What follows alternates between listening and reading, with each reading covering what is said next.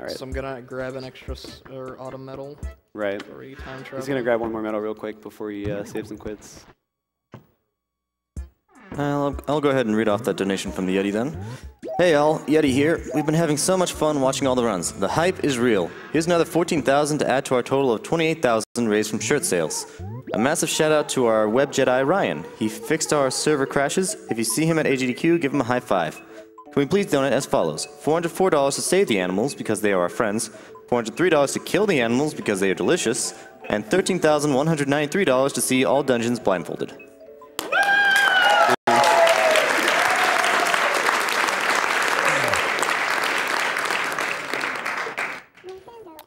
So Nintendo put in this feature because this game is so time dependent and date dependent where you can actually change the time. I'm sure a lot of you, when you play this game casually, probably were jumping around all over the place. So we're going to go forward 1 month here so that we can, our house will be upgraded and we'll get all our stuff in the mail. And a month is just faster than, you know, trying to go forward 3 or 4 days or whatever, just because you can just hit up and start. So now we're going to go ahead and load the town again. There are some weird things where, like, playing on emulator, these save and load times are instant, and if you have certain memory cards and certain like GameCube or Wii setups, you'll have like faster and slower load times. So he's gonna go ahead and grab the 2 letters from Tom Nook that contain the 2 extra tape decks, and then he's gonna do probably the only glitch I've contributed to this game called Blast Off, where he's gonna push off on the tape deck, and then he's gonna go up and stand on top of the spring metal table that's up there, and he'll do it one more time. But yeah, there's this pretty funny video of me discovering it the first time. I like couldn't find my character for a good 5 minutes. I was like looking all over the place.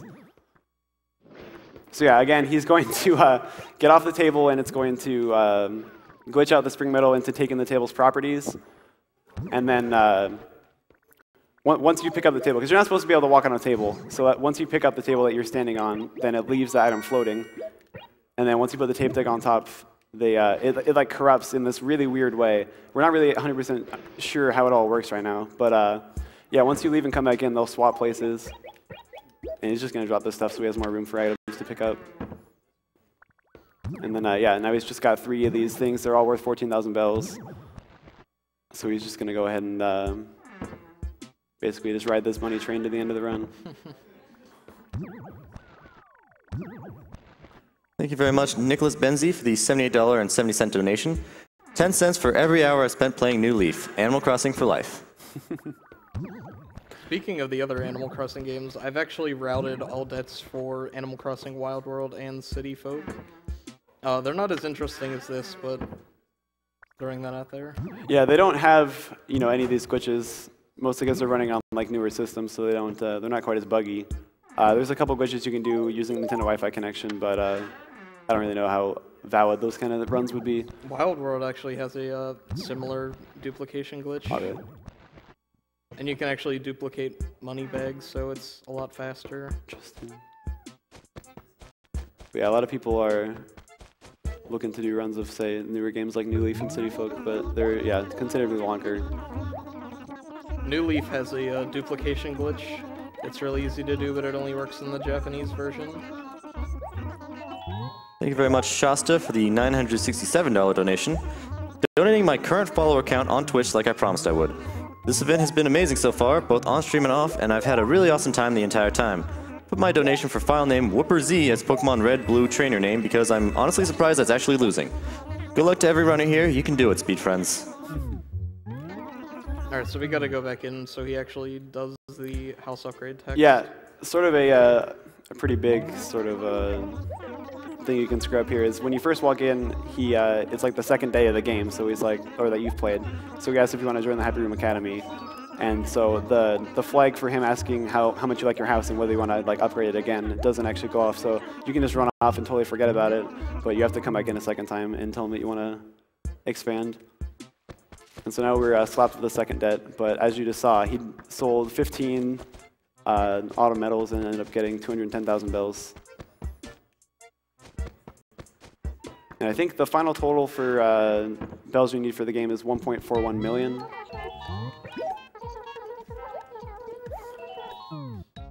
So there's about a week's worth of Animal Crossing done in 5 minutes. With the Super Mario World 2 blindfolded donation incentive met, The next upcoming donation is a bid war between Arkham Asylum and Arkham City. Currently, let me refresh real quick.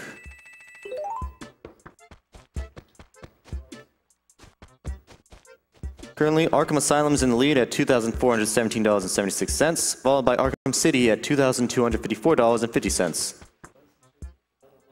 From what I'm told, Arkham City is the new hotness that all the kids in town are talking about, so I'd recommend voting for that one.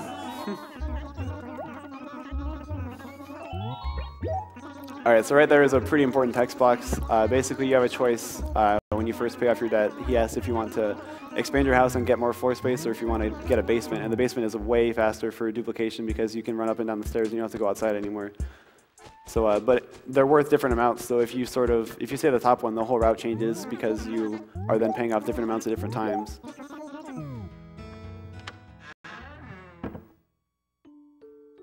Yeah, there's a lot of menu optimization in this game. We had to go through and time each individual dialogue option to see what was fastest for every conversation.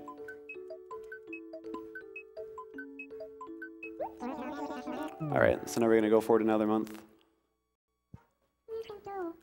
Thank you very much, Elaine, for the $30 donation.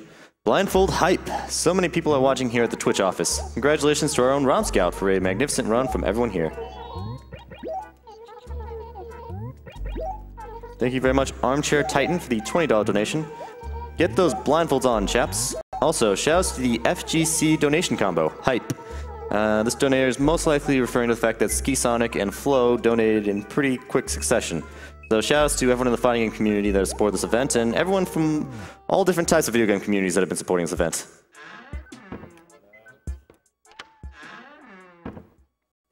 Alright, so now that we have the basement, instead of having to go outside every single time, you can save like, I don't even know, probably 2 seconds every transition by just running up and down.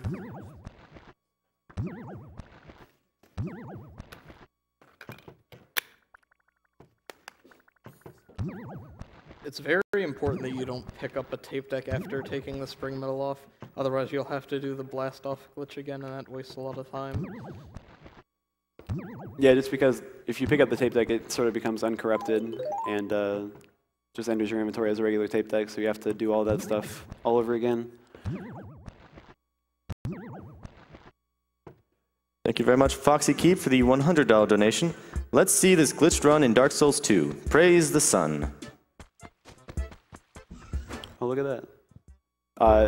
Nook store upgrades are actually based on buying and selling in this game, so since, you know, we just unloaded 210,000 bells on the Nook the last day, he went ahead and upgraded his shop.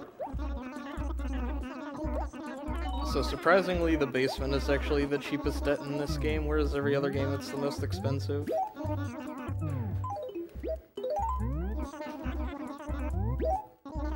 One nice thing about this game is instead of having to manually select each thing to sell, you can just select one and he'll say, oh, you have 15 of those, you want to sell all of them? And you'll be like, heck yeah, I do, give me 210,000 bells.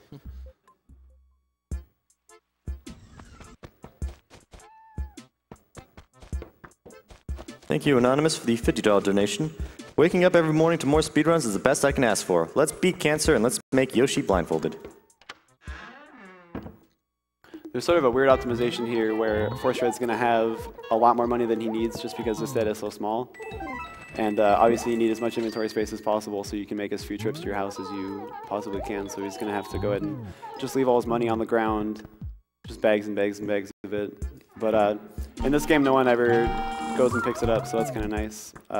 In later games, there's a lost and found that your stuff will end up in eventually.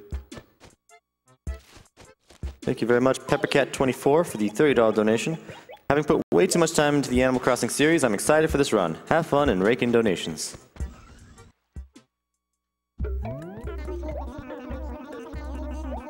Thank you very much, Anonymous, for the $50 donation. Donating again purely because the idea of an Animal Crossing speedrun has blown my mind. Yeah, that's sort of the most common question I would say in any Animal Crossing speedrun chat is, you can speedrun this game?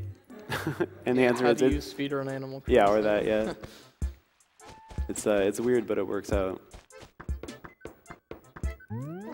I'd say inventing categories was probably the hardest part, but this one definitely makes the most sense. This one definitely makes the most sense.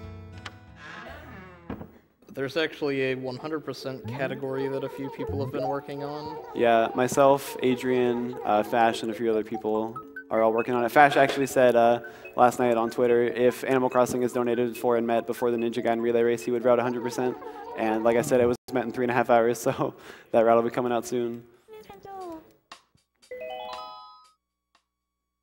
Thank you very much, Mute Kai, for the $50 donation. I'm so glad that I learned touch typing in middle school so I could write this while blindfolded. Put this towards OOT blindfolded now that Yoshi's Island blindfolded has been met. It literally did as I was setting up this donation. Go figure.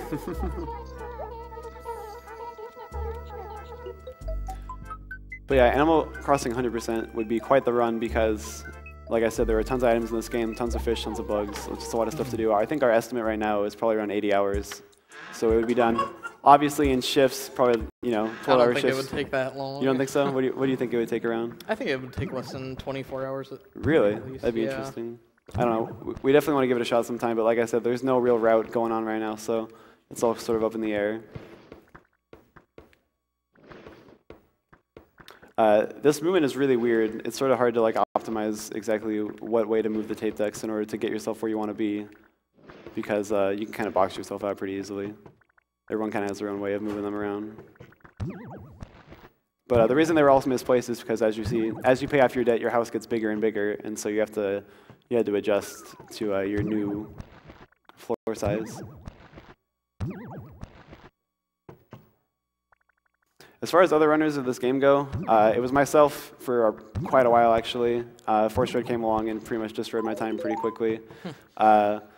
We have a few other people in the community. Amba Harmony had the record for a little while.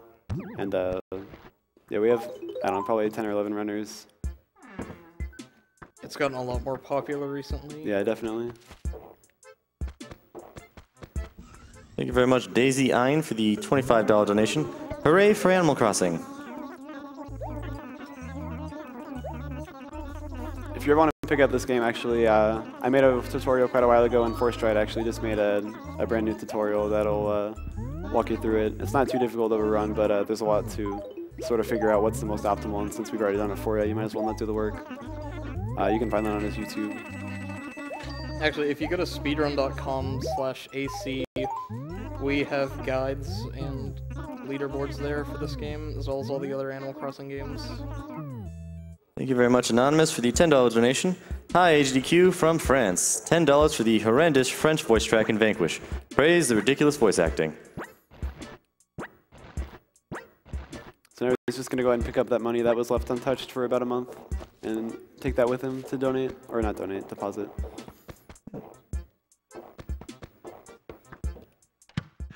Yeah, sadly, we can't donate all the money we make in this. Yeah.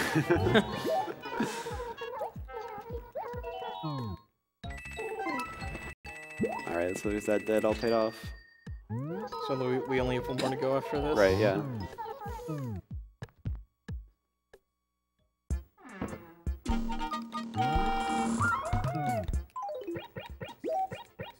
Again, he's going to go ahead and put the money bag up there just to save some inventory space. But yeah, you can kind of see why it's so important to have such an optimal town layout, because the trips between the post office and Tom Nook happen pretty frequently throughout the run. And so if they're apart, you're going to be losing minutes. There's a Flame Umbrella on sale, just saying.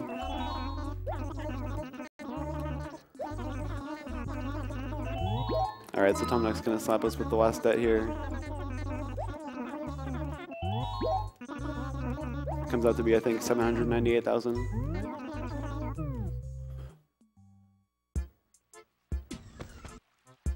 Now we're just going to go ahead and save and quit one last time. So this upcoming segment will be a bit different than the previous ones. We have to get 3 sets of 15 autumn medals and then 1 set of 9. Yeah, the routing was really interesting for a while. We had like big spreadsheets going on where Fash was doing all the math to try and figure out like the most optimal way to do the last day, just because like there's so many different ways you could do it. But just because like item bags take up inventory space, and you have to figure out like exactly how many you should take at what time. But this route's pretty functional. I think it's probably the most optimal we can get.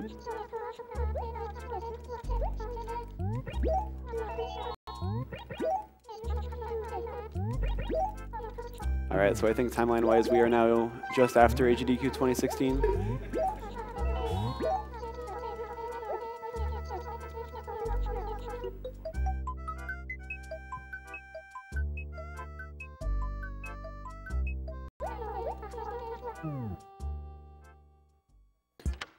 The nicest part about speedrunning this game, I would say, is probably just the atmosphere is so chill that you, it's just like nice music and nice villagers all over the place. This is a little optimization called the Yashichi sweep, because I was doing this game one day in my chat and I kept going in the basement over and over again, and a guy Yoshi in my chat who's never even played this game goes, "Wouldn't it be faster to just run upstairs and grab those?" And I was like, oh god, you're right. So I was so embarrassed I named the trick after him. We currently have a bid war going on between Arkham Asylum and Arkham City. Arkham Asylum sitting at $2,437.76, and Arkham City sitting at $2,289.50. I'll repeat my preference that Arkham City is the sexy one that you should pick, but yeah, either way, I'd like it if you guys could donate and give the whichever game you prefer some love.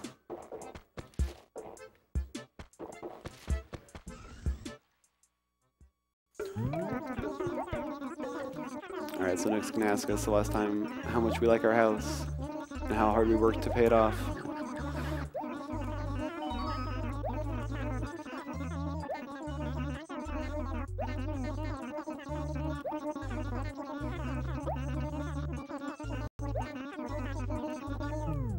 Alright.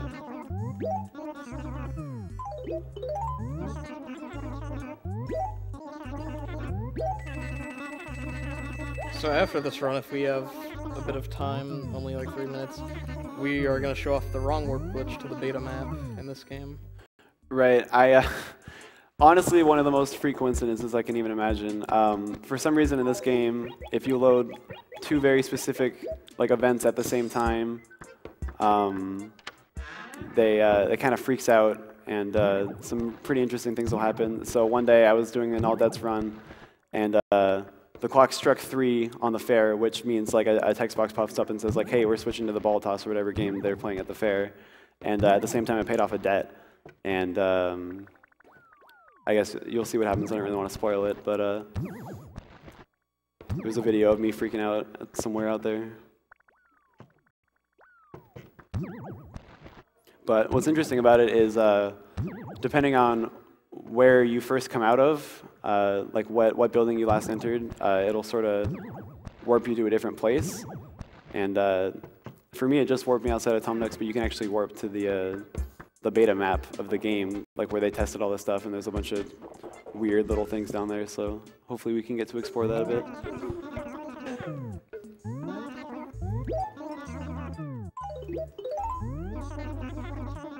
I'll have to put the disc back in, obviously, because we have to reset the game.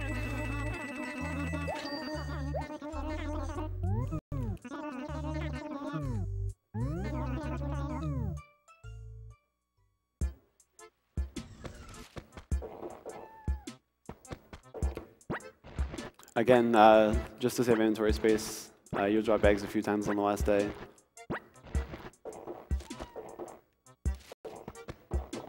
I think this is the biggest lump sum you'll donate. It's something like 460,000 bells. Or deposit, I said donate again.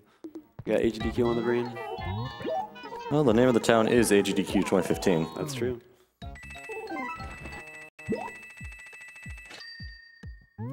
Alright, so now we have to get another set of 15 and then 9.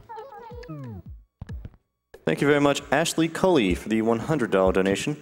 Congratulations on another fantastic marathon. I've been watching them since CGDQ in 2010, and they're always a high point in the calendar. Sadly, I'm going to miss the end of the live stream as I'm going into hospital tomorrow for a liver procedure.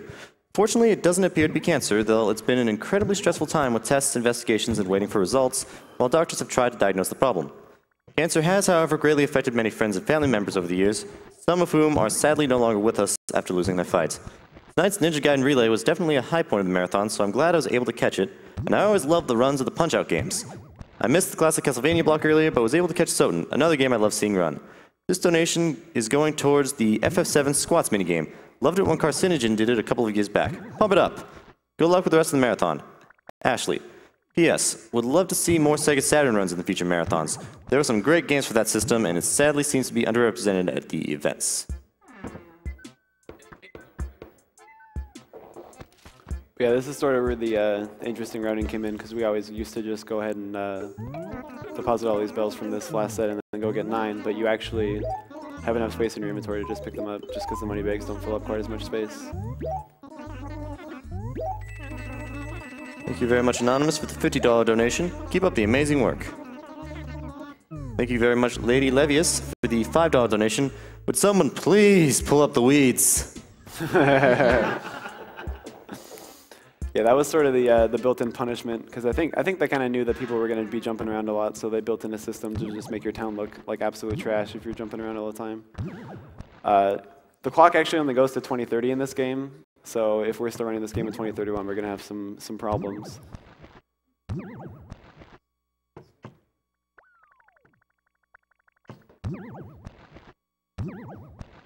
All right, so this will be the last set.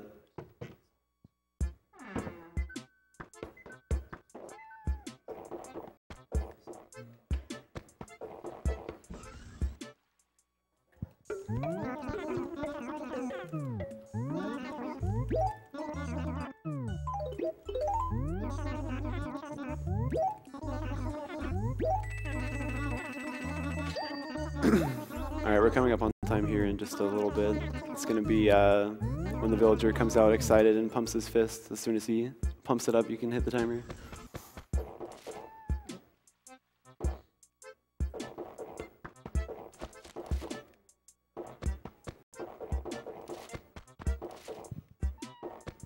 I forgot how far away your post office was.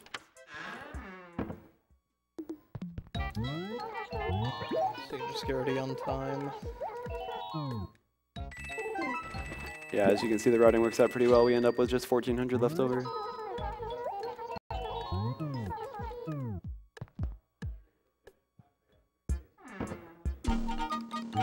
Time.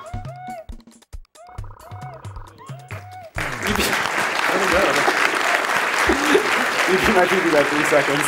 Huh? You beat my PB by 3 seconds. Oh, wow. All right. So do we have a bit of time to show off the wrong warp? It only takes Probably three 4 minutes. Okay, cool. I'm going to put the disc back in the GameCube real quick.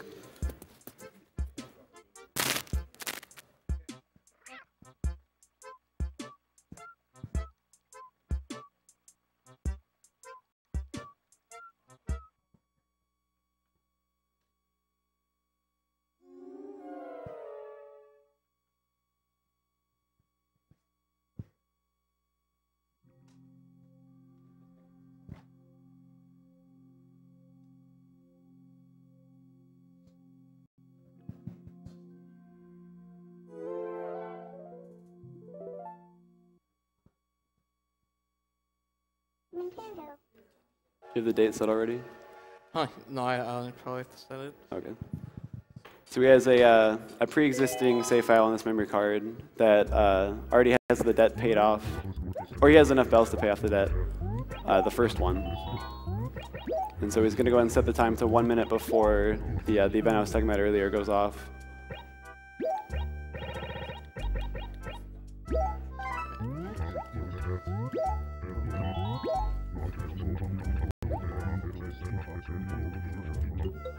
Alright, so I'm gonna have to listen to the TV pretty closely coming up here.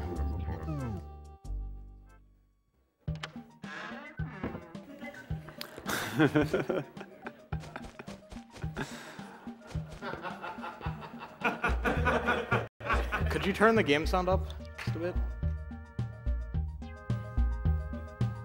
I just gotta wait here until it changes. Yeah, we're waiting to hear the clock go off.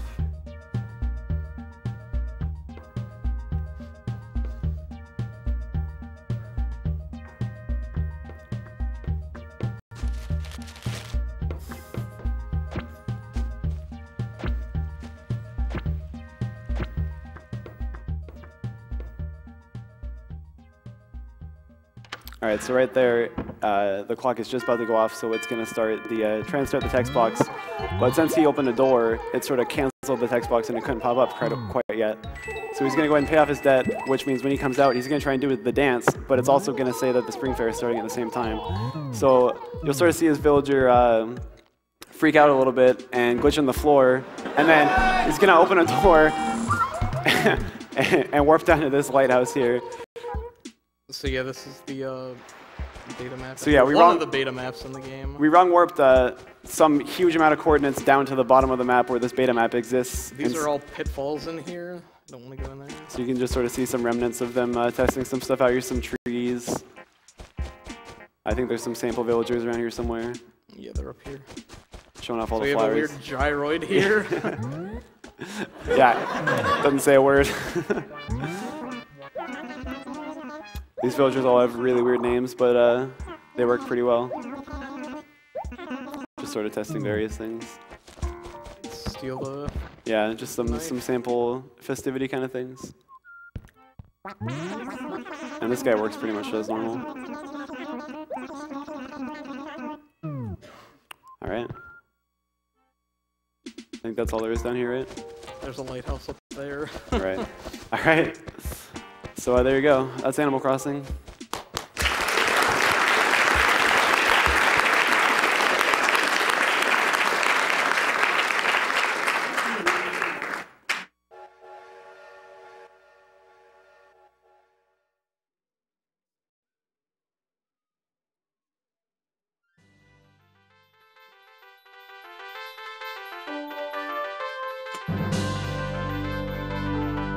Alright, you are currently watching Awesome Games Done Quick 2015.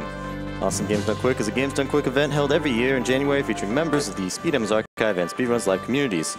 SDA proudly hosts speedruns of over 1,000 games with forums containing speedrunning planning and marathon discussions. Check us out on speeddemosaarchive.com or on Twitter, SDA Speedruns. SRL is the best site to race video games online against other players of all skill levels. We're also hosting a short series of races starting January 17th titled Get Yourself Speedrunning. You can go to their front page, speedrunslive.com, for more information and to watch a variety of speedrun streams. For more information about Games Done Quick, you can follow Games Done Quick on Twitter and see information about the event on gamesdonequick.com.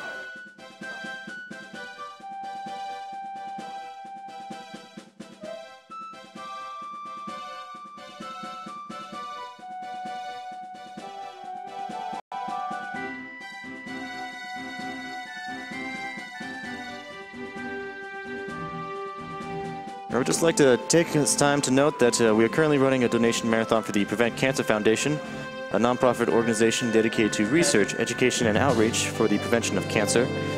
Cancer is something that affects many of us. In fact, we actually have 2 volunteers that had to cancel for this event because one of them just had a close friend diagnosed with cancer that's undergoing surgery tomorrow, and another had a family member just die of cancer this week. So please, keep donating. It's greatly appreciated.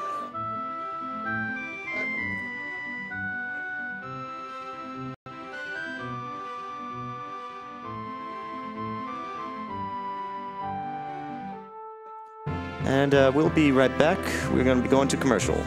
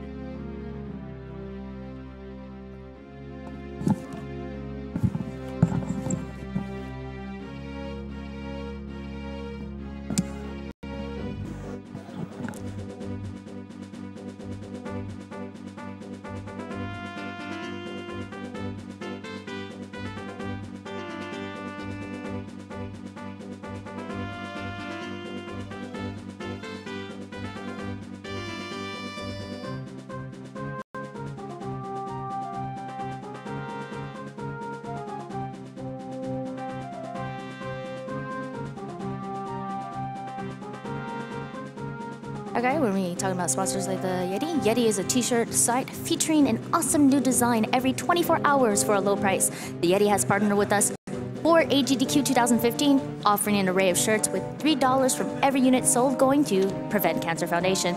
Check out the collection at the www.yeti.com/AGDQ. SomethingArtistic.net offers decals and stickers made to decorate your consoles, walls, computers, and more. $2 from every decal sold this week is being donated directly to the Prevent Cancer Foundation. You can find all their decals, including some designed just for AGDQ.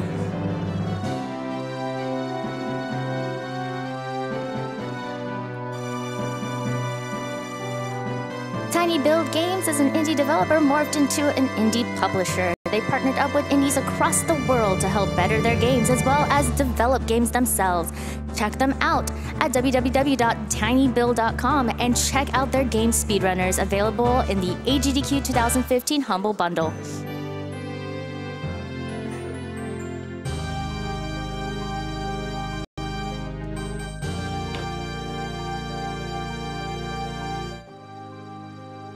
Since 2005, World 9 Gaming has been premier computer and console gaming provider for events across the Midwest. With dedicated staff, tournament expertise, and expansive collection of games and consoles, they guarantee the best gaming experience at the lowest cost for all events, large and small. Check them out at world9gaming.com.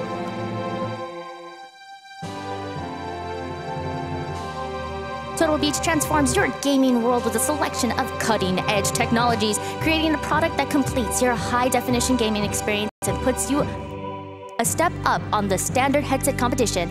Check them out at www.turtlebeach.com.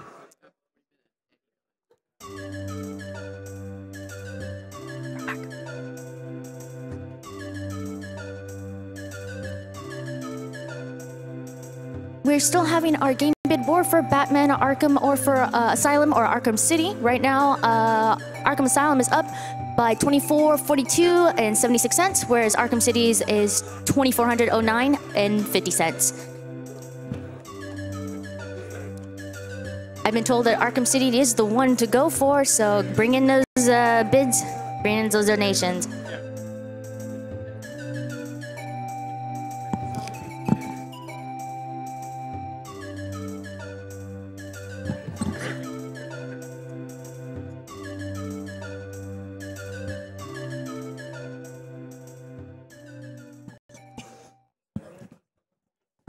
Don't forget, we also have the stretching ending incentive for Half-Life 2 Episode 2. Right now, we are at $2,825.11, and we are trying to get to $3,000.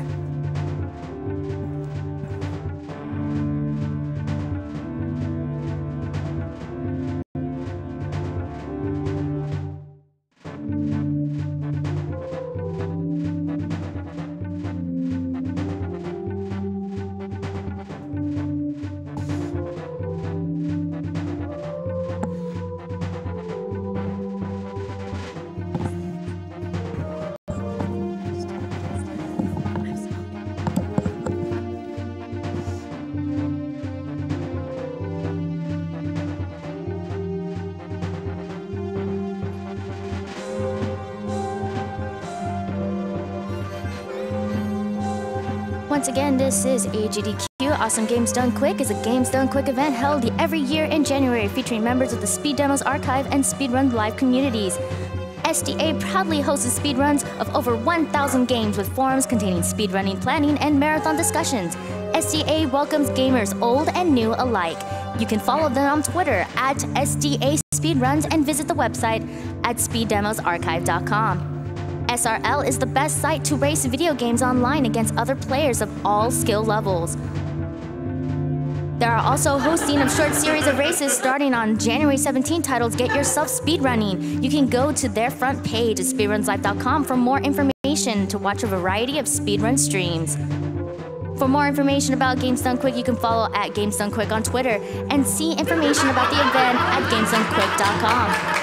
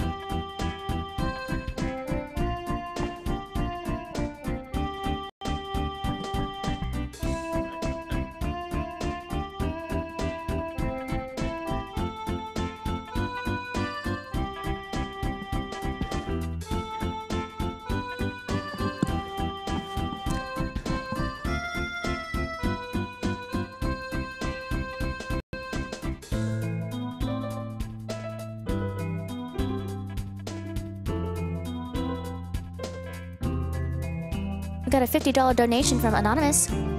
Just the comment saying, for Arkham City.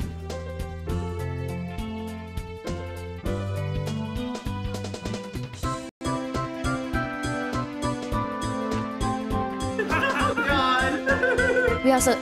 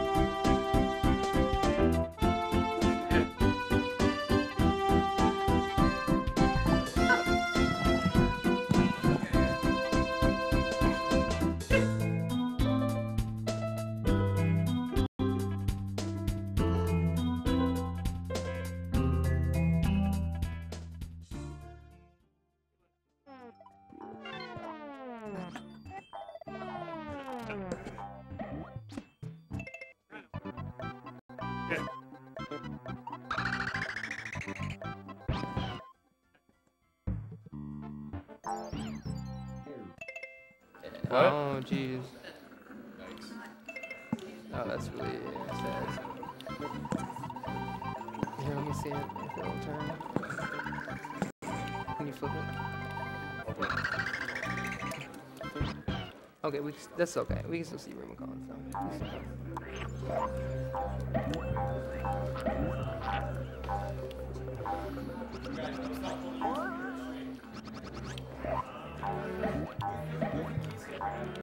Me. Why does he say that? I'll just don't mind that. MT76907. Mount numbers. In the future, Bible Thumb. Oh, You should hit the reset button on the top, sis. Thanks, Nightmare. We're ready whenever you are. You want a countdown? Yeah. Yeah. Good. Sure. All right, so I guess on go then. So 3, 2, 1, go. Go Crispy! Hype! And it begins. All right, guys, this is a race of Yoshi's Island between the two best any percent runners in the world. MT76907, aka Mount Numbers, currently has the world record, and the salty runner-up, the Crispy 22, aka the Salty 22, in second place currently, though they have traded the record several times, so this should be a very fantastic race. The any percent has not been done at a marathon in around 4 years now, so the tech has increased substantially. There are a lot of tricks in this run that you cannot do in the 100% speedrun that has been seen more popularly, because in the 100% speedrun you have to collect all of the flowers and everything, so you can't just skip stuff. In this run, you can skip anything and everything that is possible to skip. So one of the first tricks that they're going to do involves getting a very big flutter off of those enemies, and that allows them to bypass a really big portion of the first level.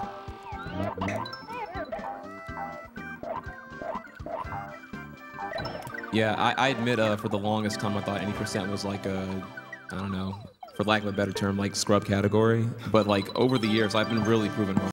Like it really does deserve the respect it gets now. These guys have been continuously pushing this game over the last year. We have discovered many really large glitches that skip most of entire levels, and the run has really become a lot more optimized. So we're going to see that even starting in this second level right here. They're going to be doing they're going to be attempting a one-frame trick that skips an entire room in the level. To do that, they're going to spit the flower enemy that they grab in Yoshi's mouth into the wall, and MT just got it on the first try. Nice! And Crispy just got it on the second try, both one frame.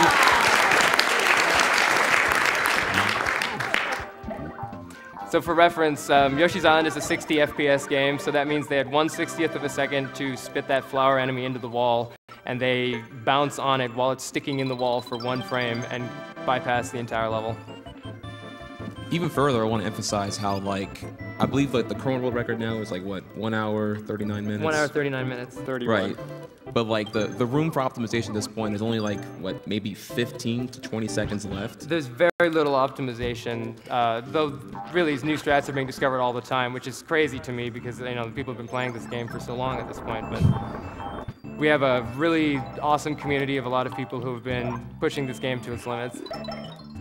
So what they both just did is they switched the egg aiming controls from patient to hasty. You can do it on the overworld screen, but it's faster to do it within the level by using the help boxes. Just an example of something that saves probably 20 frames, but we go all out in this run.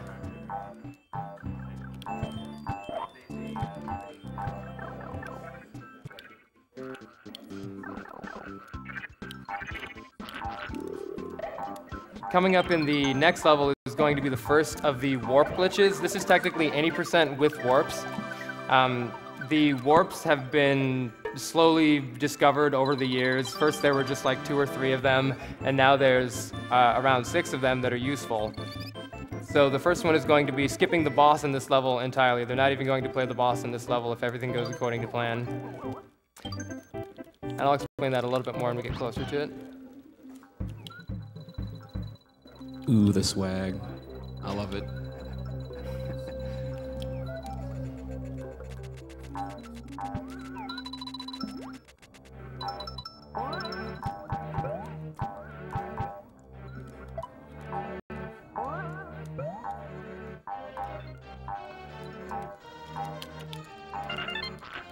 So what was that he did right there, that little pipe jump?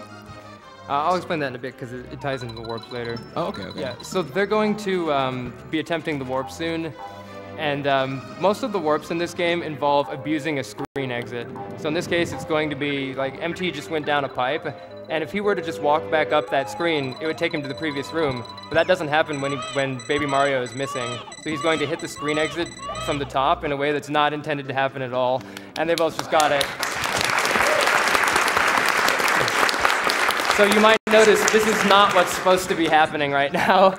So again, what they did was they abused the screen exit by getting on top of where they didn't even program like any exit if you get way on top of the screen like that. And so when you try to activate the exit, the game doesn't know where to send you. So it sends you to the first level again. You might be like, hey, wait, didn't they play this level? So they actually got warped to the top left corner of the first level 1-1. And when they complete that level, it counts as completing the level that they were in. So it is as though they just beat the fortress level, even though they just beat the end of 1-1. And there are many different creative ways for setting up this warp glitch, but that's going to be the only one in the first world. We got a donation from Lee SDA11 of $69.69. Hello to Grandpa Trihex, Granny Sagan, and all my other TIA friends at AGDQ. You have all given so much to the Yoshi community, and I'm so happy that you get to show off all of that progress. I have so much more that I want to say, but I'll leave the rest of the short shout-outs to those who are live at the event. Sad that I can't be there this year. I will be racing along and donating $5 per runner per world that I'm behind. For the viewers, please follow these runners on Twitter. Crispy at Rumicolo and Mount Numbers at Lord_RDO. P.S. This $69 doesn't count towards my personal donation incentive. You know which one. Thank you very much, Lee. Thank you, Lee. Lee is one of the original any % runners of this game. So Trihex, and while we've got some downtime in this auto-scroller here. Yo, what's up? What is it that makes Yoshi's Island such an interesting game for you? You've been playing this game for longer than anybody here, and yet you keep coming back to it. Yeah, I really try to get into other games, and really, it sounds kind of cliche and maybe a slightly biased, but like there really is no other platformer, no other game quite like Yoshi with like such an intense skill ceiling and whatnot. But like one thing that I feel is particularly interesting for it as a speed game is that like when you play it in an expressive manner.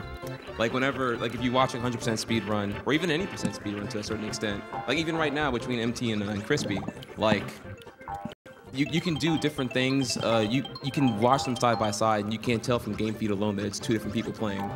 And for most other games, like optimal play is only like one set of inputs, one way to do the correct thing for everything. But you'll see later on in the run here, for even 100% or any percent, that like there's not just one solution for every problem. You can do whatever you want to do, however you want to do it. One of the most interesting things about playing this game is there's so many different ways of doing everything, and everybody will have their own preferred way to do it. And many times they don't even one doesn't save time over the other, it's just your own preference. So there's actually a speedrun strat in this level despite being an auto-scroller. They want to avoid all of the red coins and flowers in this level because at the end of the level there's a score screen and it tallies up all of your points, and it actually costs time to tally those points. So the fastest strat is to avoid all red coins and flowers on every level, and there's actually a few that were hard for them to avoid on this level that they both successfully bypassed, I believe. We have a $50 donation from Jarvis. Hi, Crispy. Good luck. Why did you shake my hands 5 minutes ago? I was going to give you the secret to winning, but I can't now, and you have to rely on your skill. This donation goes to Crispy's choice as long as it's to kill the animals. Speaking of donations, by the way, we got a last-minute donation incentive that was added by the great Jackson. So if you guys want to see Yoshi's Island accordion % following this run, then make sure to get your donations in for that. This is definitely something you want to see, especially if anybody saw the run last year. Definitely. So there are some basic Yoshi's Island mechanics that make playing the game really interesting, even when you're just running through the levels normally. For example, every slope in the game, it basically slows Yoshi down almost all the time. So anytime that they want to avoid every slope that they can, and if they do need to hit a slope, then they want to jump off of it immediately because it minimizes the slowdown. Additionally, even swallowing enemies has some speed tech involved. If you swallow enemies just by normally pushing the down button on the ground, Yoshi actually comes to a stop. So every time they swallow any enemy to make an egg, which they're going to do hundreds of times throughout the run, they need to do some D-pad manipulations to prevent any slowdown.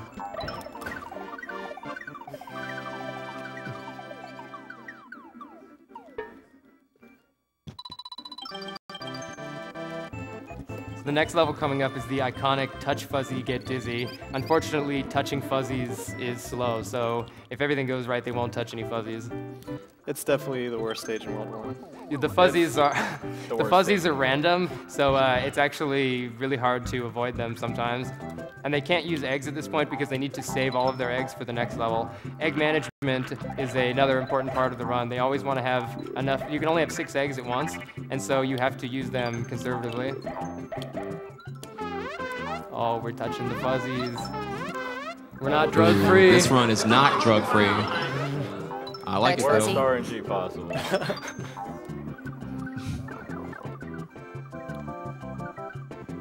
Don't forget that if you put in $5 donation, it goes towards Oh my God. Where's Jackson? Oh my God. Rip. So just like in the 100% run, avoiding bonuses is definitely worst desirable one, too. because you can't just exit the bonus stage. You have to play through all of it and collect all of these lives. The comebacks though. Oh, he got the fastest card scratch at least. Yeah, the RNG is strong in that one.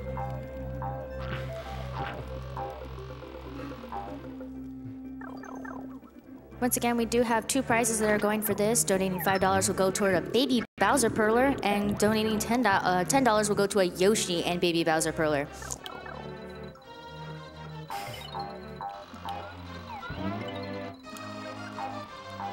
We have a $10 donation from Dragon Snee. Just had to donate during the Yoshi Island run. Donation goes to Carl Sagan's choice. Stay swaggin'. Accordion.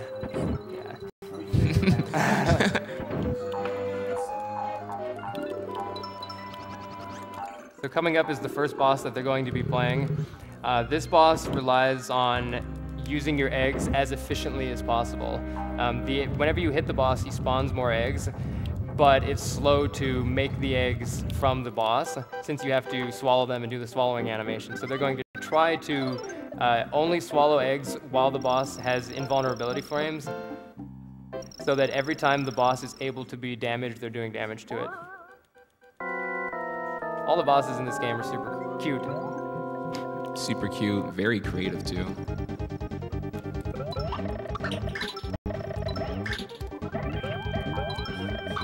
Like if I can go over a little bit, like the one I enjoy the most is like typically the boss to find really boring are like the forced auto scroll bosses. You have to wait for a set pattern and then attack for vulnerability. Yeah. But I think only like really one in this entire game does that pattern.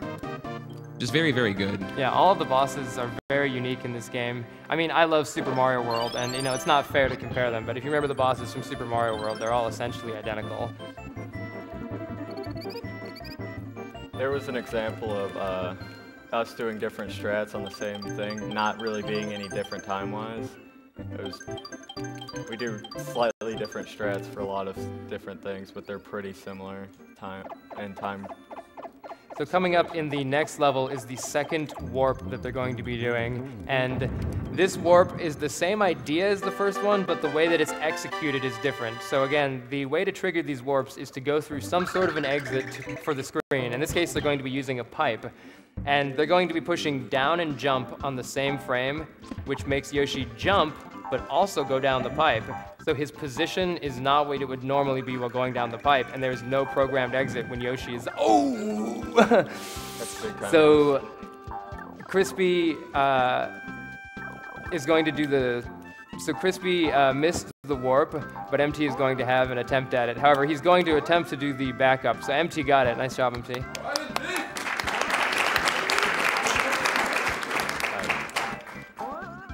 This is not going well. Oh, that was so close. So it's possible to do a backup warp by abusing this alternative screen exit. Unfortunately, it is way more difficult than the other strat.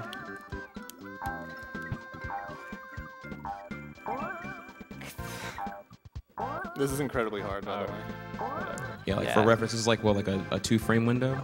It's less than that. So you have to like, it's a 1-frame window just for like bouncing off of the thing, and then you have to like get really optimal movement to get into the screen. So it's a very tight thing. Fortunately, this run has a lot of really difficult tricks in it, so there are plenty of places for the run to even up again. In this next level, in 2-2, that MT is on, he's going to, he purposefully got hit in order to grab this purple toady enemy, and that's because this purple toady enemy has a lot of interesting properties. Most enemies in this game, you can't just spit them into the air then jump on them. They don't have a hitbox, except for this one. So he got hit because the toadies fly down to grab Baby Mario, and you can actually eat one of them. So he's going to bounce that off the wall, very nice, and skip that entire section. Oh wait, the camera lock. Oh, he got a very unlucky camera lock right here. Oh. Yeah, that happens sometimes when you flutter too early. The camera is very uncooperative in this game sometimes. If the camera will not scroll to an area, then you cannot actually access it.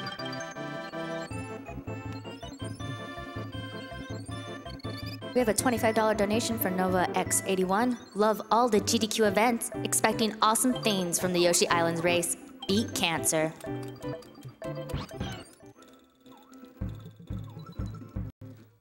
So like, you want to go over like the unique properties of Super Baby Mario?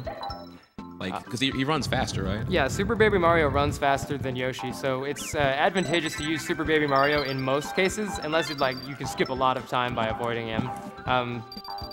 Random interesting fact, in normal Mario games you have to use the run button. Yoshi's Island actually doesn't use a run button. You're always going the same speed, and that allowed them to free up buttons for doing other things, like for tonguing, for firing eggs.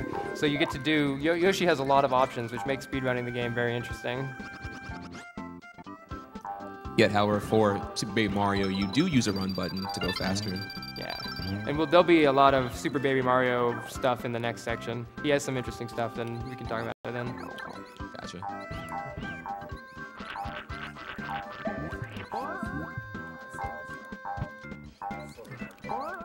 We We have a $20 donation from Anonymous. Na na na na na na na na Batman! Arkham City hype.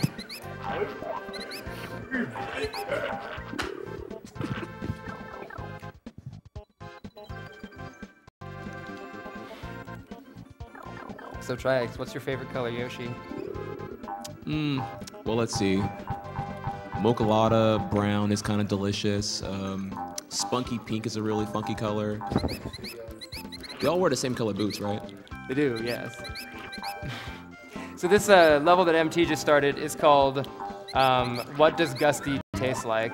I'll leave it to your imagination to answer that question.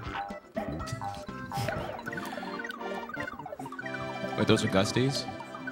Yes, those are Gusties.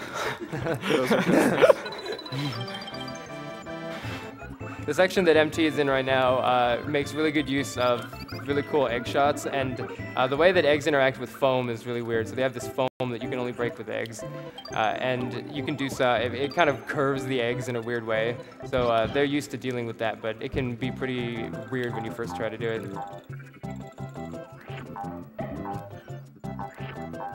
We have a $10 donation from Ash O. I need that baby Bowser Yoshi perler.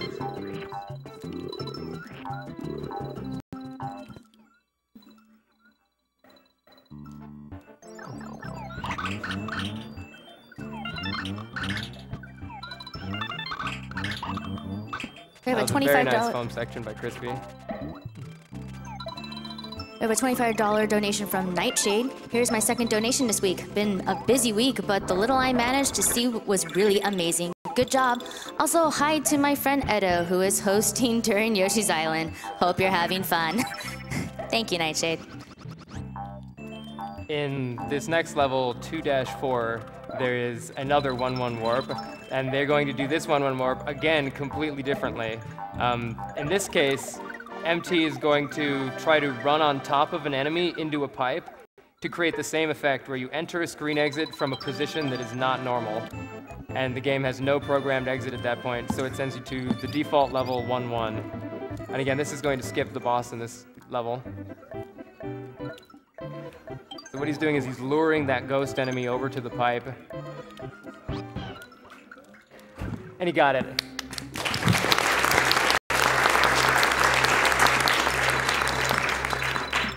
When we first discovered these 1-1 warps, it was actually like, we didn't think it was useful. You start in the sky in the first level, and if you fall down, you just die.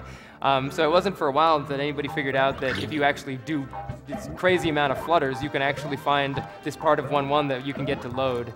The rest of it won't load. So again, if you just fall down, after doing those warps, you just die.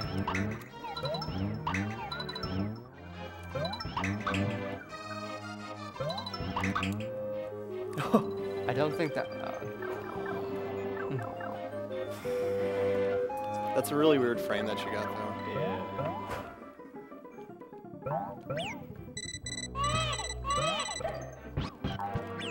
So now he doesn't have any eggs, so he has to jump on top every time. That works.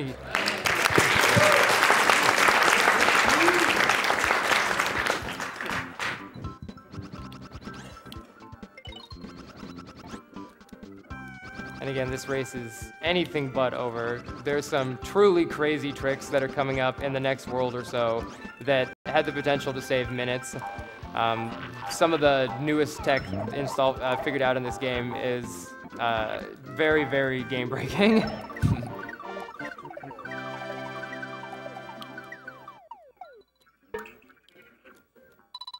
We have a $5 donation from Les Petites Maximes. I never miss a AGDQ since 2011. You're all super awesome.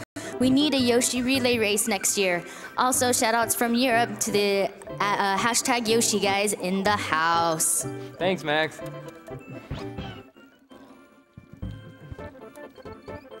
Yeah, let me further emphasize that what Carl is teasing at that's gonna be coming up in later levels is pretty insane.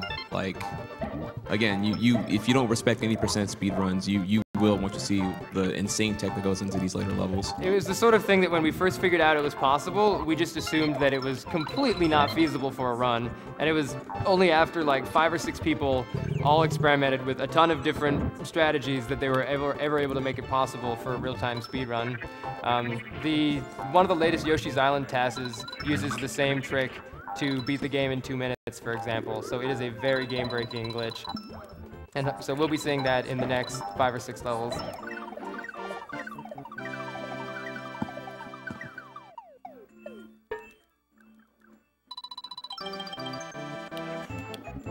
We have a $10 donation from S. Grunt. You people are flattening this game like an accordion percent. Keep it up.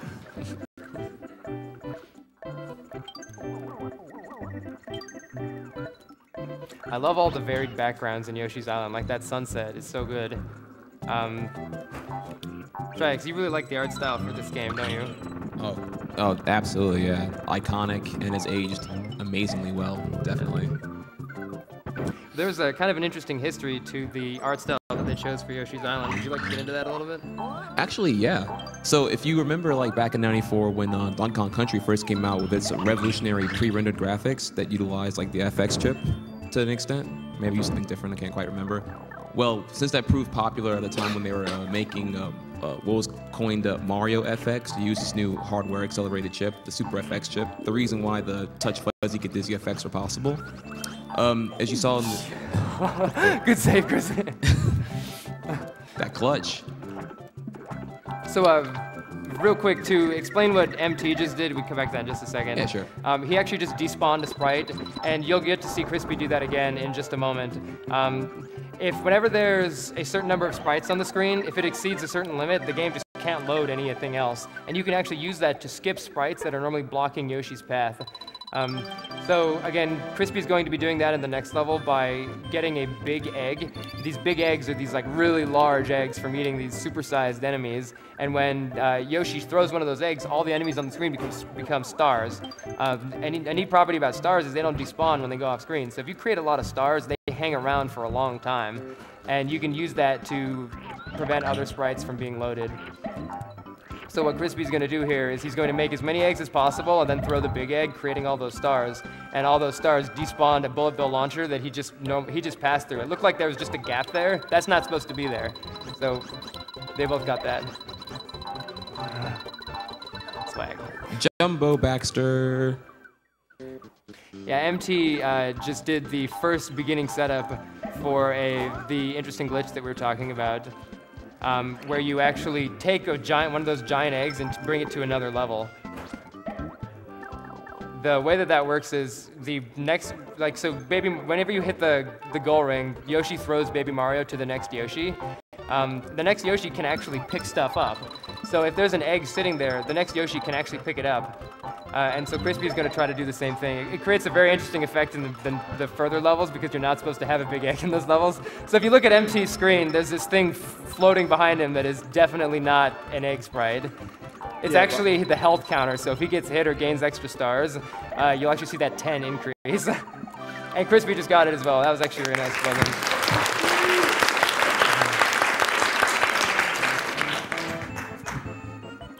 So the key now is to keep this giant egg for 3 different levels. This is the crazy setup that we didn't even think was possible. And we'll explain later why they need to keep this big egg. But it has to do with the ability to turn enemies into stars. And they're going to use that later, but only if they're able to keep it through 3 different levels.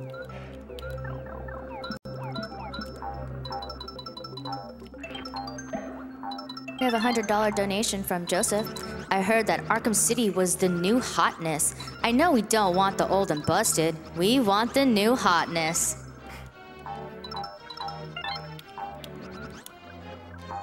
You have to do a lot of egg swapping in this level with the big egg, because you don't want to accidentally use it. Yeah, so they have to continuously use eggs in order to hit things with them, but they can't throw the big egg, so they have to continuously swap their eggs and manage them well, and always have enough eggs to do what they need to do without accidentally using the big egg.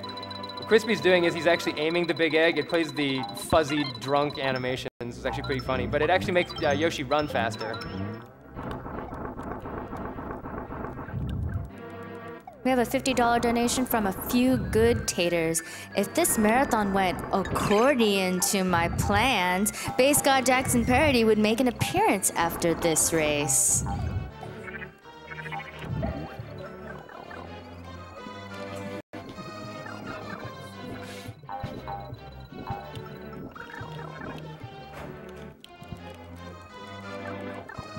We have a $20 donation from Fern Navigator. Accordion to my doctor. I should support this last-minute incentive. Thanks for this fantastic week.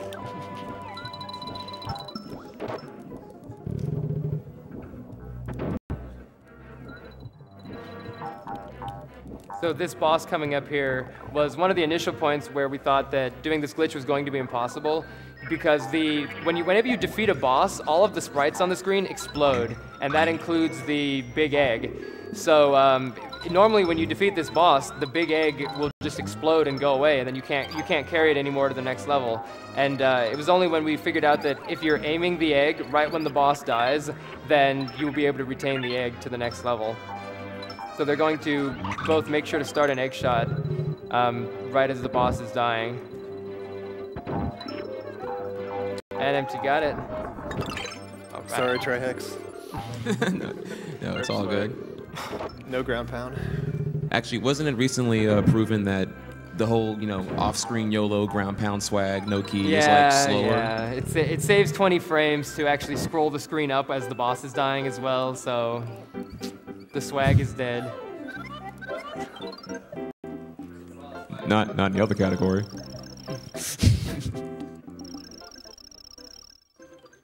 We have a $10 donation from Zach, aka Bushel of Chewy Goodness. Anything for that good old accordion percent from a dear friend of mine. In the spirit of charity, this goes towards killing the animals.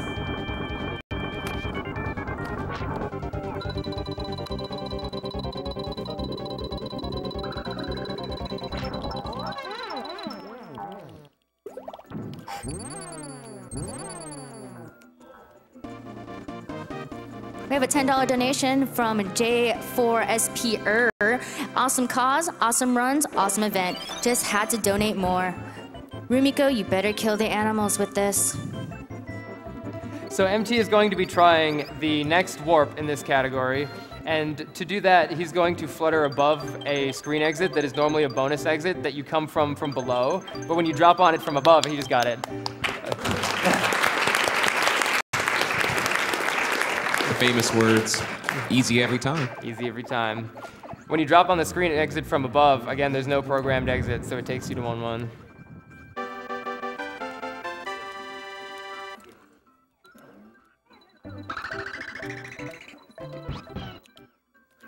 A $15 donation to the round cube. So MT just did a pretty tough thing there to transfer the egg to the next Yoshi, and Crispy's gonna have to do that as well. And remember, again, they need to keep that big egg through all of the levels, and in order to do that, they literally fling the big egg in the air, and right before it hits the ground, they have to tongue it so that it doesn't explode on the ground. And it has to be far enough over so that the next Yoshi runs into it as the next Yoshi is entering the level, and then that Yoshi will pick it up, and you'll get it in the next level. Nice, Crispy.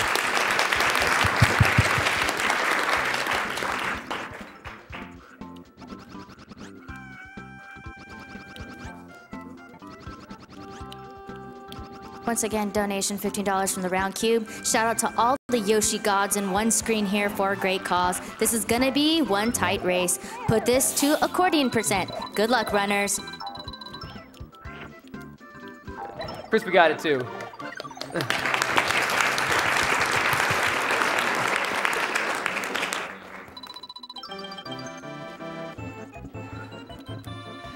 Oh yeah, guys, let's do a roll call. So I'm Carl. I'm I Got Bored. I'm Double Stop. The Double Stop, the one and only, the legendary, the amazing, the phenomenal, glorious Hundo percent world record holder. And I'm Trihex.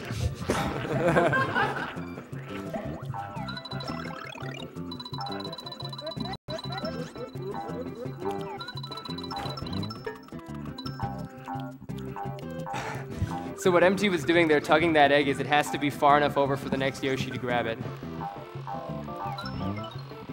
So guys, we're going to need complete quiet for this glitch because this glitch is so crazy. They're going to need audio cues because there's basically nothing else to see. So for the next level, if everybody could be quiet, that would be very helpful.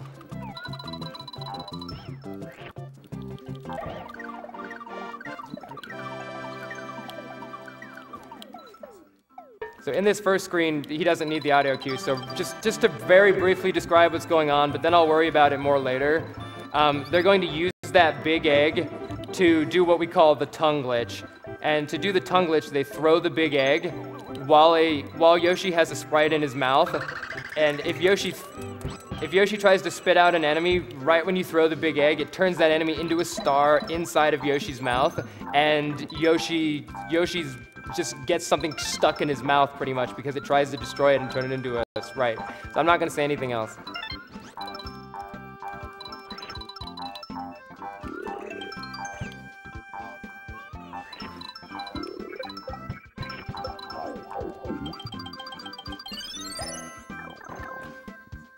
MT might have it. Maybe. It's random what happens at this point. He got it. He got it. Okay. Guys, but we need to be quiet for Crispy. We need to be quiet for Crispy.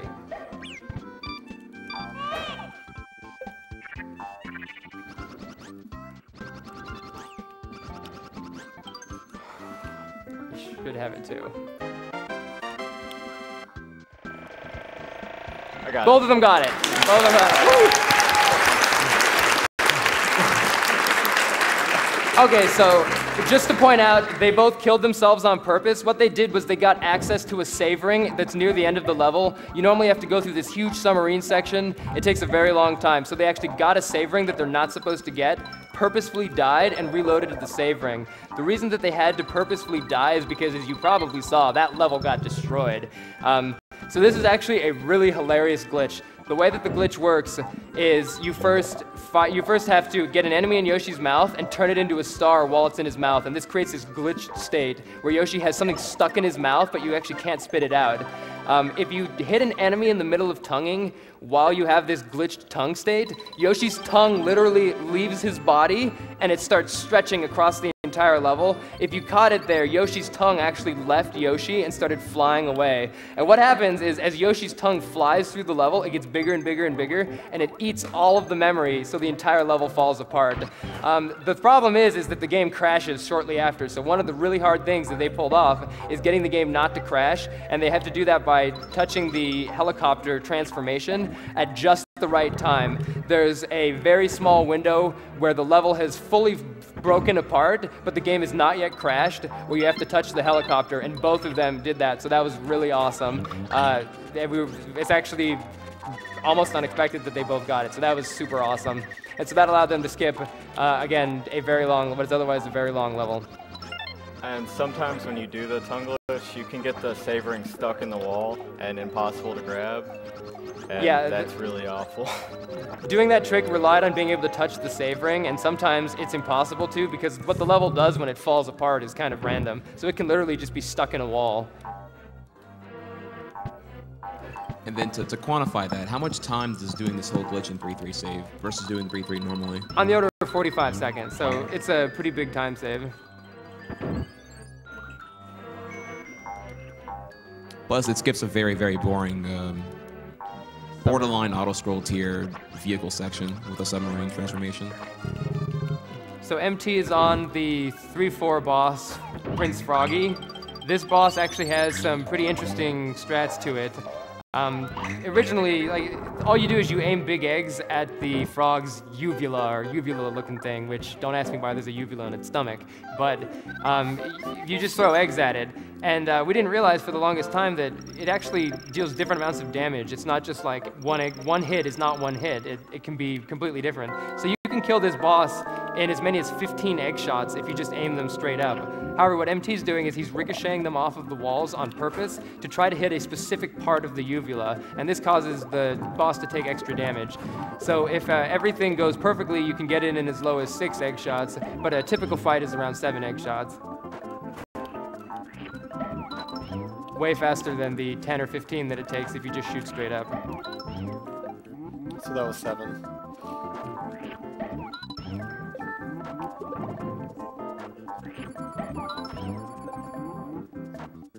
Just want to let you guys know that we have reached our accordion % incentive.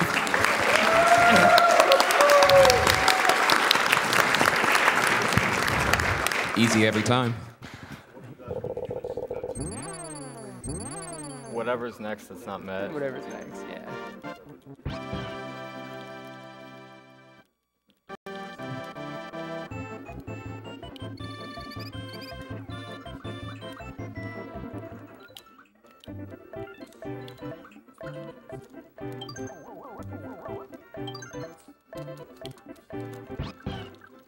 We have a $25 donation from Max137. Could it be? Do my eyes deceive me? The legendary Coach Carl and Trihex on one couch together? Always frosty, never salty, boys.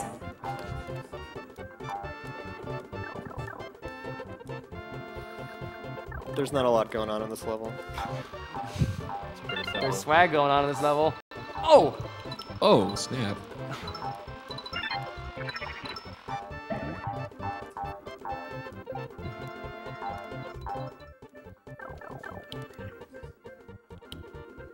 Yeah, I'll just say it's kind of a beautiful thing whenever you see like speedrun BFFs in a sense.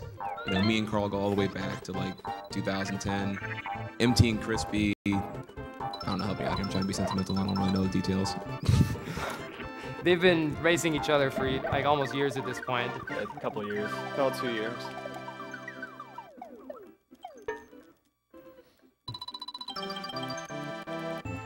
Don't forget to put in those donations that goes towards our 2 Perler prizes during the Yoshi Island.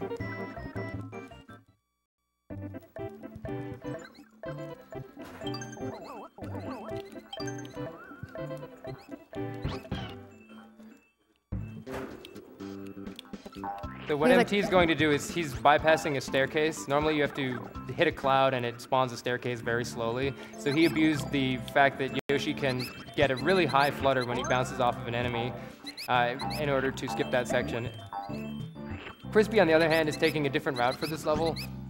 Crispy's route has the potential to be faster, but it also has the potential to be a lot slower if he messes it up, and he didn't, so that was actually really nice. He takes this lower route, and again, that's just another one of the examples where there are multiple routes. Whoa, that swag! I'm sorry, continue. Just, I know, Triax. We have a $10 donation from Dr. Dews. These forced accordion puns are really striking a chord with me. Oh boy. It begins.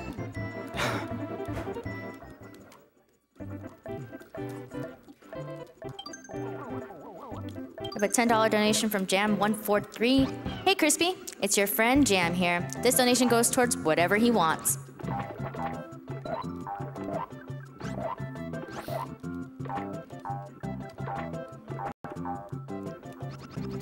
In order to have the optimal beginning to the next level, each of them needs to end this level with 6 eggs. So they want to have as many eggs as possible. But the game actually lags during certain sections if you have a whole ton of eggs because they have to be loaded. So they want to only get 6 eggs after they've gone through some of the areas of the level that are really heavy on sprites. In order to, and that's going to minimize the amount of lag that they get.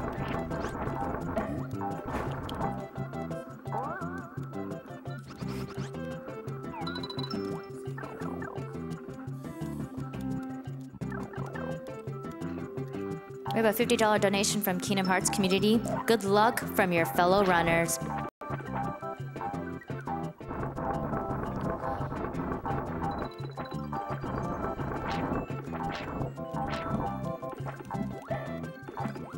So upcoming is level 3.8, right?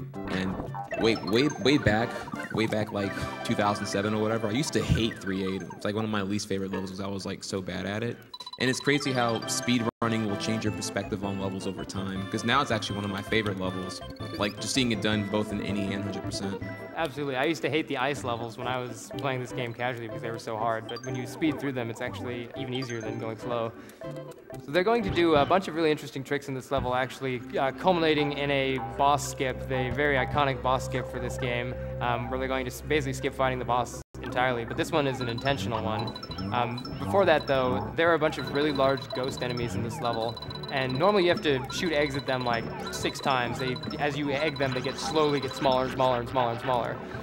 But we discovered that if you shoot them with an egg right as they're spawning, they start out spawning small, and then they grow big. If you hit them while they're still small, then it only takes 1 or 2 egg shots in order to get through them. Which you'll see demonstrated right about now. So, MT just got it?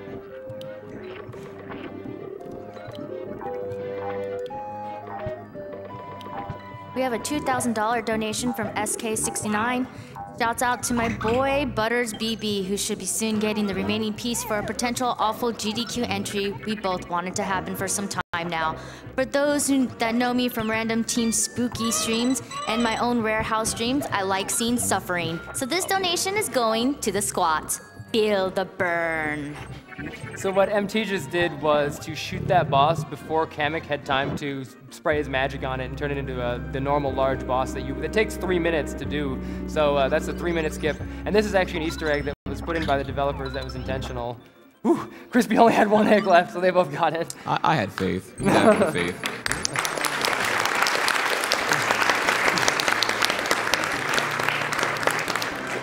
Again, Crispy would have literally just lost 3 minutes if he'd missed that house tech shot. Oh yeah, so this is funny. This is a result of the tongue glitch that they did earlier in 3.3. It destroys the game's memory, so things are not where they're supposed to be anymore.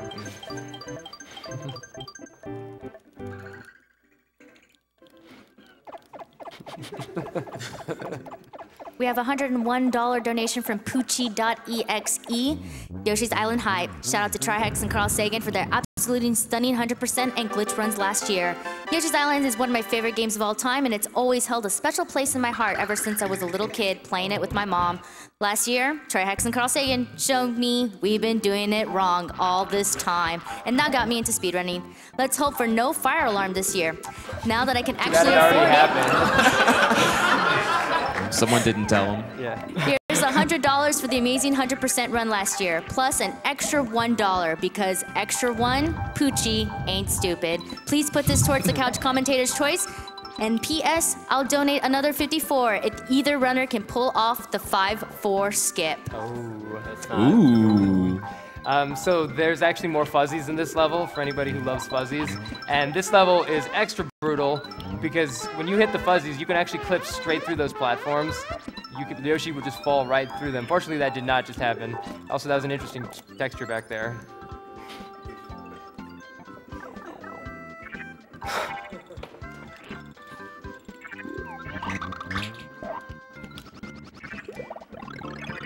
Oh, the swag. I love it. Oh my god.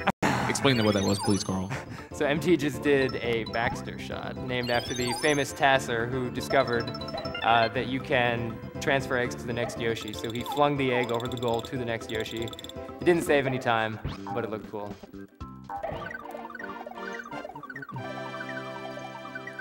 Dirty. Oh, you go ahead. I was going to say, this is still a really close race. They're both essentially on the same level. And things are going to be picking up towards the end of the game. It actually has a pretty nice difficulty curve. You know, even when you're playing the game casually, it has a difficulty curve, but it kind of translates to speedrunning the game as well. There are far more places to just die.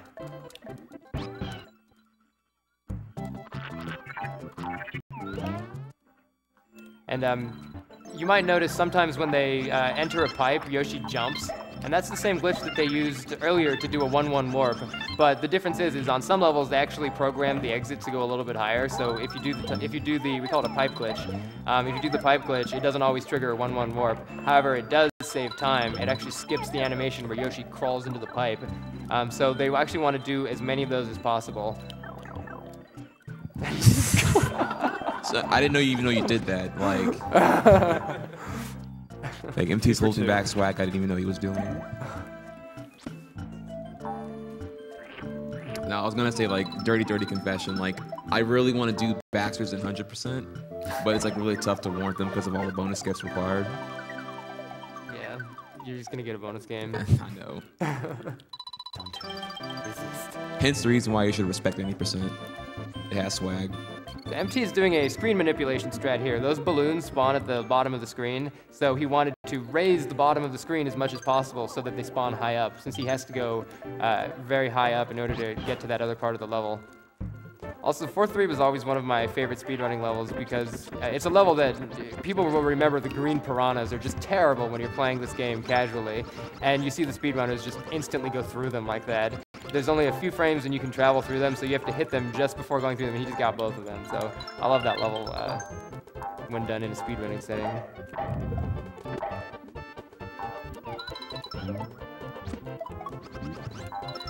We have a $100 donation from Tomato Goaty. Doing what I can to help City along.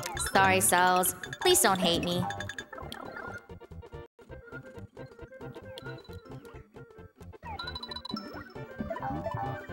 I appreciate your noble effort. I saw that. Made the attempt.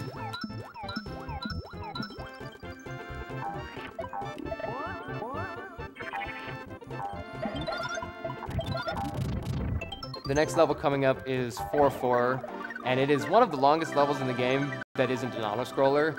It has a couple of interesting things that make it different from other levels. So you need to collect a large number of keys. Whenever Yoshi has a key, it takes up one of his egg slots. So one of the things that changes about this level is as you collect more keys, you have fewer and fewer eggs that you can actually use for completing the levels. So the route has been optimized so that the sections of the level that require the most eggs are done first before you've collected a lot of keys.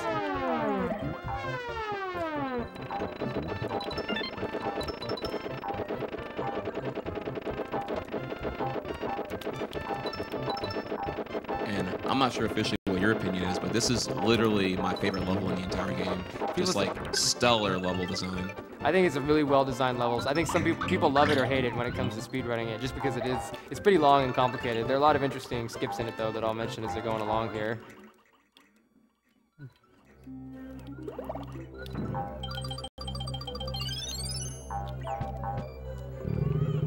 One thing about this level is it's actually advantageous, even though this is any %, and I said that you're not supposed to collect stars because it accounts for extra time on the score tally screen. They actually do want to collect stars on this level because there's a forced save ring, and when you hit the save ring with more stars, it doesn't pause for as long. So it's actually useful for them to have as many stars as possible before going through the save ring.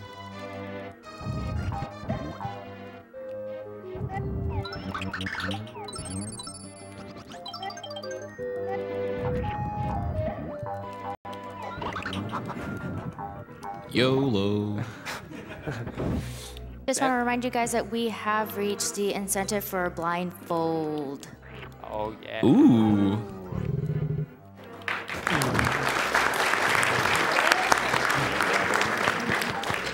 We're going to have Ray Charles himself in the building playing Yoshi's Island by sound alone. And it is literally amazing. Both MT and Crispy just skipped a really large portion of the bottom right room, again using the ability to flutter really high after bouncing on an enemy.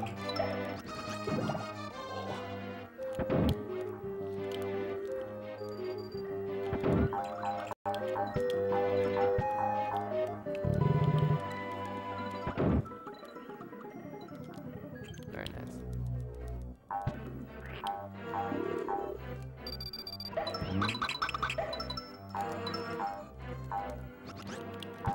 To me, one of the really interesting parts about Yoshi's Island is the many different things that you can do with Yoshi's eggs.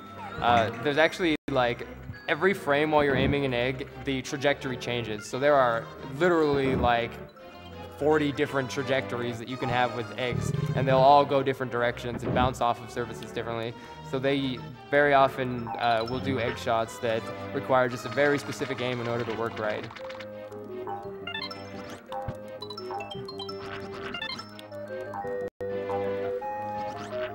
So as you see, they've collected quite a lot of keys now, and the reason they did that lava level last is it doesn't require very many eggs, though they're using this flame in lieu of an egg because it's hard to collect eggs at that point.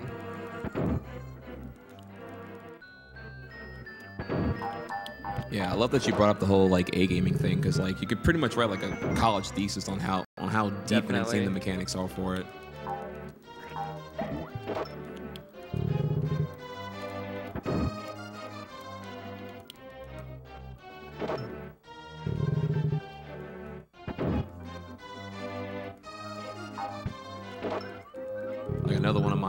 very favorite bosses here because there's no limitation on how fast you can beat it. It's pretty much just as aggressive or as precautious as you want to go with it, which I feel is a really fun way to approach boss design altogether.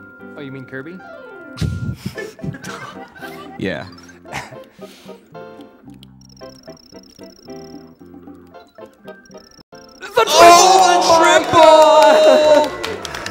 That was a extremely ballsy strat that I didn't even know that MT was going for, and he just totally got Doritos, Mountain Dew, oh my god.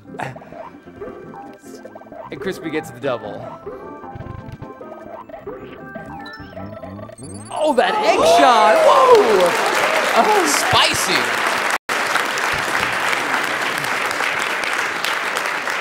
Can we just bring up that we're like, what, an hour, 15 minutes into the run, there's like a maybe 10-second difference right now? Yeah, man, this is a crazy race so far.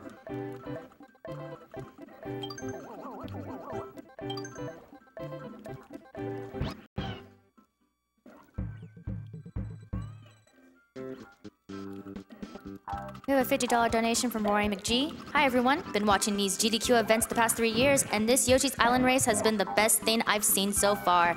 Ace runners and ace commentary. Go fast, stop cancer.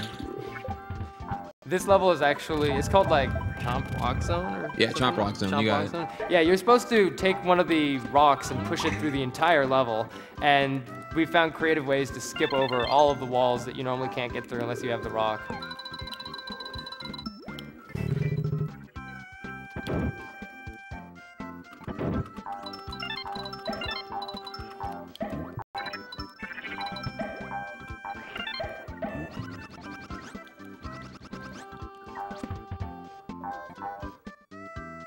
It is actually possible to get the bonus game on this level, but the jump pattern that they used at the end of the level was done specifically to try to avoid it. If you do like a small jump off that last place I jumped, you can get a bonus pretty easily.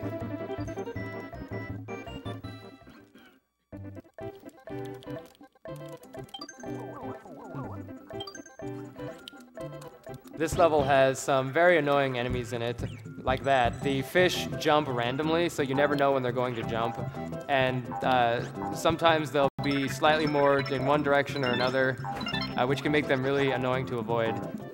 In the cave sections coming up, you'll probably see them doing something to just like assume that the fish is going to jump in their face and to just try to account for it. But sometimes, since there's like so many different patterns, you can't always account for it. Like that. Oh, yeah.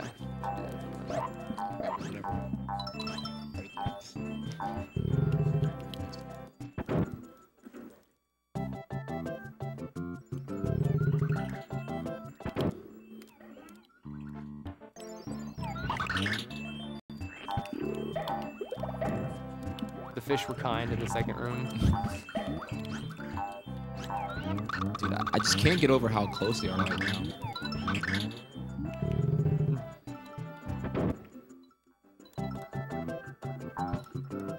And in the next level, they're going to be doing the second to last warp of the run. And this is a warp that I might have been one of the first ones discovered. It must have been, because it's like, this is one that I'm surprised they let this one slip. Like, there's not even a creative setup for this one. You just hold left and you get it every time. So this warp is like, I don't even know how this one snuck by Nintendo. I bet a lot of kids did this when they were just playing the game. We have a $10 donation from Jarvitz. So I said I wasn't going to give you the secret to winning, but it looks like you need it. The secret to winning is unplugging MT's controller. Donations to Crispy's Choice if he says it, otherwise it goes to MT's Choice. Oh. When Yoshi gets hit, when the baby is already missing, that it actually like does this downward spiral. So MT just got the warp, and all you do is hit that spring ball and hold left. Oh, he also brought with him some some chicken eggs. You can actually get chickens as an egg and use them, but they're not supposed to be in level 1-1, so they have glitched sprites, so they look like little portions of a heart or something. Ooh.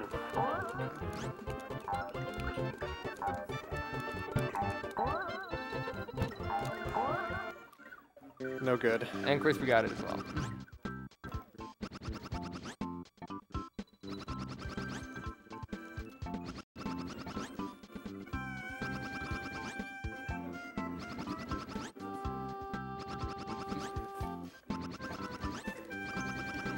Golf clap.mp3.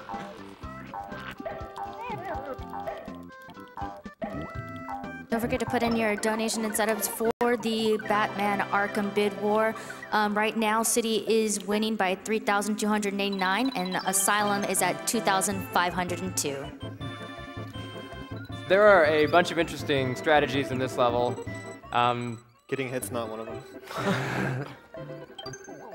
Okay, so MT is going to spit this shell right into that spike, and when you touch a shell, you actually can't be damaged for a few number of frames. So he used that in order to get through that spike area a little bit earlier. The hitboxes on those spikes are actually really large, so he would have normally gotten hit trying to get through it like that. And then again, at this in this level, he's going to skip through that save ring. Normally you stop in the save ring, but he hits a star cloud at the same time. And when the star cloud is exploding, the save ring animation doesn't stop you anymore. So it allows you to run through save rings without losing any time. Oh my god.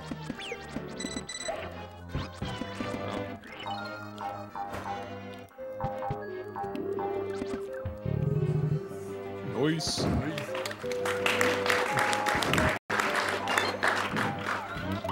And Crispy got the save skip as well.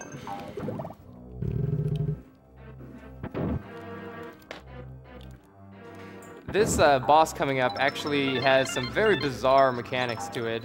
When the boss is, you can like run through this area with the mist that MT's on for a long time. You can just sit there and keep running, but it actually doesn't save any time. It doesn't do anything to keep running.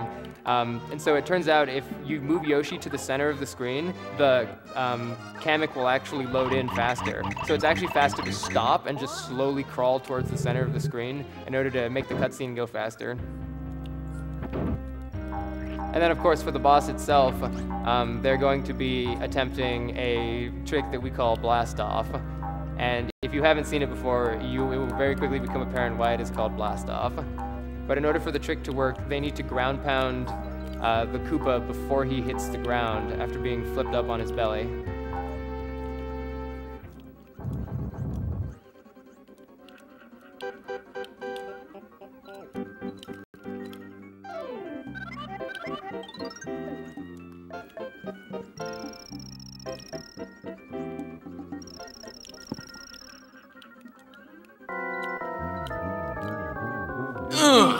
MT got it. Slam dunk.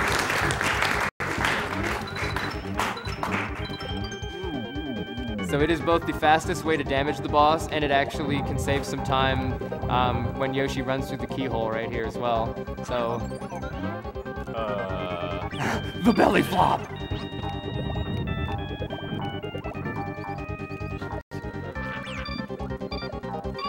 The Hookbell's hitbox is extremely weird. Yeah, it's incredibly wonky.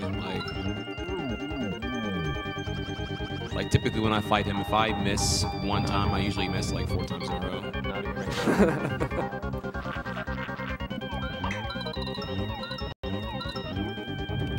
I didn't go for Blast Off there because it could soft lock pretty easy if you mess up the fight initially. So. Yeah, if you're facing on the other side of Hookbill, if you try to do the Blast Off glitch, it actually soft locks the game. So Crispy purposefully could not go for it there, or it would have soft locked. We actually didn't used to know why it soft locked sometimes and not others, so it was risky to do. But it all has to do in the position of Yoshi relative to Hookbill. So MT is going to be using these Lakitu clouds. Or not. He used the Lakitu cloud to skip a vertical section of the level. The Lakitu clouds don't actually travel any faster than Yoshi's normal run speed, but they allow you to travel up a lot faster. And since this level is very vertical, it allows you to go through the vertical section a lot quicker. That cutscene. So now that we're into World 5, you get introduced to the glorious ice physics, obligatory ice physics world or whatever. Yeah, the snow in this world actually slows you down quite a bit, so they're going to want to stay out of the snow as much as possible. On the other hand, the ice, like in the cave that MT's walking on, actually speeds Yoshi up. So they want to run along the ice as much as possible, but avoid the snow as much as possible.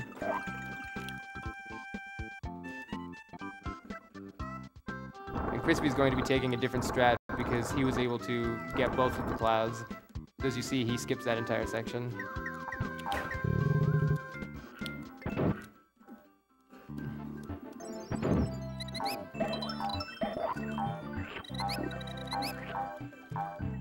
You'll notice sometimes also that they will use Yoshi's tongue to hit a wall, and that makes Yoshi come to a complete stop, which allows you to turn around faster. Very nice.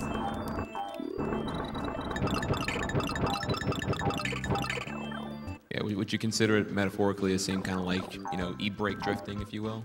Yeah, like cutting corners definitely. really fast? Exactly. Yeah. And there's a interesting mechanic that they've used a couple of times throughout this run, and that is what we call the perfect flutter. This allows Yoshi to flutter a little bit higher than normal to get to an area that he's not supposed to get to, and MT just got it on the first try. That was actually the hardest one, too. So the way that works is they put a lot of stuff just outside of Yoshi's flutter range in the game, and you normally just can barely, it just like teases you.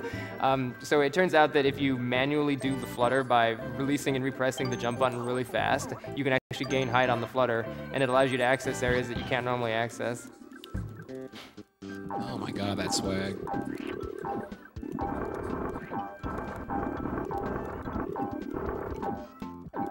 We have a $50 donation from Lobos Jr. Shoutouts to Crispy and the whole Yoshi Islands crew. It's always great to watch one of my favorite games get crushed by these masters. Yoshi! At the end of this level here, you're supposed to just ride these extremely slow ski lifts, but that's boring.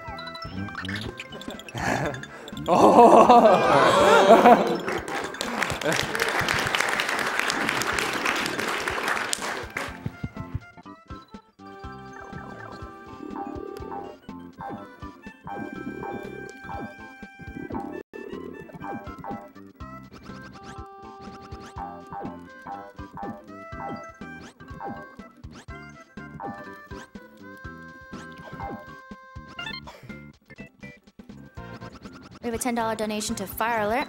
Let me play the song of my people. Money goes to Trihex Choice.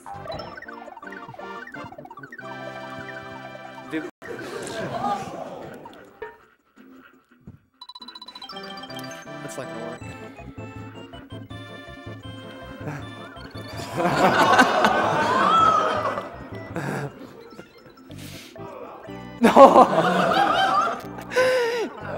The fish, as you might have guessed, are random. This game loves to just combo you. 5-3 is the hardest level.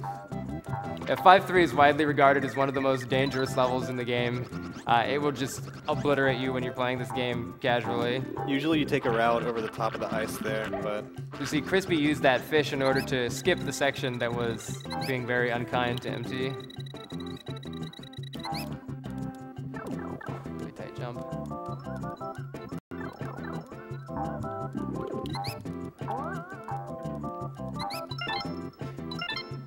The combination of really annoying enemies like these penguins, the snowmen like eat your flutters so that you can't flutter off of them, and you can slide around on the ice. It's extremely easy to die here. You have to use a very different movement than you would in other levels.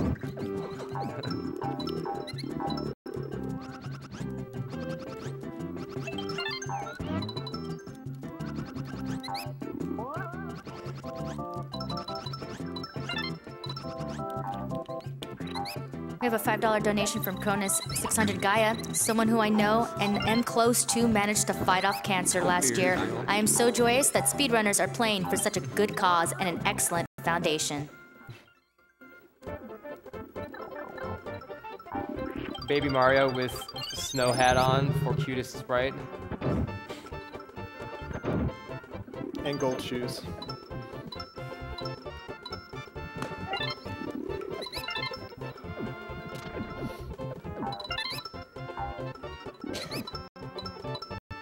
Best screen in the game. Time to check Twitter. Can we just bring up again here, like just Fashion 101? Mario's snow cap is absolutely adorable. Like, it's a small thing that you I didn't even notice till like 4 years later. A lot of the enemies and sprites in this game are very unique. A lot of them you'll only see once in the entire game. There are a bunch of enemies that they only have in a single level, and they'll do very unique things. It's some of the many reasons why Yoshi's Island is such an interesting game and has held up so well and looks so good. Yeah, very resource intensive. Or I'm sorry, very asset rich. Yeah. English. So this is the last 1-1 warp in 5-4 and is by far the most infamous one. This is definitely a crazy setup for this one. This is a very tight trick that they're going to do for this one, and it has to do with the fact that some of the pipes in this level, they actually have another entrance off screen in the bottom of the pipe. And we couldn't even figure out how to get down there anyway, because as you're going to see, there's spikes in the way. So they've got to go through these spikes and then do a very, very small frame trick to do it. And if they miss it, they die. And he got it on the first try.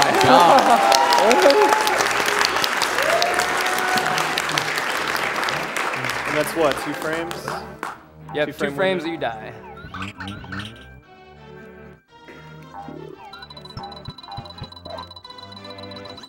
I got it. Easy every time.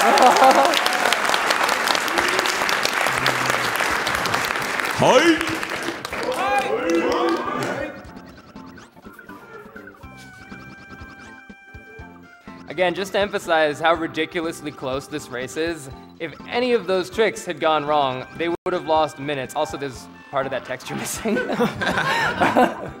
If any of those tricks had gone wrong, there would be minutes different between them, and they're basically on the same level. So this is an outstanding race so far.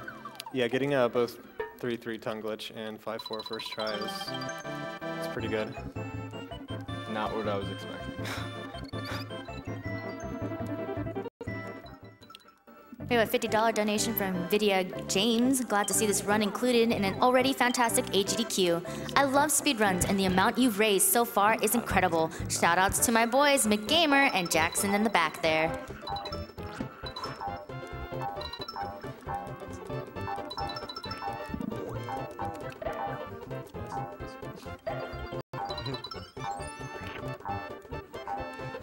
So MT is going to be trying to skip the helicopter in this level. It is an extremely dangerous strat, and he's not listening to me being a granny if he's trying this in a marathon.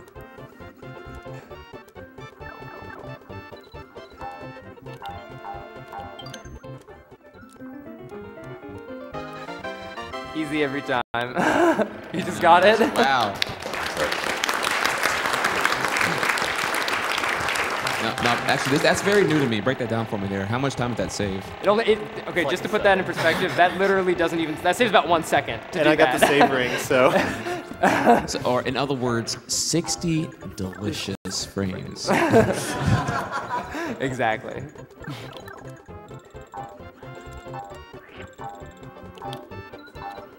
Oh! All right, no one's gonna do it? All right, 360 no scope.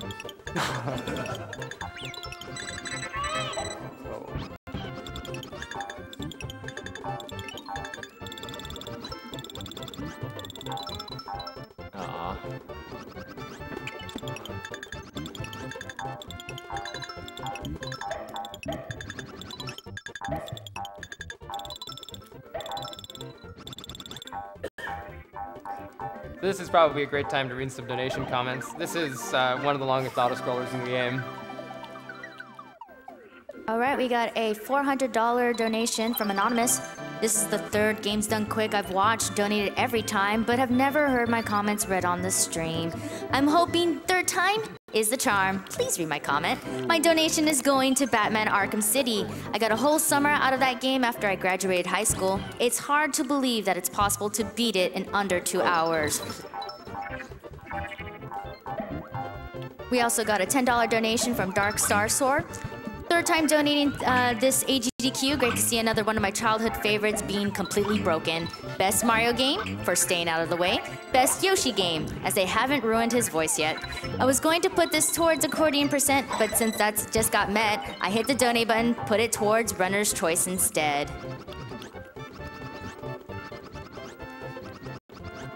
We have a $25 donation from Bruce Wayne. You can't possibly have a plan for everything. Oh, I have a plan for that. This paper just says, I'm Batman.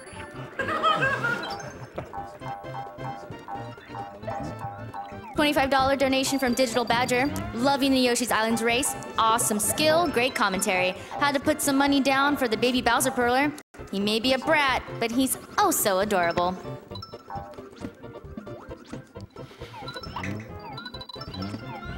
Got a $55 donation from Poochie.exe. As promised in my last donation comment, $54 for the F54 skip, plus an extra one for Poochie Ain't Stupid. Oh wait, I've used that joke already. Runner's choice this time.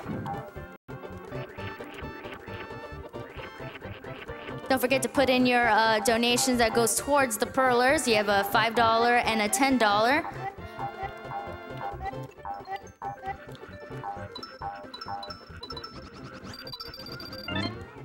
And still keep going for the Batman Arkham bid war. Arkham City is still up at 3,309, and Asylum is at 2,510.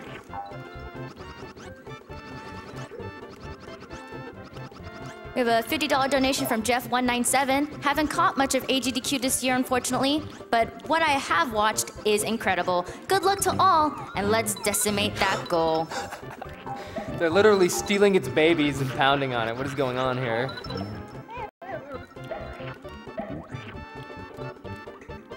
$25 donation from Brian69. Unfortunately, I'm not able to see a lot of runs, but I'm looking forward to the Zelda runs. Keep up the good work.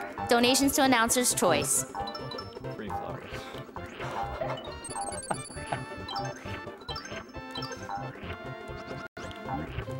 A $5 donation from True Hito Air.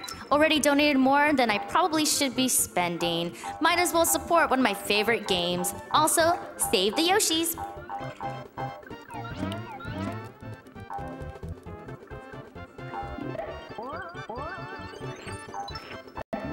We have a $15 donation from Petite Kiro. This donation goes to Shave the Animals. Can't have World 5 mid-boss look that scruffy. Looking at you, Sluggy. Love this awesome game, and of course, your race. Keep going fast. The end of this level actually has a lot of potential to lag, so they're going to try to destroy the piranhas as quickly as possible to reduce lag. That random ghosty spawn. Yeah, and the gussies in the last screen are random at the end, so it's really easy to get a hit.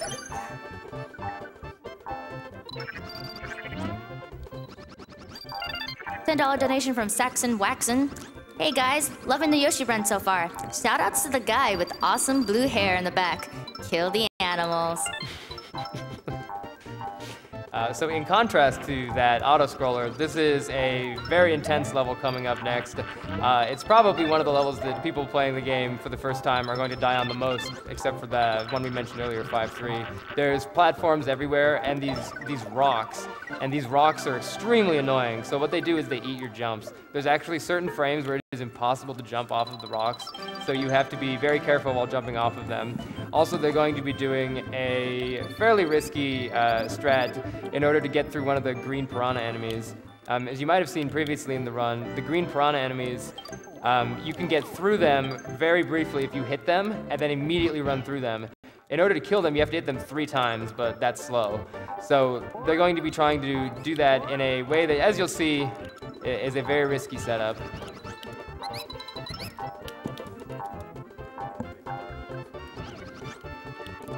An empty guy, nice.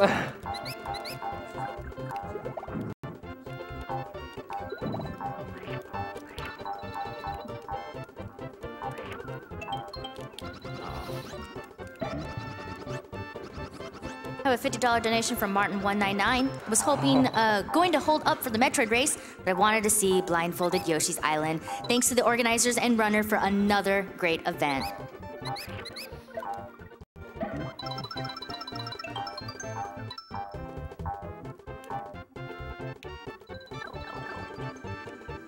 We also have a $10 Both of them donation. got the skip.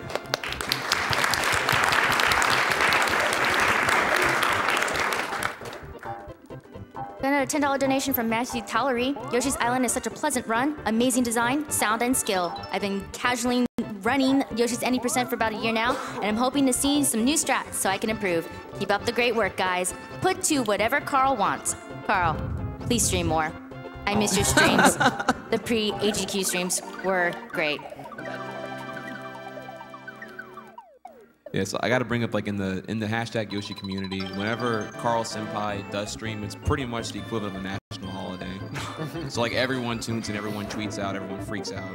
It's amazing. Unfortunately, school.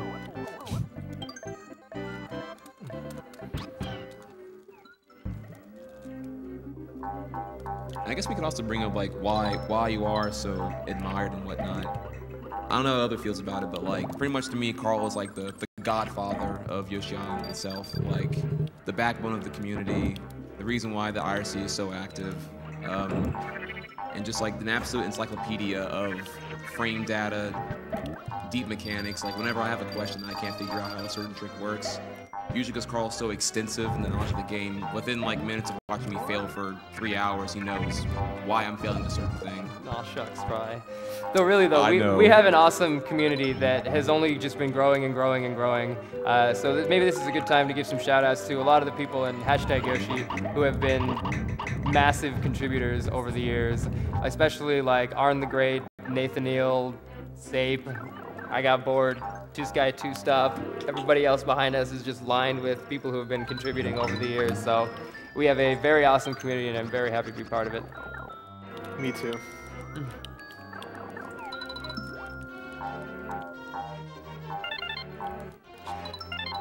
So this is a very interesting boss fight, the Raven boss fight. And one of the unfortunate things about it is that the way that the Raven moves, whether he goes left or right, is completely RNG dependent. And how long he goes one way or the other. MT actually just got the fastest pattern, at least the fastest pattern that can be reasonably expected. There's actually like a 1 in 127. Oh, that was perfect! Oh my god! Oh my god, dude. Sick clip. That was best luck and best execution. That could not have gone better.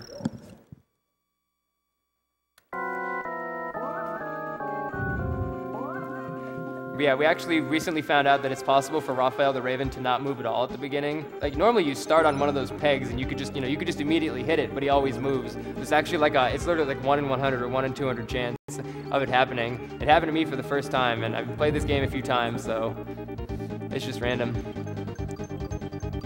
Crispy got the best pattern initially as well, and the best pattern for that. And the best pattern for that! Oh my god!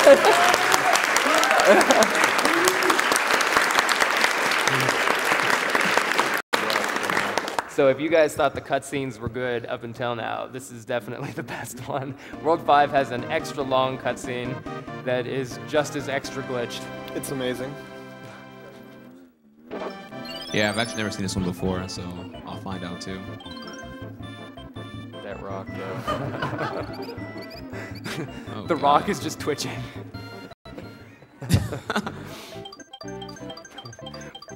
Yoshi's not even there. There's supposed to be a Yoshi in there. Don't forget, you still have time to put in those donations to go towards those prizes for a Baby Bowser Perler and a Yoshi and Baby Bowser Perler.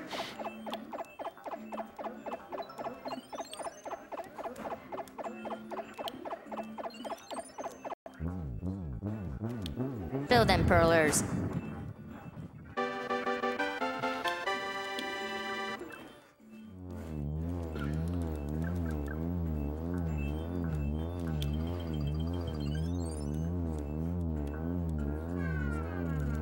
And just so you guys know that the Batman Arkham bid war is starting to get to an end. Right now, City is still waiting by 3,309, and Asylum is at 2,515. MT purposefully got rid of all of his eggs for this section because those those chomps that fall from the sky are very resource intensive, and they lag the game massively. They're When the pretty game is random. lagging, it actually doesn't accept inputs, so it's very easy to just walk off the edge and die because it ate your jump. So again, they're going to go into the falling chomp section with 0 eggs to minimize lag. And to minimize dying.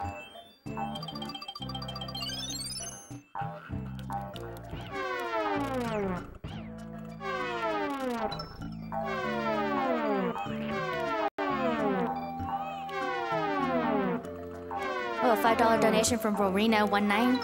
Baby Bowser Perler is too cute to resist. Love this game, and it was the first game I truly adored. Didn't expect to ever see it at GDQ. Great race, great commentary. Keep up the good work.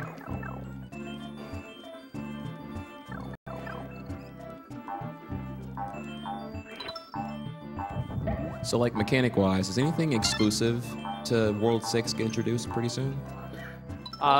There's actually some pretty crazy Baby Mario strats that are going to be going on in 6-2. We recently discovered that some walls aren't as high as we thought they were. So you'll be seeing a new strat, hopefully. Oh my gosh. You'll be seeing a new strat, hopefully, when they pull out Baby Mario for the spike section at the end of this level.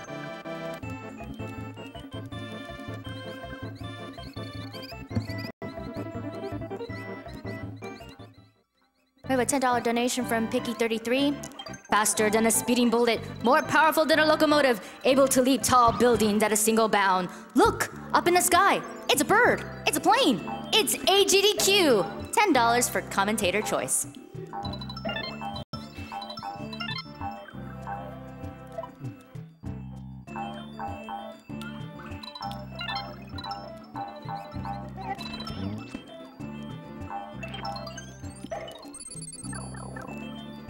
Very nice. Oh, You you just got skip it. the wall.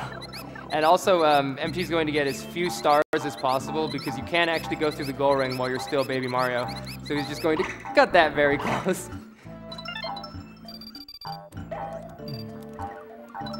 Very nice, very nice.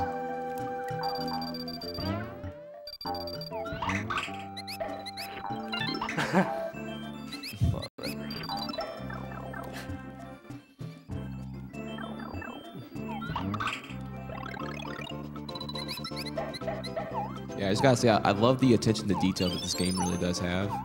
Like, first we just threw an enemy at that baseball boy, right? Yep, and it hit it back.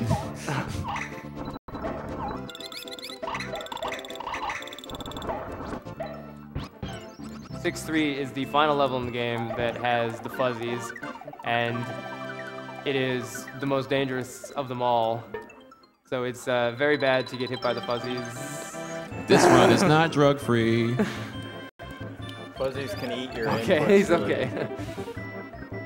When you get hit by, when you're in the fuzzy state, the ground is just constantly warping, and it gets very hard to control.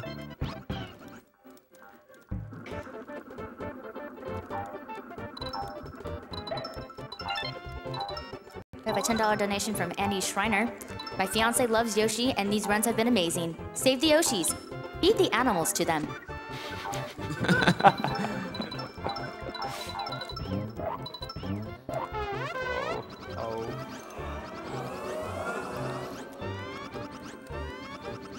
Oh my god!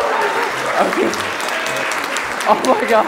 Okay, just to break down what he did there is if you do an extremely precise flutter, you can gain a few pixels of height. He did like 3 of them in a row. You're not supposed to be able to recover by just fluttering in place like that.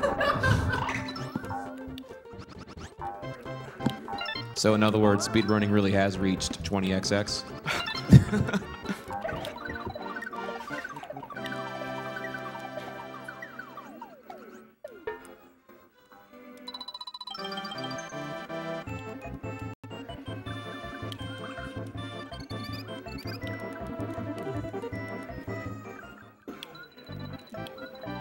So this little mini-boss that MT is about to fight has a key that you need in order to progress. He's going to stand in a certain spot to try to lure it into the corner in order to rapidly hit it with a lot of eggs to kill it quickly. But sometimes the way that it moves is unpredictable. He got a very nice fight, though.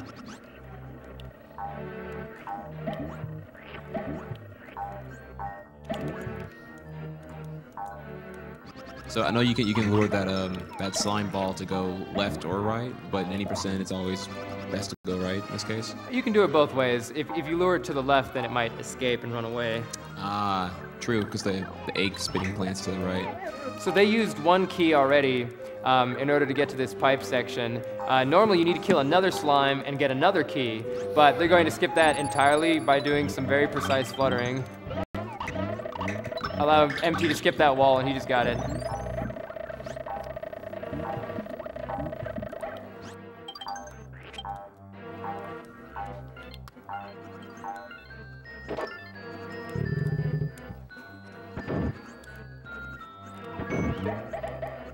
We have a $10 donation from Bluesica. Yoshi's Island was and still one of my favorite games. Can never miss the speedrun when it's on AGDQ.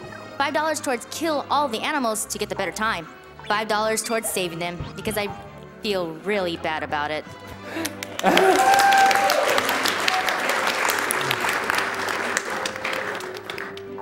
Needless to say, it is not easy to flutter that long without losing height.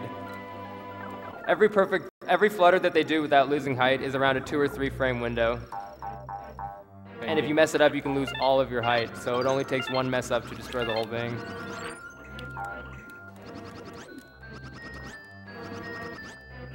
Got a $5 donation from Lee. Who the heck dies in 5-6? This guy does. MT's ahead by a second and a half, going all out in World 6. Watch out.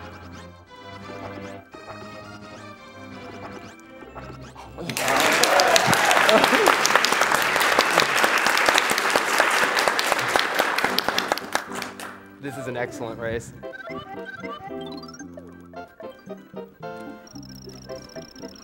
I have a $10 donation from EA Karu. Yoshi, kill the animals. Not Yoshi though. Yoshi's putting a lot of work in to keep baby Mario safe.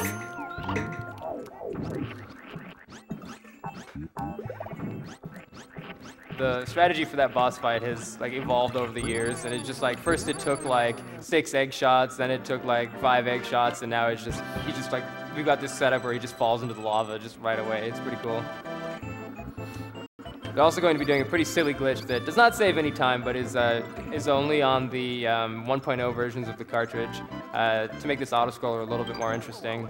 It doesn't actually save any time, but it looks cool. When you grab those Shy Guys right as they're coming out of the pipe, they just lose all physics and just start flying.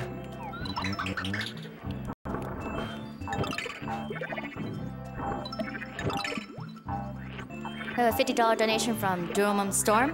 I'm always amazed every year for AGDQ and SGDQ. Congrats to all the runners and organizers. Love all that you do and for great causes.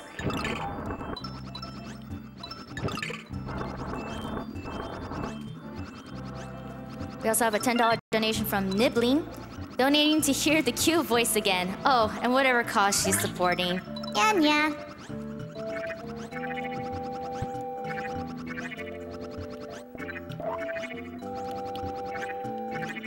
An interesting fact about this level is in order to make a level this big, they actually weren't able to... The level was too big, to be as big as they wanted it to be. So to creatively make good use of resources, the place that Crispy's in right now is actually... They're going to come back to it later on in the level. This level is a giant loop, so it goes around in a circle and then it comes back out through the same section in order to make the level seem like it's a lot longer than it really was in terms of how much terrain they actually used.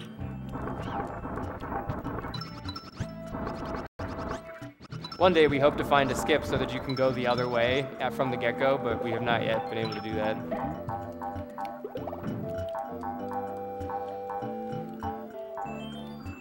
We have a $10 donation from Terrafim Nieta. Just moved into my first apartment, and AGDQ has been distracting me from unpacking all week. Finally got around to unpacking my games, and I found my old Tetris cartridge for the Game Boy. After last night's performance, I'll be sure to give that and all the games I'm tempted to play now out of nostalgia. So here's $10 for all the work you're all doing to prevent cancer. But I'll give another $10 if either the announcer says my alias correctly, or if anyone on mic can do a convincing Yoshi impersonation. Maybe more of both? Yoshi! That was awesome. I love it.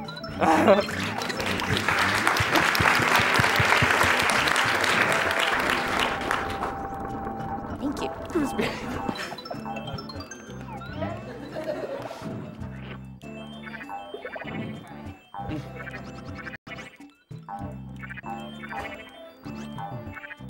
So while the first part of this level is an auto-scroller, the second part is normally an auto-scroller also. However, we found a way to skip the auto-scroll section in the second part of this level. It relies on doing a one-frame jump as quickly as possible on top of this ledge here. If they get the one-frame jump, the screen will never pan up. And Empty got it on the first try! Dude, easy every time, man. Oh my gosh. Are you sure this game's 60 FPS? It is 60 FPS. So that means there's 0.016 seconds where they had to push jump in order for that to work right. So the reason that skip works is when you do a first frame jump, the screen never pans up. And if the screen never pans up, it never loads the next thing on the screen. And that thing is the auto scroll start trigger. So it never loads the auto scroll start trigger, it never auto scrolls.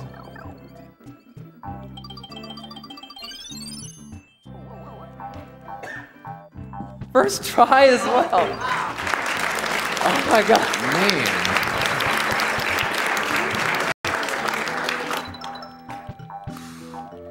I don't even know anymore, dude. Oh, it's over. Oh my god. Empty, stop! That's So- 2 frame perfect tricks in a row. What you just did. Whatever. Now you can see what it was that they were skipping. Fortunately, it's not a very long auto-scroller at all.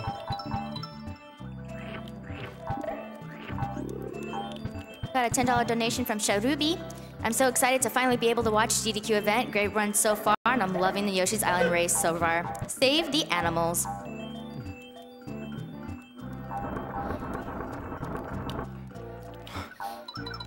The rocks at the end of this level are pretty annoying because if Yoshi gets stuck on them, they can actually suck him off the edge. So they'll just cancel all of your movement and roll you off the edge. So if you even clip them by just a little bit, it can all be over.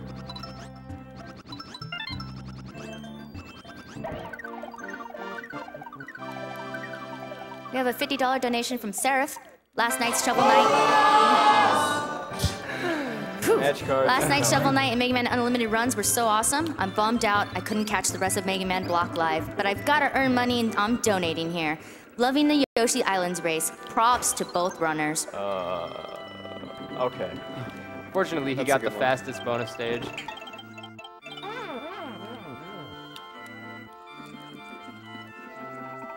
The MT is going to be doing a lot of camera manipulation on this level because you need to, in order for the platforms to spawn, Yoshi needs to, they need to scroll onto the screen. So he's going to be doing various things to try to keep the screen scrolled towards the platforms so that they spawn very quickly. And he got both of them.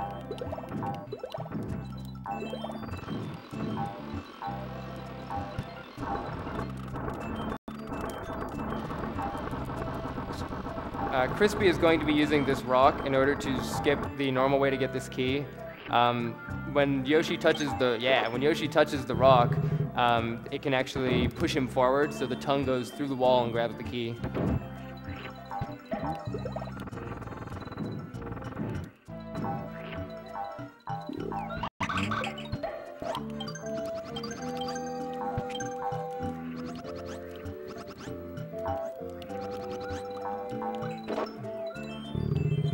Don't forget, you guys still have time to donate to go towards the Pearlers.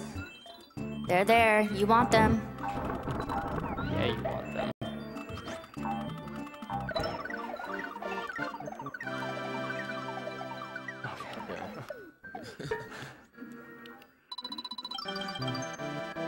So can we bring up that this is like my favorite background in all of the game's assets entirely? There are many awesome backgrounds, but this is one of my favorites too. I think that this background was based off of Starry Night. Correct. Yeah, if you see it, it kind of resembles the famous painting. A lot of Yoshi's Island backgrounds are very artistic, very cool looking.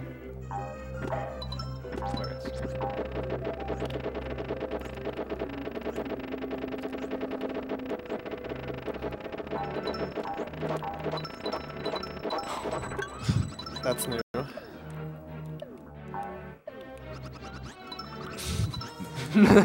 Revenge. Revenge shot, yeah.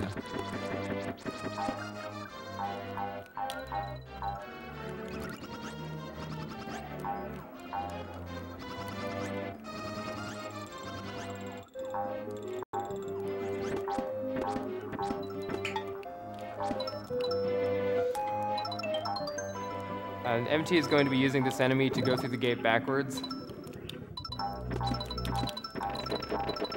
It's not normally possible to go through those gates like that.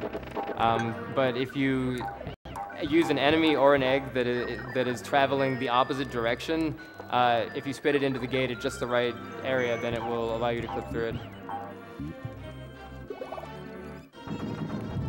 Oh, that ground pound. We have a $50 donation from Anonymous. Thank you for all who are involved in putting this great event on.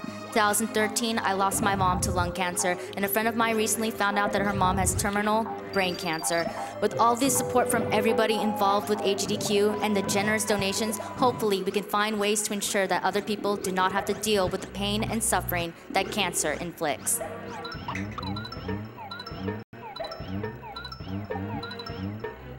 So in the next room that MT is about to enter, there are 4 different doors that you can hit. Fortunately, they always spawn, and they spin really fast. Fortunately, they always spawn in the same section, though. So hopefully he'll get door number 4, and he just did. So door number 4 is by far the fastest door. All of the other, one of them has got like this giant auto scroll. Some of them have like those slime enemies where you need to kill them and get keys. They're all really slow, except for door number 4.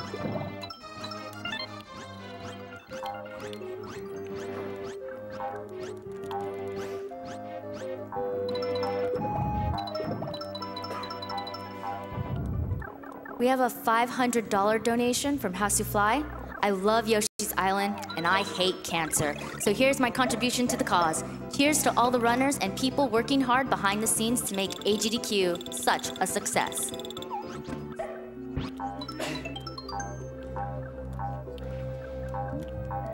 All right, so we got to bring up this like 100-year-old rumor here that if you notice if MT ever lets it happen, not that he has to or anything, but you see that Kamek fires what looks like PlayStation symbols, triangle, circle, X, and square, and that's supposed to be like a coy shot at the failed Nintendo PlayStation that was originally in production like in the early 90s. This was actually a thing. Yeah, Google it, look into it. Crazy story.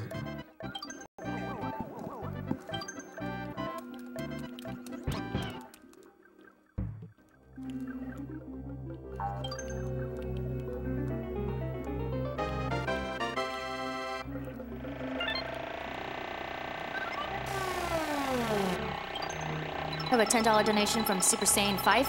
Taking tomorrow off from work as the lineup for the rest of AGDQ is just too good to pass up.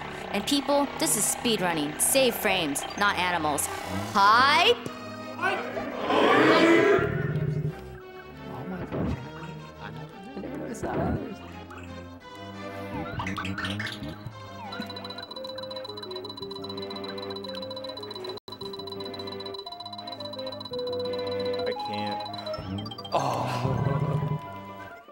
Door number 1 is actually the fastest door, besides door number 4. It's just a lot riskier.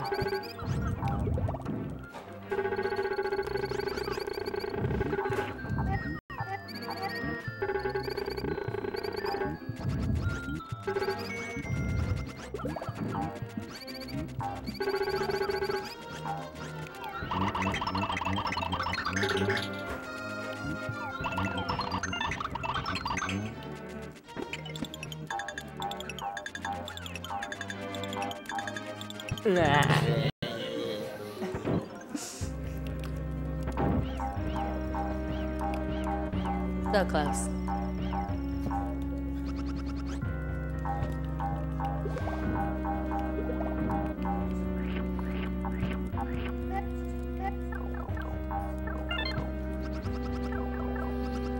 So like in a regular playthrough, the final Bowser fight here is actually pretty intense, right? Oh, absolutely. He starts running at you. I was freaking out when I was a kid. Yeah, honestly, this was like intense nightmare fuel, I imagine, for most kids.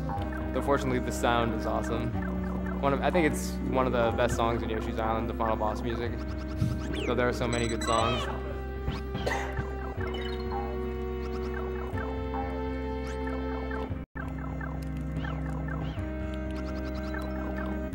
For this boss fight, it's actually incredibly difficult to hit Bowser with the eggs when he's at certain distances. They tried to make it so that it was really hard to hit him when he's far away, but if you keep hitting him, it knocks him back, he gets further away. So there are very precise egg shot lineups to try to still hit him when he is still far away, but it is very difficult.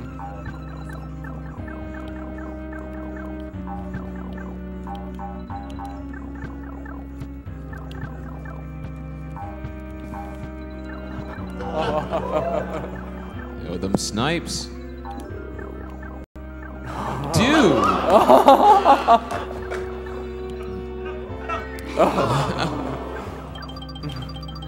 You guys didn't know MT's a very high tier COD pro player in his pastime. It's worth pointing out though that while he is running at you like that, sometimes it's actually woo! Sometimes it's actually impossible to hit him at all. That was time. That's time for me.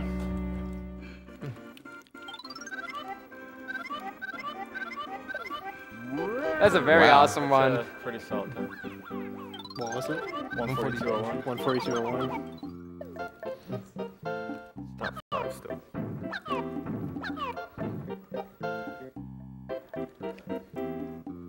For so many things that could have gone wrong in this run, that they're even both on Final Bowser at the same time is actually very impressive, so.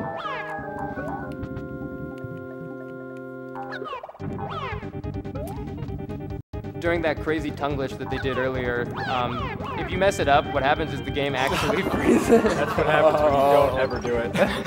The game actually freezes if you mess up the tongue glitch that they did earlier. We actually had a backup cart ready in case it went down. It can erase all your saves too. It's pretty rare, but apparently it's happened.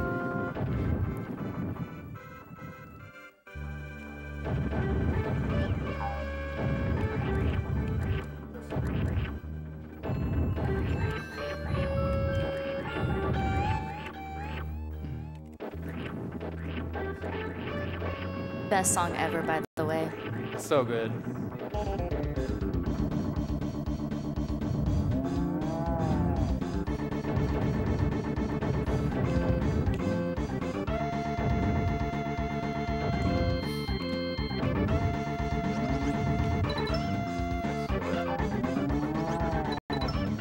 In order to get the eggs to spawn as fast as possible, Crispy will do some manipulations where he looks left and right to scroll the screen, and that makes the eggs spawn a little bit faster than you'd be able to get them normally.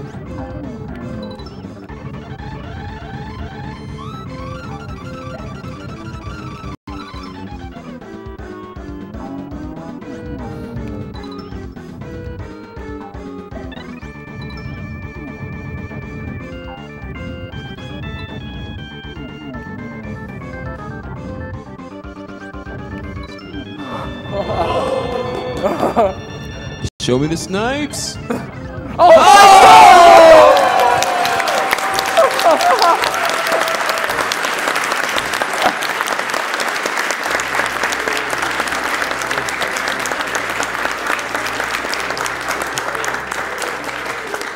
That last egg shot was definitely one for him.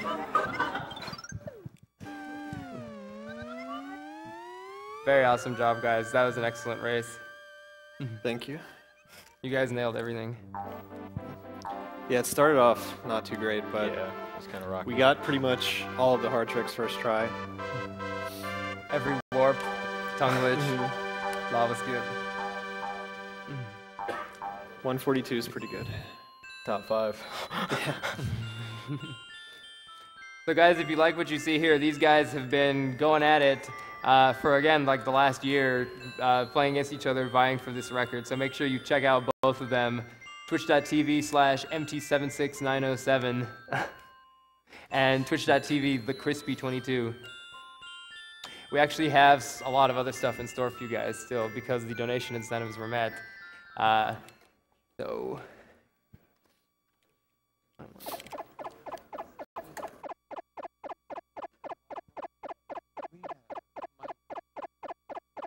We have a $15 donation from Regicide. Thank you, AGDQ, for robbing me of all my sleep and keeping me from studying for my finals. Amazing run so far. Always love to see the task spot and awful games done quick. Town with no name really got me.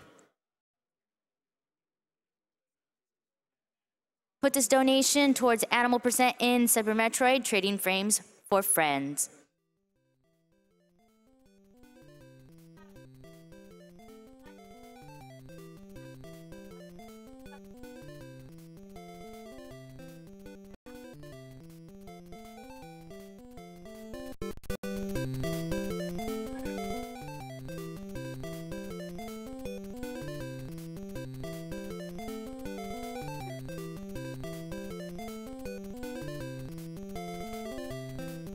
We have a $125 donation from Tonic. This is for my KSG buddy in Japan and Donguri. This money goes towards DNGR file name for Super Mario RPG.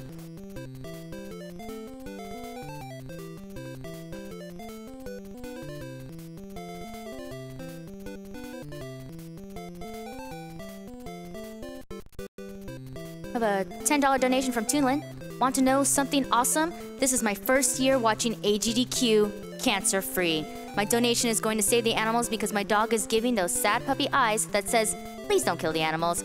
Shout out to my brother Chris, who's watching 5,000 miles away from me. Hi, Chris.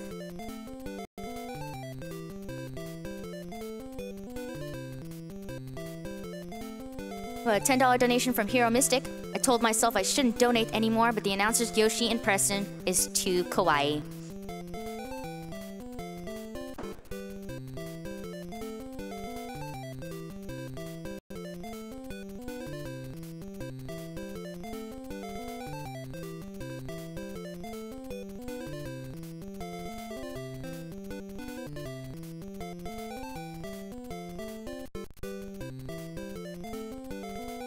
I have a $5 donation from Ross the Boss.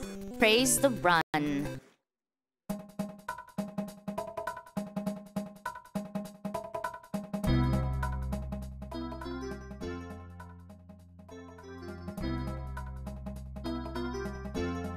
Got another $10 donation from Anonymous.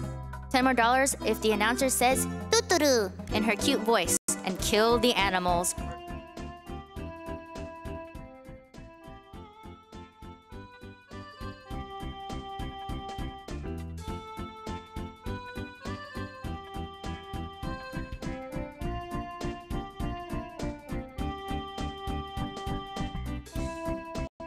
$10 10-cent donation from Otaku SLR. Otaku SLR here, hashtag donating from the marathon room. Donation reader has the best voice ever, absolute 10 out of 10, hence the donation amount. Do your best, Pika, and I'll be very happy. Much love to all my speedrunning friends and all that you do. Let's cure cancer. Putting towards Pokemon Red, blue over red. Thank you.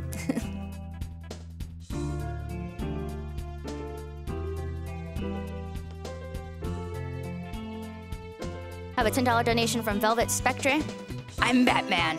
Also, save the animals.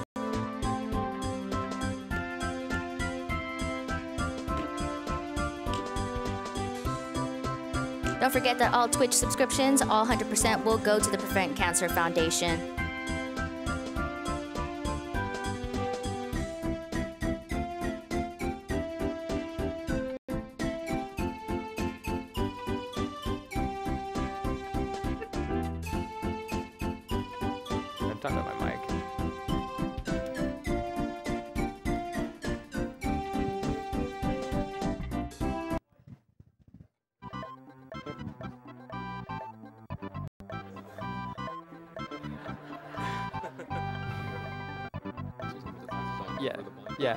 Yeah. Can we get the glasses on over the... Davis, can I put the glasses on?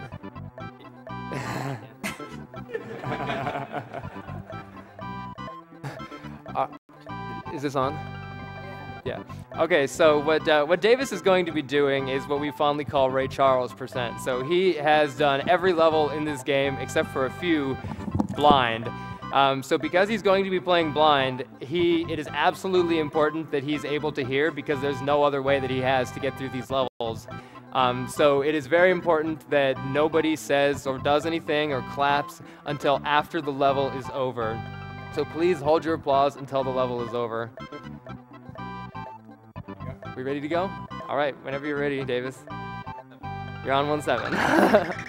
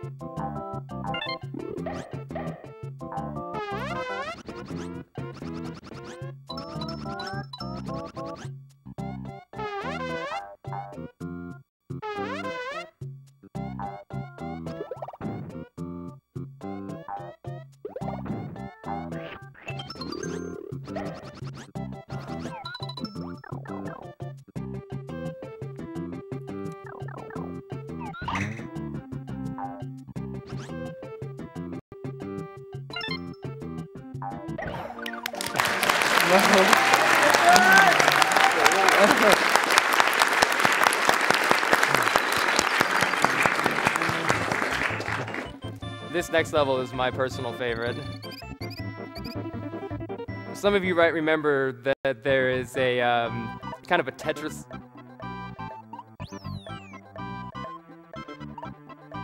Okay, yeah, so he was doing that blind. Some of you might remember that there's a Tetris auto scroll where the stone blocks fall onto Yoshi. So he's going to be dodging those blocks blind. Whenever you're ready, Davis.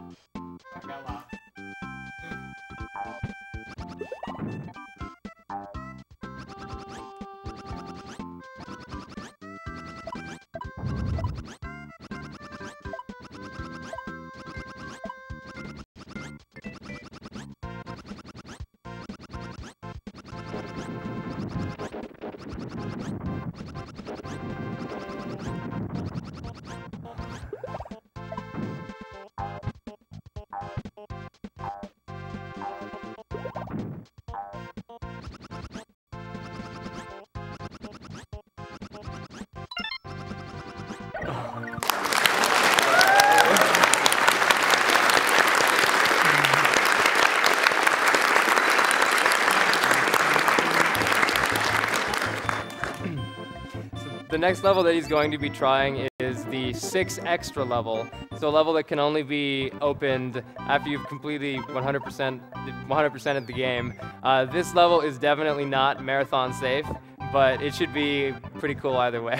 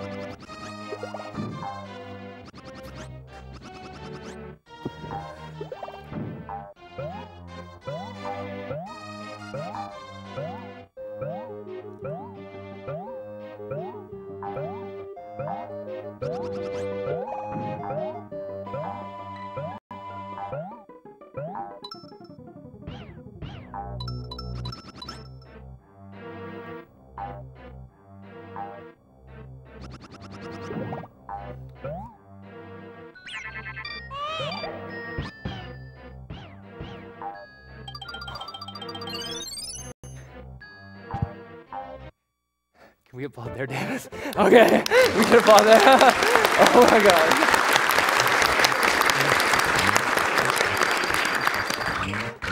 I completely lost my shit when I saw this.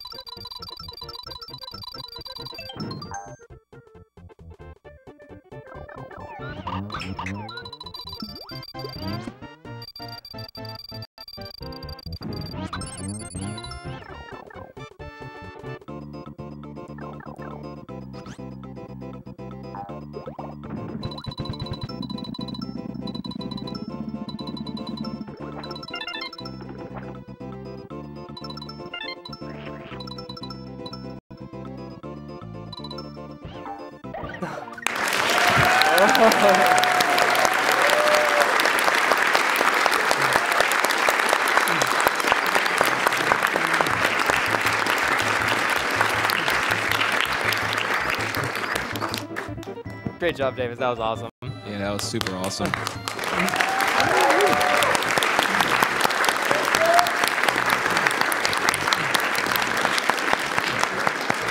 All right, guys, we have one more thing in store before we are done here. A reprise from last time, the Yoshi's Island accordion percent. This is all what you've been waiting for, guys. Absolutely. Yeah, absolutely.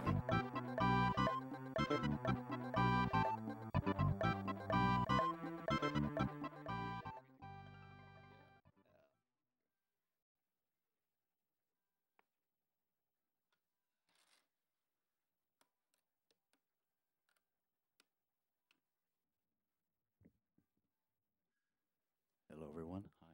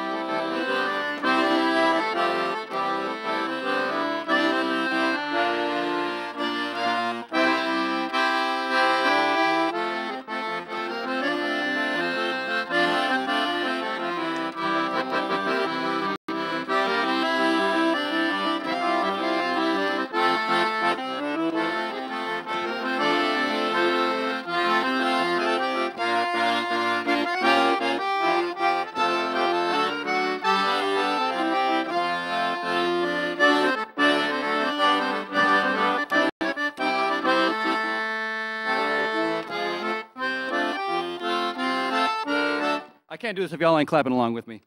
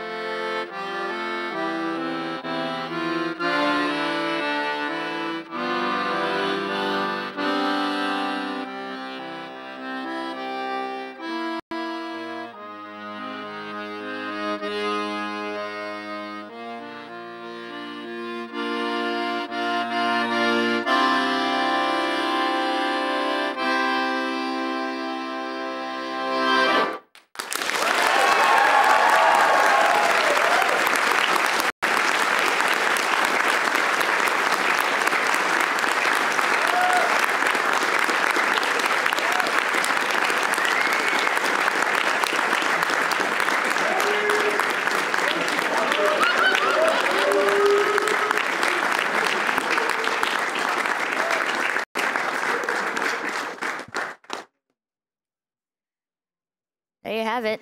Accordion percent, like you wanted it for.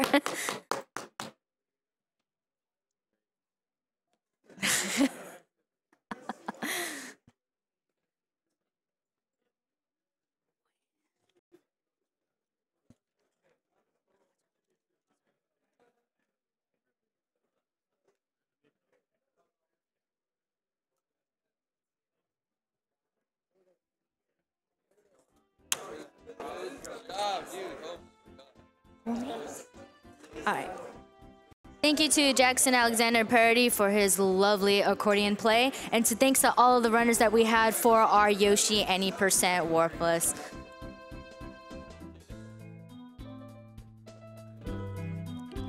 Tiny Build Games is an indie developer morphed into an indie publisher. They partner up with indies across the world to help better their games as well as develop games themselves. Check them out at www.tinybuild.com and check out their game speedrunners available at AGDQ 2015 Humble Bundle.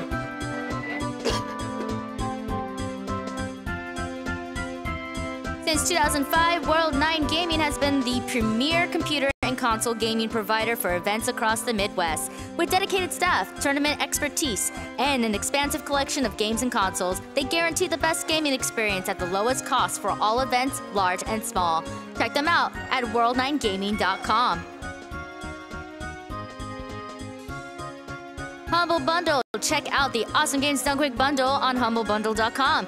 Pay what you want for up to 9 games, a Twitch Turbo subscription, a subscription to XSplit Premium, and exclusive merchandise, all while supporting Prevent Cancer Foundation. That's www.humblebundle.com. The Yeti is a t-shirt site featuring an awesome new design every 24 hours for a low price. The Yeti has partnered with us for AGDQ 2015, offering an array of shirts with $3 from every unit sold going to Prevent Cancer Foundation. Check out the collection at www.yeti.com/AGDQ.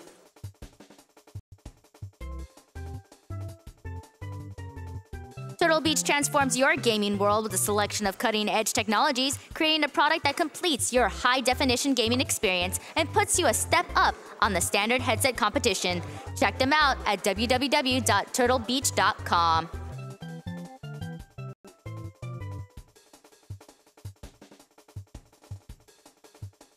We still have a bunch of donations over here. $50 from Mina163. I've been encouraging everyone to come watch AGDQ. Blue Carter forums are cheering all the runners on. Hype! We have a $666 donation from Vivian James 89. Keep up the good work for a good cause. Never let anyone tell you.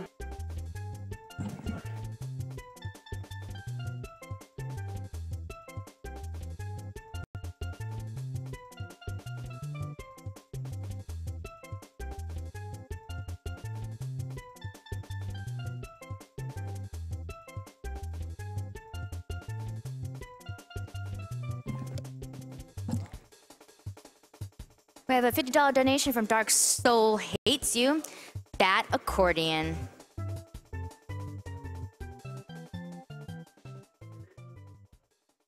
$25 from Anonymous. Awesome run, guys. First Yoshi speed run I've seen, and it was an amazing race. Donation goes to Winner's Choice.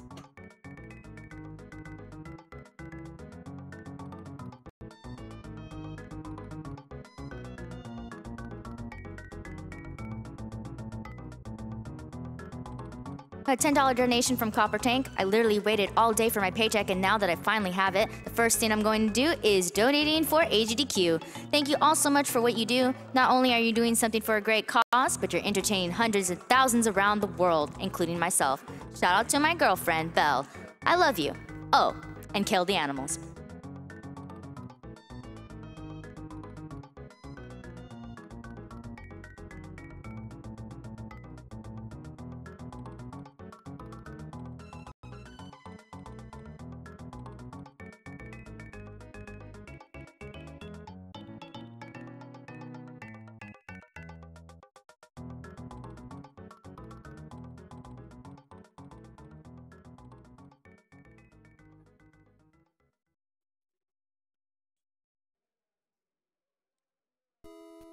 Got a $50 donation from Christopher. For that accordion that happened, I have no words.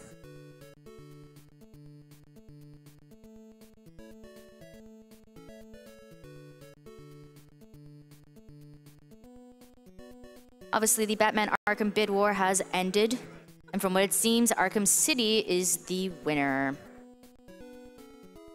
We also have a stretching ending incentive for Half-Life 2 Episode 2. And it has reached its goal of 3,000.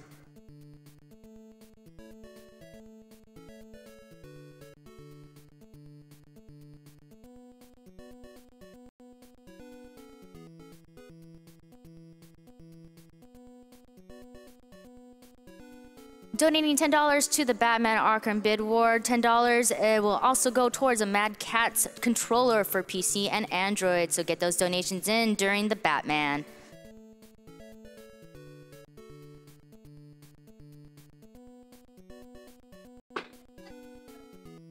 $20 donation from Anonymous. Cannot wait to see one of my favorite games destroyed. Batman hype.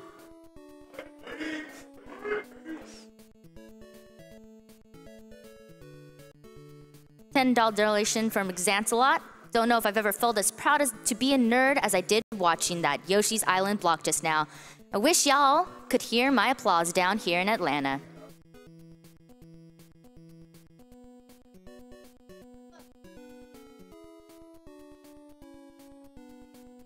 $10 donation from Kokorinis. Great Pikachu and Yoshi voices. Could we get a Clefairy?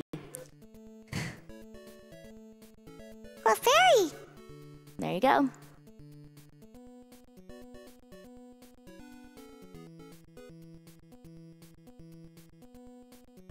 Don't forget that all Twitch subscriptions will go 100% to the Prevent Cancer Foundation.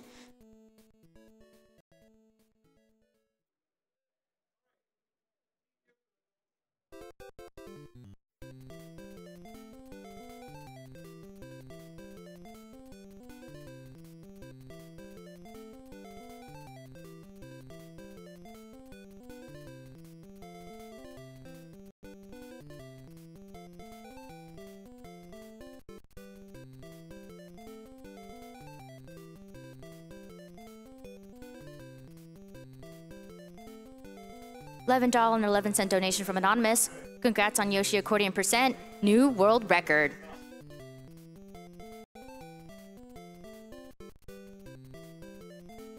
$20 donations from Brokey. Second time donating that Yoshi's Island's raid was amazing. That accordion was even more amazing. Great job, everybody. And thanks for making my slow work night super enjoyable. $20 to the Dark Souls 2 glitched percent run.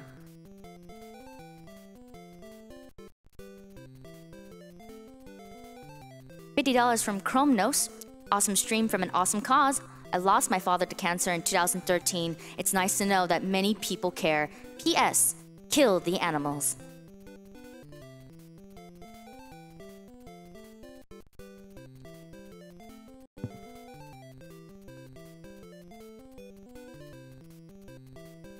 $10 from Sarge CQB. Another 10 gotta go for those Yoshi's Island Pearlers. Love seeing more island runners and a great commentary from Carl and Trihex. You guys are the bomb. Can't wait. And also, put this to save the animals.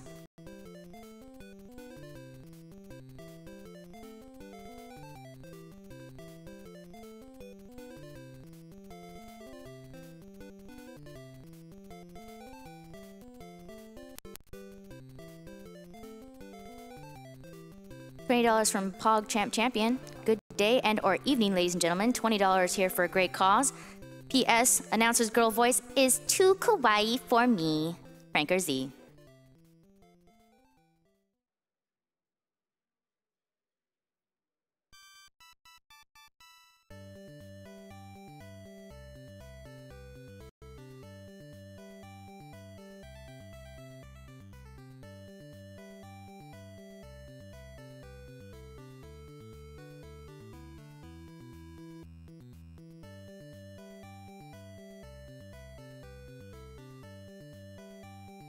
$25 donation from Tay Hipper1. Shout out to Maxwell.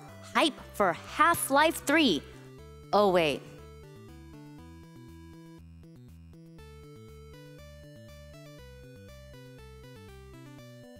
$50 donation from Topo Cell. I wish Kojosao good luck with this run. Thank you to all the runners, staff, sponsors, and donators for their contributions. We can beat cancer.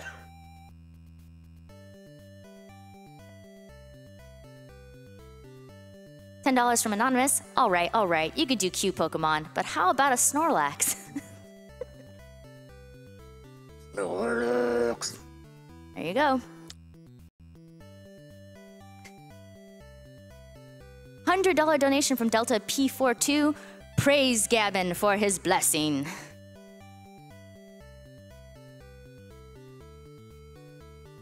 Thank you, Kodiak Rabbit, for $15. Ha! That made me want to pick up my old accordion again. I had to donate after hearing that golden arrangement. Great performances, one and all.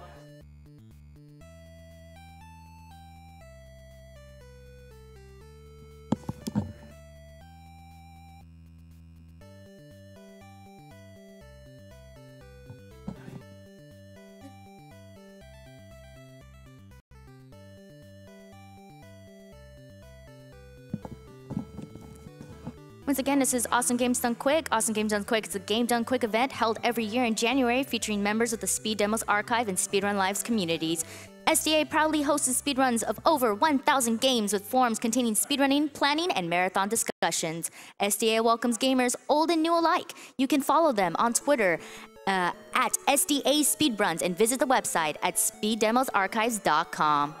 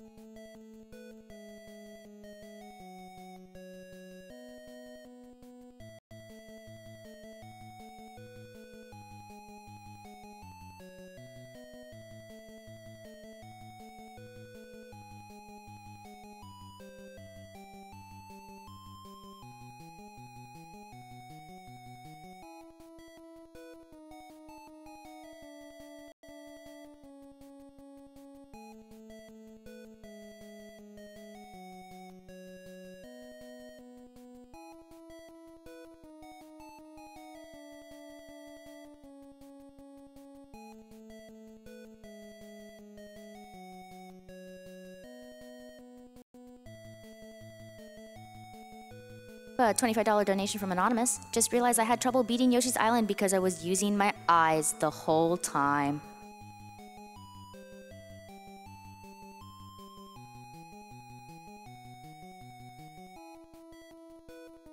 A $10 donation from Muffin Man. Much love from the SoCal fighting game community. You guys are awesome for doing this. And deserve nothing but love and happiness in life. Hadouken!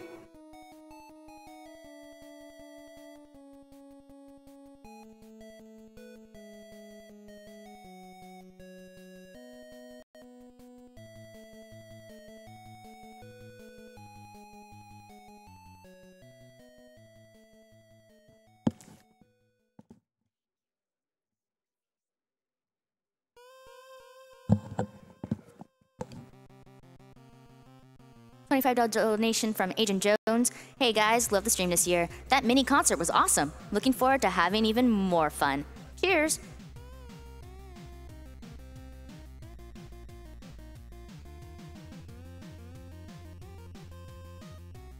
$10 donation from Wizzicis. The first time I caught AGDQ, I was going through a rough patch, and it kept me entertained as I dealt with it. Keep up the awesome work.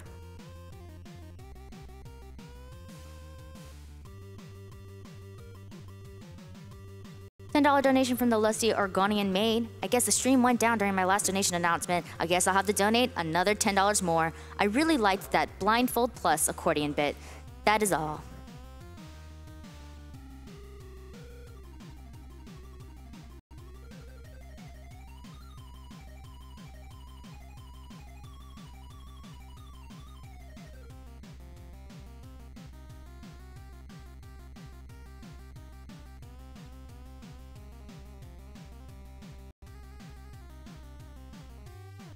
$20 donation from Spoopy18. Been watching since 2012 and this year has been amazing so far. Put this towards barbecuing the animals. Also, let's see this chat be flooded with OP.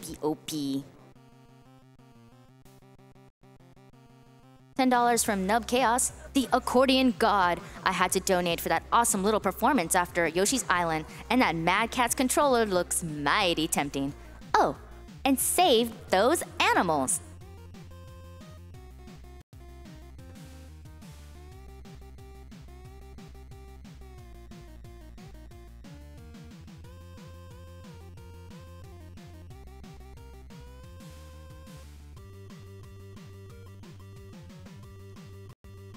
Thank you, Dreamer1385, for your $50 donation. Hello Gamer Warriors donating again because I love the fact that you do this to battle cancer. Thanks for wrecking every childhood game I've played. Keep fighting and get those runner's choice.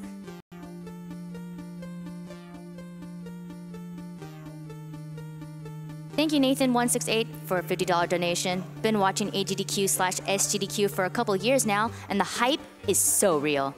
Lost my grandfather to lung cancer a while back, but still remembering the days of sitting and playing N64 while we watched as a kid. Game on, bros and lady bros.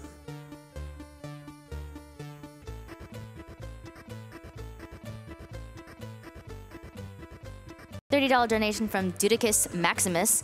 Dudicus Maximus here. Congrats to the future Mr. and Mrs. Jagger.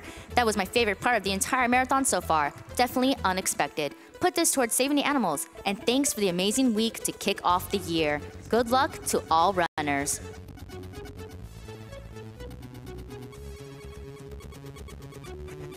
$20 donation from Gunnarim. Na Batman. Great jobs everyone for this AGDQ. Love from France.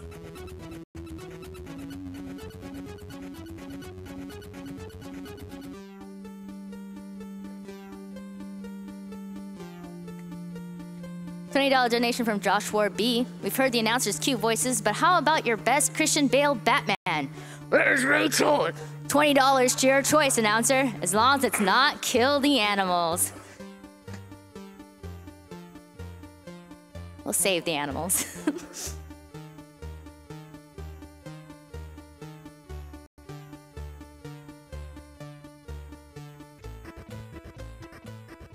Spectre Gaming, thank you so much for your $50 donation. Hi all! I try to catch AGDQ and SGDQ every year since I discovered it 2 years ago. I've had many people in my family be touched by cancer, and I hope that this measly donation can help prevent others from having to deal with the ravages of this terrible disease. Good luck, runners, and this time, let's save the animals.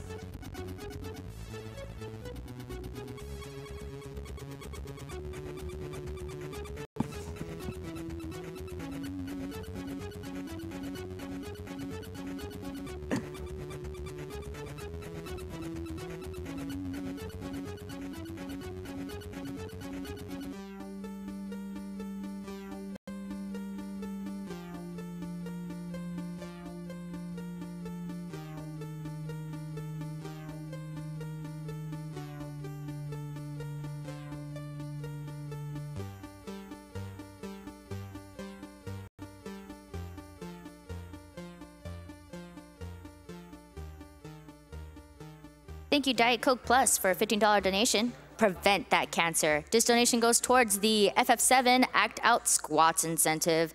Also, I need to fix this praise. Gaben.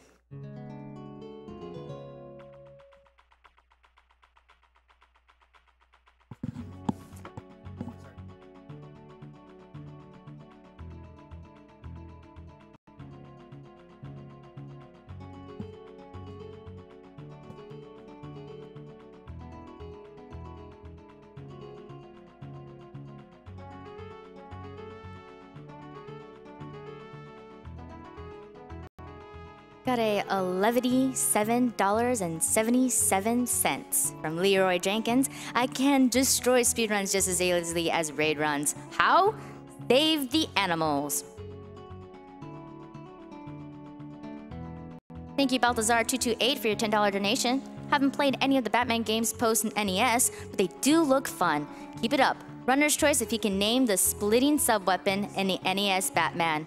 If not, reader's choice.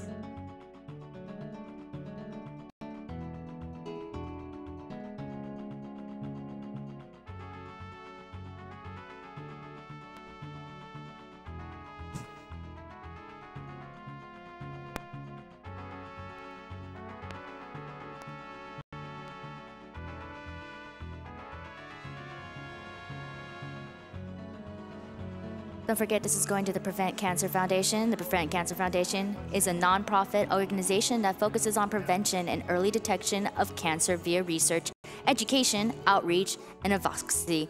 Their staff has worked towards this goal in countries such as China, South Korea, Australia, Canada, England, and other countries spanning a total of 6 continents. PCF has invested over $138 million over the last 29 years and funded more than 480 grants and fellowships.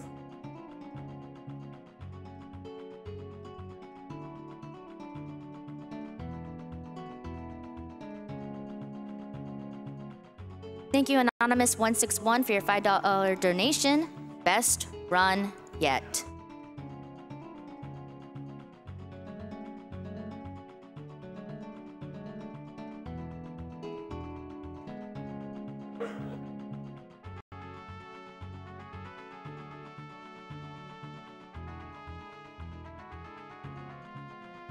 Thank you, Tomato Goatee, for your $50 donation. It's ice to see this run happening. You should have no problem beating your expected time. There's no glacier runner than you.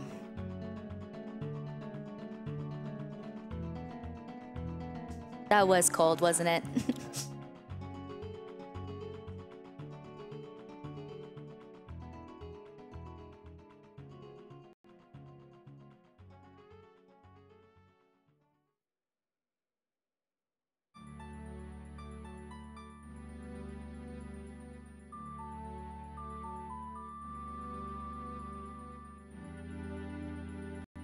Don't forget that donating $10 during the Batman game will be going towards a Mad Catz controller for PC and Android, so make sure you guys get those donations in.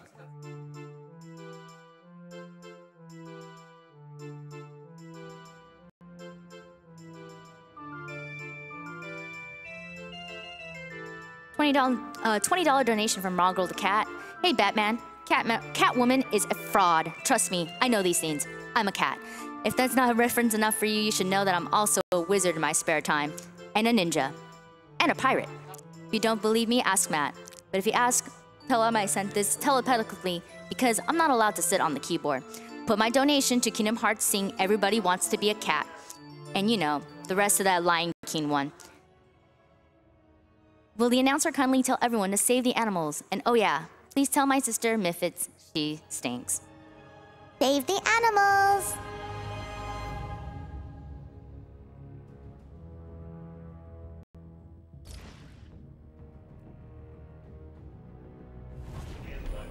We should all be mic'd up. Oh, there I Test. am. Testing. Yeah, I know. Testing. Hello. Hi. Oh. I hear myself. I'm a child.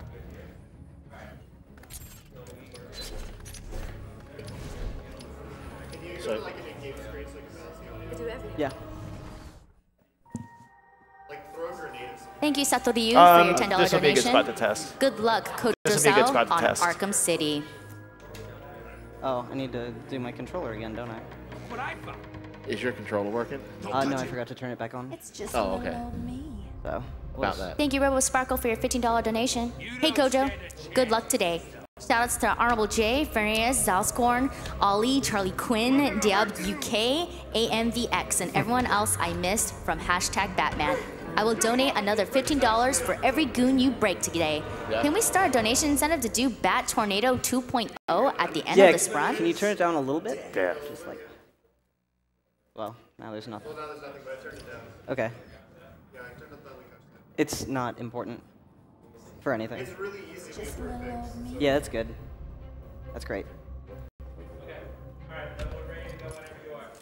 All right, I have to turn my controller on now because you restarted and I forgot. When do you put the code in for the costume? Well, I just started the file, so I'll do it when I go back in. Okay. What costume should I do? Shout Spain? something out. 1960s. 1960s. Yep. 1970s, guys. Yeah, I'll do that one now. But the show was in '66. I don't know. That's what it's called. You got an animated series from the crowd? Do you guys prefer animated series? Yeah? Animated series? Animated series. Anyway. That's a good choice. That's a good choice. That really is.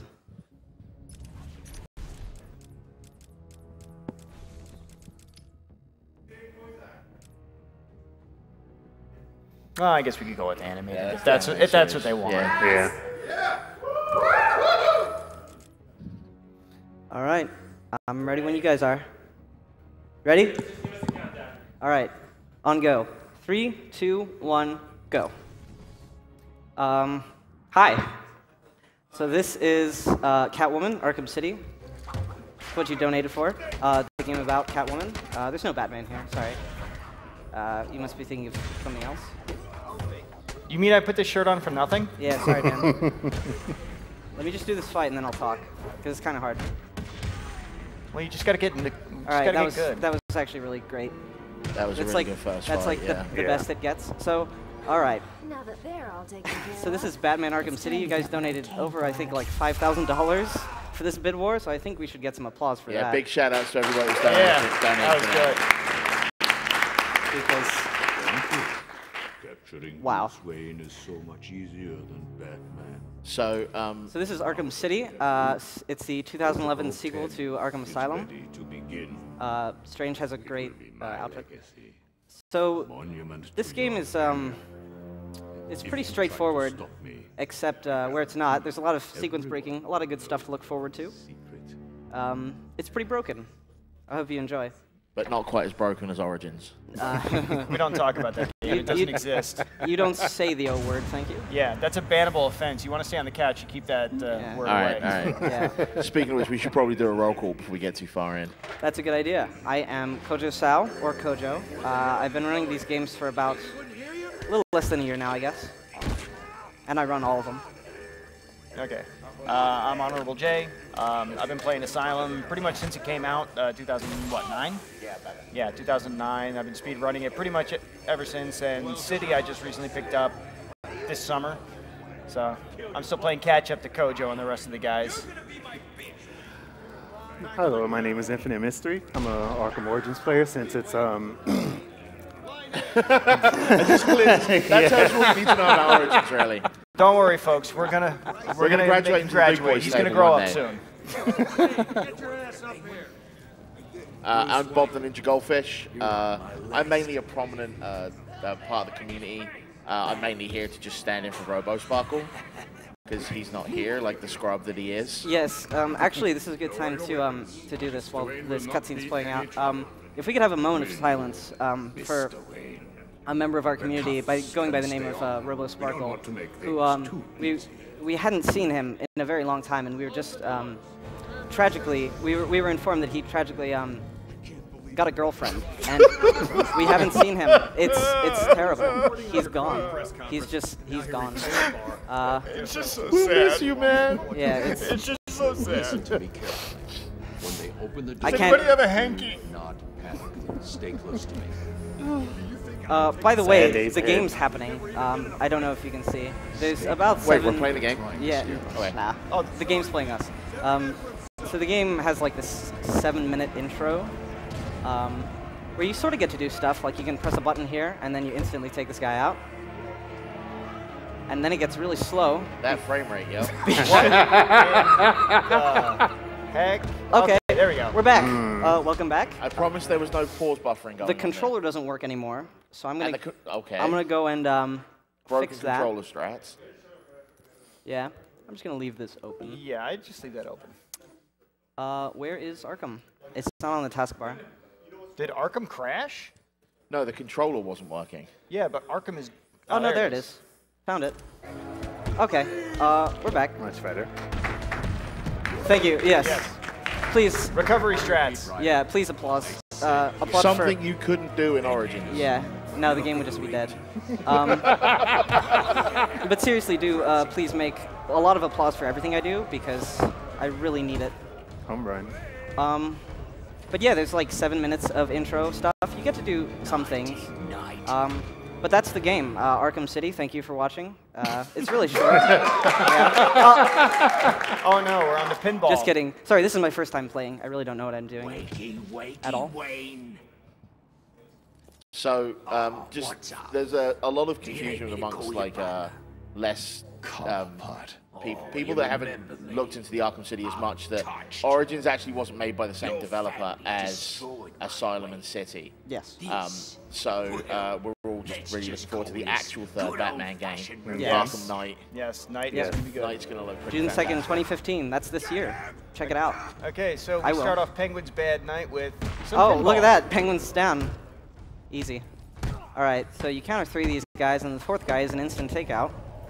I wish you could do that in the regular game. That'd be cool. Is it me or does Bruce Wayne suddenly look really like Archer? Archer? Yeah. Yeah, he does. Danger zone. So a perfect fight here is 29 hits. This is not really good positions at all. Also, Bruce Wayne can fly. Suck it, Superman. This is kind of slow. How do they not figure out he's Batman? No, it's not Batman. Oh, okay. He's not Batman. Bruce Man.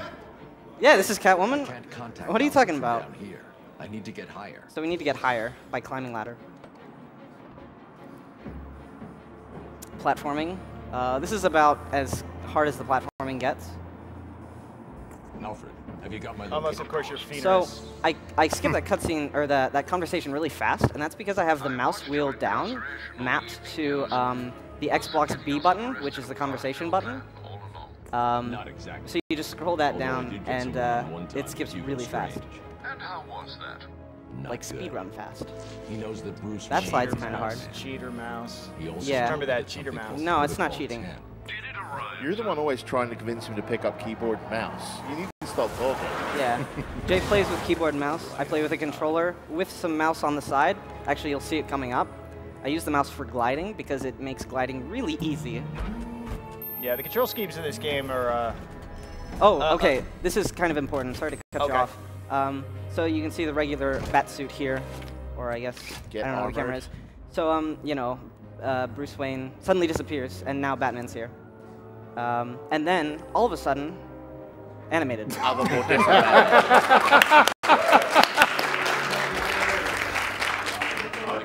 Can we get shout-outs to Kevin Conroy for being, like, awesome Batman? Yeah, shout-outs to Kevin Conroy. I know he's watching. Yeah, he is the only Batman, actually. Also, for my next trick, circle. You have to find the circle, because Batman is the greatest detective. So anyway, the control schemes in this game are built around mouse, keyboard, or controller, and they both work fine, but there are certain advantages to each. The biggest one with mouse and keyboard is you have full camera control at any point in the game. And you also have more camera movements, so when you're gliding on a controller, you can move the camera a little bit, but with the mouse, you can flip it all the way up, and you can watch Batman from below as he glides. Yeah. And we are going to be gliding a lot. There's a bit of gliding. So I'm going to use the mouse to glide. Like he said, he sort of follows the mouse with gliding, and they increased his turn speed and like when he can turn when he's gliding. Well, I thought I could. You thought you could? Your controller crash again? Yeah, the controller is not working again. I really hope. Uh-oh. Controller height? Every 5 seconds. Did you run that as admin? Yeah. Yeah. Hold on.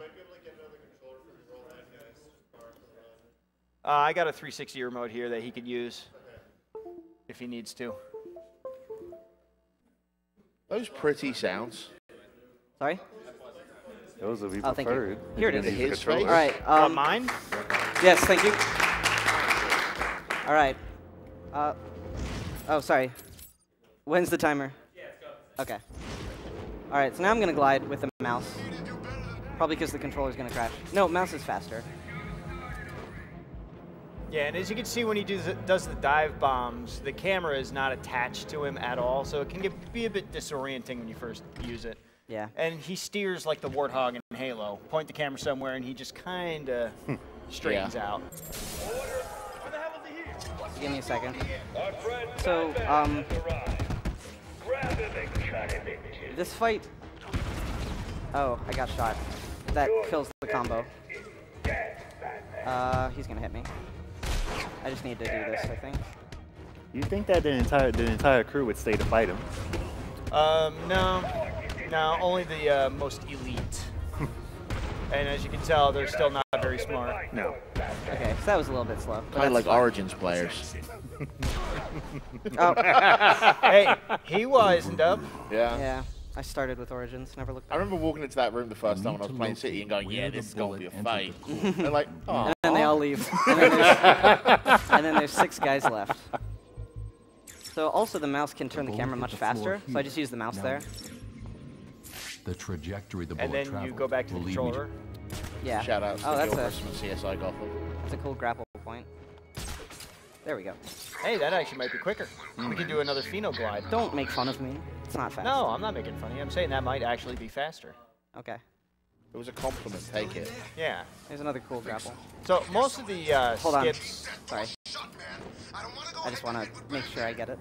I'm going to try and skip these guys. There's a fight here. It's like 10 below out here. You can get in. So you can get in the door if you do your glide very well. Not like me. I'm terrible. So it's however much time that was fighting those guys, that's what you would save. Not that big of a deal. I'd say for marathons, probably better just for experience to fight them. All right, there's Harley. Let the lady go, bat freak, or these people all get a bullet in their heads. So most of the tricks in this game were, especially the more recent ones, were found by a gentleman who goes by the name of Phenorus. Yeah, huge shout-outs to Phenorus Yeah. for taking the concept of out of bounds in this game and just ripping it apart. Like when Phenos is playing, I think he actually loads in out of bounds and comes in bounds when he's like, Yeah. like he's born out of bounds. He dreams in the out of bounds. Yeah, he's like the PJ of. Yeah. He will of spend. Arkham. Yeah. He'll have a 3-hour stream that's titled Arkham City Speedruns, and it's all him just walking around a map that's completely invisible, and he's like, oh, I can do this and this and this, and you're looking at it like, what are you doing? So I just manipulated Harley to the corner there because she has to be there in order to leave the door. So now she turns around and leaves the door. Or otherwise she walks really slowly. Oh, this is a tutorial where they teach you how to deal with guys with guns. I need to disappear. So we need to disappear and pick them off silently one by one.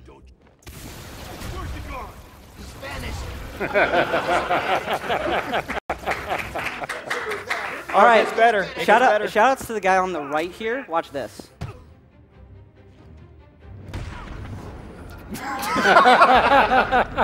It never gets old. It gets funnier, actually. You know, every you time. could have done the double takedown. They both turned around. Nah, that's funnier. Yeah, then we would have lost the joke. Yeah.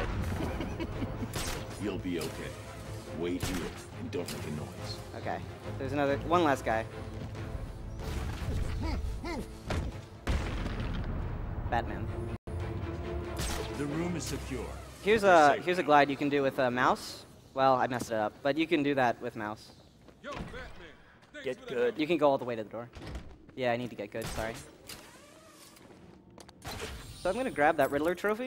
What that does is it unlocks all the Riddler challenges, which include these physical challenges that you can do going around the city for, you know, just random experience. And a lot of them actually happen automatically. So if you grab that trophy, you just get a lot of experience for doing nothing, which is going to be important. Oh, so it's like Xbox achievements. Yeah. Exactly. Just play the game and suddenly you get a medal. Yay! You need any more proof? I turned my game on. 300 points. Yep. Oh yeah. You can do this as well. Bat flaps. Bat flaps, yes. So if you jiggle the stick left and right really fast, that happens. Hurry up now. Clock. Shout out to Mark Hamill as the Joker. Yeah. Yeah. Come back, please. We need you. And now we get to play some Superman 64. I hate Joker's behind. No. It's great. Dude, we love that game. It's a great game. The radio Play it. signal should lead me right to Don't play it. So you can see mouse. I just get a lot of height and I keep it using mouse gliding. I noticed my controller hasn't crashed yet. That's good. Famous last words. Yeah. Oh yeah, shoutouts to everybody in tech crew making the stream work, by the way. I think we should give them a round of applause. Yeah.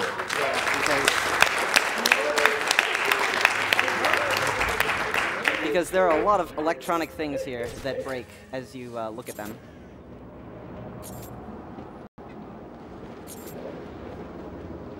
Augmented reality training complete. So I'm doing augmented reality training here. You may be wondering why, because it's optional. Two reasons. One, you get the grapple boost upgrade for your grapple gun, which lets you travel the city really fast, like really fast. Second is it gives about a full level of experience, which is going to be useful to have 2 levels coming up right before the first big fight in the steel mill, because 2 levels lets you get the most broken upgrade in the game. for speedrunning. I'd say it's the most broken up grade in any Batman game right now. Yeah, basically. Which one's that? That would be the multi-ground combat takedown. Oh, yeah, that might define a shenanigan. It's really. good. Shout out to that guard just watched Batman climb on the roof. Yeah. Oh, you hear that all the time. They're like, look, it's Batman. It's Batman. I don't He's care. gone, and the guy just stands there. And he taunts you for moving away for no reason. Yep. It's not really that important. I mean, it's Batman. Who cares? I will say the thug commentary in this game is just, it's incredibly funny. Definitely. Just standing around listening to them banter all day, you can waste hours. Spend about 5 hours listening to everything the thugs have to say, because they say a lot. I need the grapnel boost. But Mr. Fox told you it's not yet ready for field deployment. But I'm Batman. Yeah, exactly, right? I've done enough training. I'm ready. So listen, you hear the grapple boost come down, but it's already here, so I'm not sure what's going on there. I guess they didn't expect you to go fast. He doesn't have a bat cave in this game, too, does he? And he has like, he has 8 bat caves. I counted. It's all the bat caves. I didn't count. Okay, so here you can see the grapnel boost in action. It pulls you up to your grapple point much faster and then launches you off with a lot more speed, which saves us from having to do a bunch of dive bombs. You're also going to be seeing that level up at the top of the screen for quite a while, because in between we're going to spend levels kind of tactically at certain times in the run. Right. Now, a completely unexplained game mechanic, for those of you who are unfortunate enough to have that level up stuck there all the time, is whenever you're looking for the story mode destination, just look for the bat symbol in the sky. Yeah. I did not know that until I had already started learning all the tricks for this game. I totally knew that. I started Sorry, getting Jay. lost, and I looked up and, oh, there's a bat symbol? They don't explain that at all anywhere. So catch a remote battering there for experience. I'm going to try and glide over the lava. Oh, I missed it. Hold on. It's really good. There's a lot of invisible walls here. So that saves, honestly, okay, so that's what you don't want to do, because that's death. And dying is bad. Dying is kind of not good. Yeah. Rip. Rip in peace. Hi, Harley. Just want to let you guys know that we have reached the incentive of all child dungeons blindfolded. Yeah, if you guys haven't seen Runner Guy do that, that is something to see. It's magical. Okay, I'm not going to do that, and you'll see how much time it actually saves.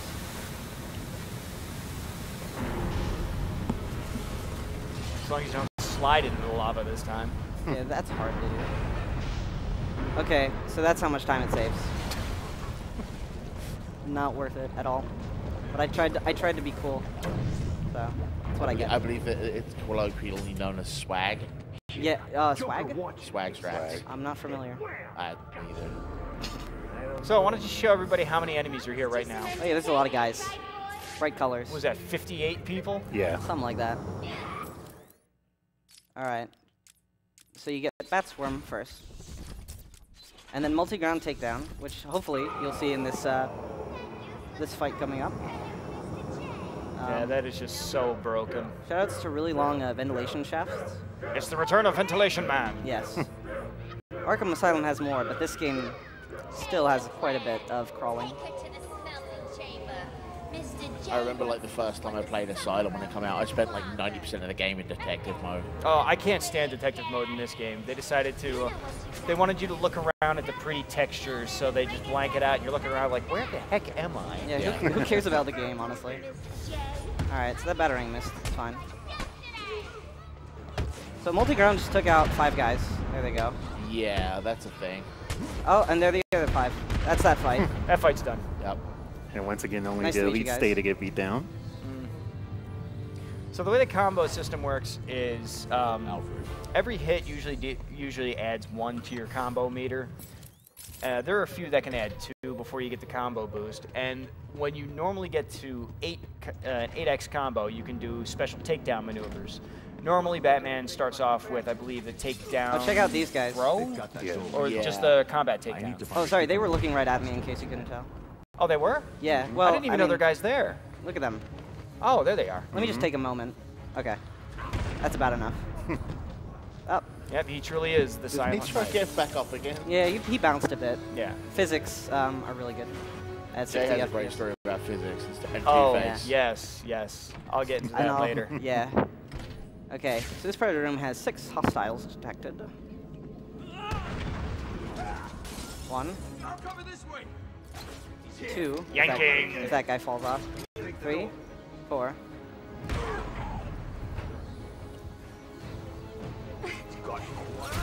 Oh, nice shot. 5 and 6. Okay. That went well. Nice. Yeah, I did not die. Absolute textbook. Well done. Yeah, I didn't die.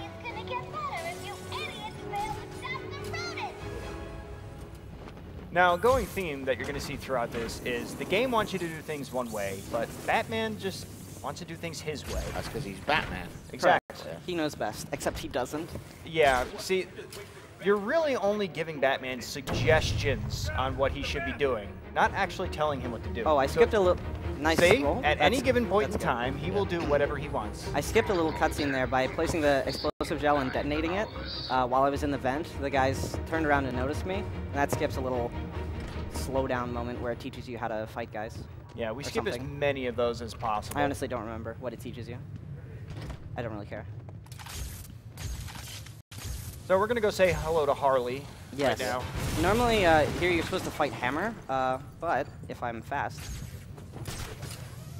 like that, you get up here, Harley's sort of standing there, and then you just, you see the cutscene. That's called the Hammer skip. It was found like, Phoenix found it, I think, a week and a half ago, so that's cool. Yeah, it was like a week ago. I think we had like 20 minutes of practice before a race to use it. Yep. Yeah.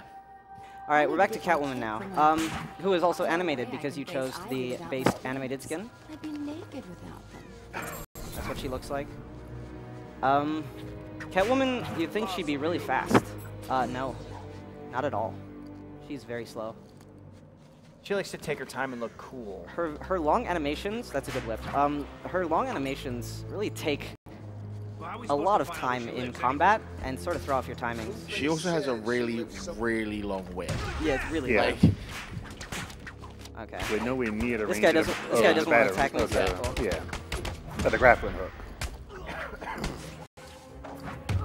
Nice positioning too. Yep. Finished right at the apartment. So this guy's right here, and then I just go in the apartment. Yeah. So combat is more about manipulation than actual like tricks.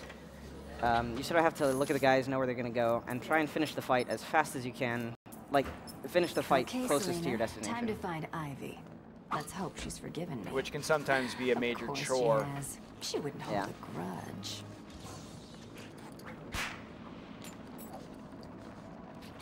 So now we have to go find Poison Ivy. By the way, I should mention, Catwoman's actually not in the base game. She's Day 1 DLC. So, Yay, Day 1 DLC. the reason we include her in speedruns is because somebody did it, and I think we all followed him blindly. Yeah, plus it took us until only a few weeks ago for us to realize we can just remove her from the base game and not even play as her. Yeah. So a lot of fights you can actually just walk past the guys. Like I tried to do in front of the church and failed. You can actually just like walk past them. Not a big deal. This fight coming up is not one of those fights. So I'm gonna try and do this well. Here's an idea. Fast kick. It's invasion of the body snatchers here.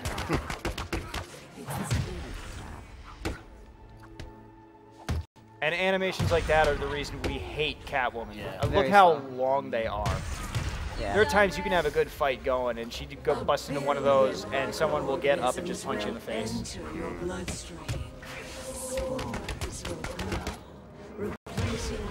And this is a fun strat if you can get it to work. Guys decide to play nice. I'll get it to work. Don't doubt me.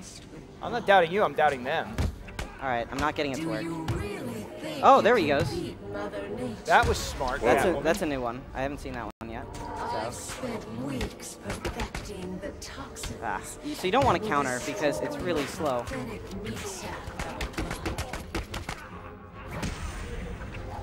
Not the best These fight. animations, man, it's just... See, that's how long they take. I really want, just get off, please. Thank you. Now, the strategy he was trying to do there is if you hit them at the edge, they will actually fall off. Normally, they can't walk off, and you can't flip over them to send them off. But if you kick them, they will go right over the edge, which is an instant knockout. Yeah. If the game feels like it being an instant knockout. What I'm trying to do is get all these guys together in a nice little clump, and then have Ivy shoot, and then she knocks them all out. Goodbye. Very nice. That's actually not that easy to do. I just made it look easy, because I'm the greatest. And now we have a 2-minute unskippable cutscene, so if you have any donations, now's a great time to read them out. Please. We have a $20 donation from Dr. Speedy. I usually prefer Arkham City over Asylum, but I doubt that most of the viewers of the marathon have yet to see the wholesome bell skip. Whichever game is chosen, though, cojosao will still rock it. I doubt that I will watch the run live. I can still wish good luck to the fastest Arkham runner in the world. Have fun, Kojo. Thank you, Dr. Speedy. Take my blood, for example. And for what it's worth, I think we did bell skip during bonus stream last year. Why should I? The Arkham. Yeah, we did. That's why, another reason why I was hoping City would have been chosen for this marathon is because Arkham was, Asylum was last year. And the last time we saw City was Robo in AGDQ 2013. 2 years ago. And there's been a lot of new tech since then. We're running out of time. Some of the stuff actually I haven't even seen because I've been preparing for this. Yes. Yeah, we didn't want to bring him in the loop. So we want to see his genuine reaction. How you guys doing? Not bad. Great. That's cool. Knowing that Gotham's doing the same. You don't get an opinion, Arkham. What are you talking about? Oh, didn't I say? We have a $10 donation from Burt Pork. Time to see them moves like Batman. I'll donate another $5 if you break a goon by accident. Don't let me down, Kojo. P.S. I want your hoodie. Protocol. Thanks, BP. It's nice. Yes, we're hoping to pull a Charlie Quinn at some point in time. Oh, Charlie, yeah. Yes. It's very easy with the really good physics in this game. Oh, sorry, really bad physics. To break a goon. And what we mean by that is he gets stuck in the wall. Yeah, their skeleton just looks... Ugh. It's beautiful. I've seen some nasty ones. I saw a guy's femur coming out of his throat. Yeah. We've crushed goons in walls, half of them coming out the other side. Yeah, Batman doesn't kill, except when he does. You'll find. So this is more mouse gliding. I have grapple, glide, dive bomb, all bound to my 3 mouse buttons, so I don't even have to touch the keyboard. It's really easy. So there's another Riddler challenge that you just kind of get for being fast. It came from over here. The old GCP. Oh, those guys, yeah. By the way, I skipped them. Yeah. It doesn't matter. No, they just don't know how to slide under doors. Yeah. Where'd Batman go? I don't know. Maybe one day. Maybe. Maybe. At least there are available GTEs in this. Yeah. Yeah, Origins had some great QuickTime events that you didn't even have to press buttons and they would just happen. Yeah, you could literally put the controller down and the QuickTime event would still succeed. Yeah. So I'm doing a bit of a safe strat here. It's faster to basically punch a bunch of people and then backclaw them over the railing. But sometimes you get spotted and die, and I don't want to die. So instead I'll just do this. The smoke pellet... Please, oh. I give up. That's the right button. The smoke pellet's really powerful. It's about like 9 seconds of just guys can't see you. You can't. Well, you can see them. They can't see you if you're in it. They can't see you if they're in it. It's just easy. I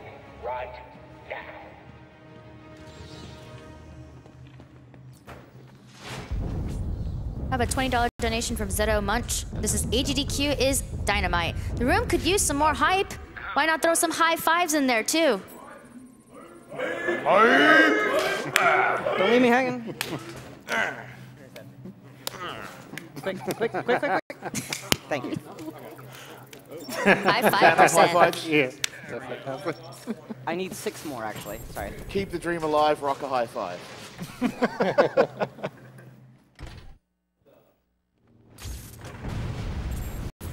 So the story at this point is you go to the GCPD because you're looking for Dr. Freeze, because he's a doctor and he makes medicine that can cure your poison that Joker poisoned you with. But he's not there. He was captured by the penguin. Now we have to go find the penguin and punch him a bit until we find Freeze. That's Batman's solution to a lot of things, is finding people and punching them. Yes. That's the best solution. Yeah, it really is. I mean, come on. You don't punch people in the face when you have a problem to solve? I try not to. I try not to, no. Because I'm not Batman.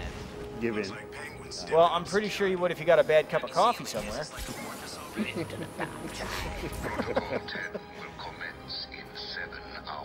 That's a lie. Protocol 10 will not commence in 7 hours. Yeah, 7 hours? not. We will be long gone. 7 hours would be like Portal 2? I'm not sure. I'm not sure. Yeah, after this is Source Block. Speed running sleep strats at that point, I think. Oh, I think he targeted the camera. That's cool. Yeah. That's an early challenge there, right?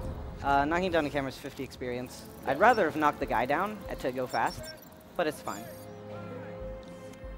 So because I skipped Hammer, I only have one level here. Well, except for the fight coming up. And then once he gets to second level, the game is going to get really broken with the fights. Yeah, yeah, this is going to get really silly. Yeah, I mean, that was already fast. Okay, hold on. There we go. So again... Batman's natural enemy. Yeah. Man, bats. Come on. I don't think I want you breaking into my little Batman. Okay, so Penguin actually has set up 3 jammers that you have to take out in order to hack this thing, because that is his one obstacle in getting to Penguin. Security is to destroy them. And this is a great lesson to anybody out there that kind of wants to make a prison. Like, segregate half a city and give it to, like, a sociopath. Yeah, right? exactly, because that solves all your problems. Yeah, right? Correct. Paranoid, schizophrenic, in charge. What could possibly go wrong? Nothing goes wrong. Oh, yeah, it does. All you need to know is Penguin wants this thing powered up. So, this fight... Oh, I didn't buy my upgrade. Uh-oh. That could be a thing. This will be slow. Nah, you'll be fine. Penguin needs some better security. Is that why in Origins he goes and gets those 2 lovely ladies?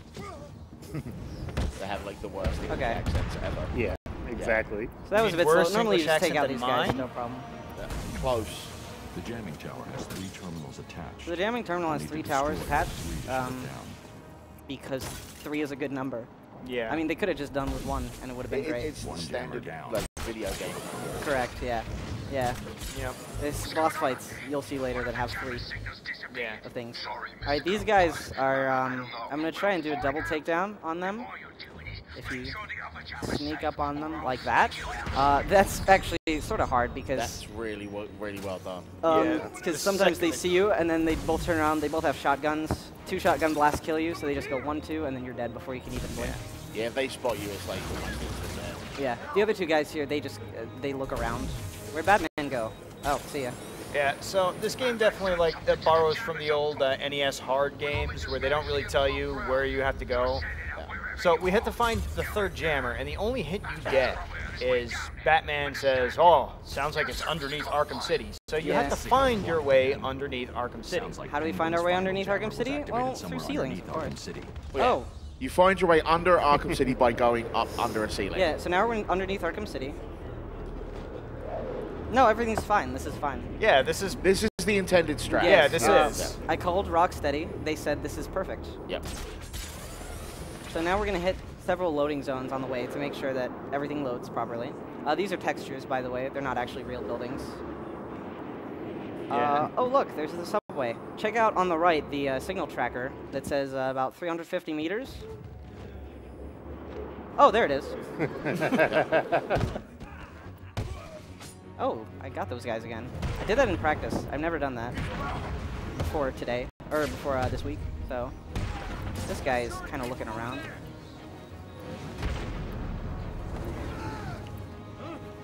And of course, dropping from that high on your head does not kill you. No. It just knocks you out. Man, he hit the... That was funny. Because as we know, Batman doesn't kill people until he does. All right.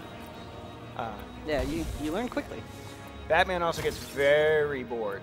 Yeah. Very bored. And he likes to play with his toys. Yeah. Oh, so, that's the 3rd jammer. Now we need to get back to the museum. Now, what's the fastest way If we came in out of bounds, what's the fastest way to get out? Out of bounds, of course. So I'm gonna get into cover here. I'm gonna catch this Batarang. I'm gonna throw it again. Things happen. I'm here now. Get out of here. I'm gonna grab this wall, glide a little bit. So that's What? So that's called the corner cover Batarang zip. You can guess why. We're not clever. So when I had stopped keeping up with the Arkham streams, is when that had just first been discovered, and we were still just first playing around with it to see where it can get us. That's crazy. Oh yeah, now I'm here. Now I'm out of the museum, by the way. I did it. Or out of the subway. I'm going to the museum. Oh, I should get the upgrade. Yeah, it would help. Those are the last upgrades I ever forget. Trust me. I promise.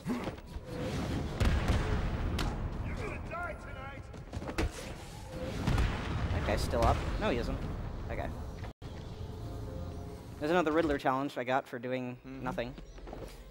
So later on, I'll explain how the corner cover zip actually works. Yeah. We don't really know precisely how it works, but we have a good theory. We know that it works, and that's good enough for me. Yeah, exactly. So gliding. how many people got caught out by that T-Rex first time they played? Yeah, it's kind of scary. This game suddenly becomes a horror game out of nowhere, and then it's not. And then you realize you're Batman. So this is oh, you here are it is. the Knight. Hope you didn't miss that cutscene that happened. I just skipped it. Wait, there's cutscenes in this? Nah. I was joking. Just those unskippable ones. Yeah. Oh, yes. There's 2-minute long cutscenes. You have to hit a button with a remote Batarang. So I'm going to do that. I don't know why I explained that, of all things. Because, I mean, you could just see it. You can do a glide here if you stop now. Oh, no. Or later. If you stop later and then cancel, and then you can glide all the way here. Saves like 2 seconds. Should have used the mouse. And it's easy. Yeah, I should have used the mouse. But I wasn't actually thinking. Wait, you think when you run? Out, lads. No. It's initiation Oh, okay, good. time. I just wanted to make sure. No, I'm sleepwalking right now. Waiting for. So there's a lot of guys here, like 25 now after that attack. That's like 5, I think. There's down. 20 left. I'm not counting. Oh, 14, that's good. Yeah, I think a few of them knocked each other out. There's the last of them. There we go. That fight's done. That's. Oh, that's only the halfway point, guys. No, that's easy. That's easy. Now they throw a beta Honestly, Titan in here. This, yeah. Look at his legs. This Titan's cool. Oh, just kidding. So when I came in the room, I put that explosive gel there, and you may have been wondering, why did I do that? That's why.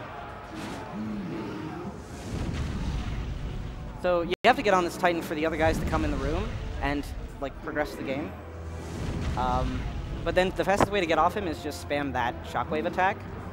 Get off, and then hit all these guys that he knocked down. Somebody just went flying, I think. Titan is being cooperative. Just kidding. As soon as I say it, he punches me. Alright, that's all of them. Yep, that's all of them. So you wait until the Titan's last. Oh! I see something. Oh, yeah, out of the corner of my eye. Someone is broken. I'm going to take a moment. Oh, he's sort of through the wall. That's fine. It'll get better, trust me. Oh, there he is. He's fine. I found Penguin. That usually doesn't happen. Yeah, we like to hang up on people whenever they call. Yeah, Oracle. Click.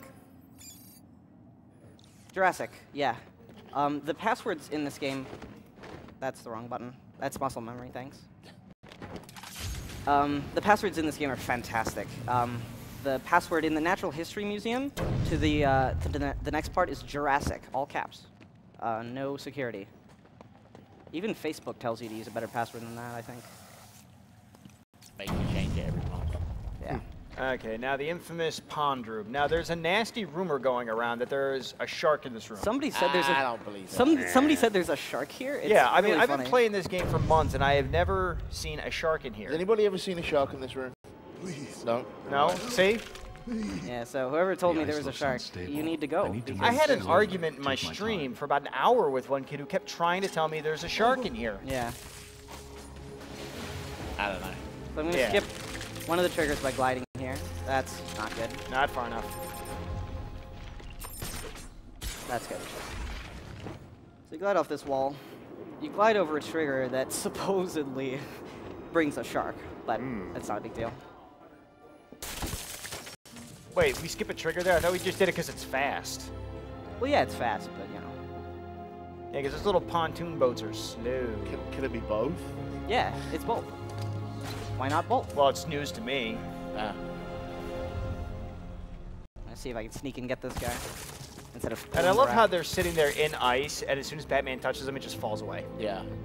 Because like, every other person who goes to free shoots, like, they're completely dead. Yeah, really. Where did Penguin get that gun?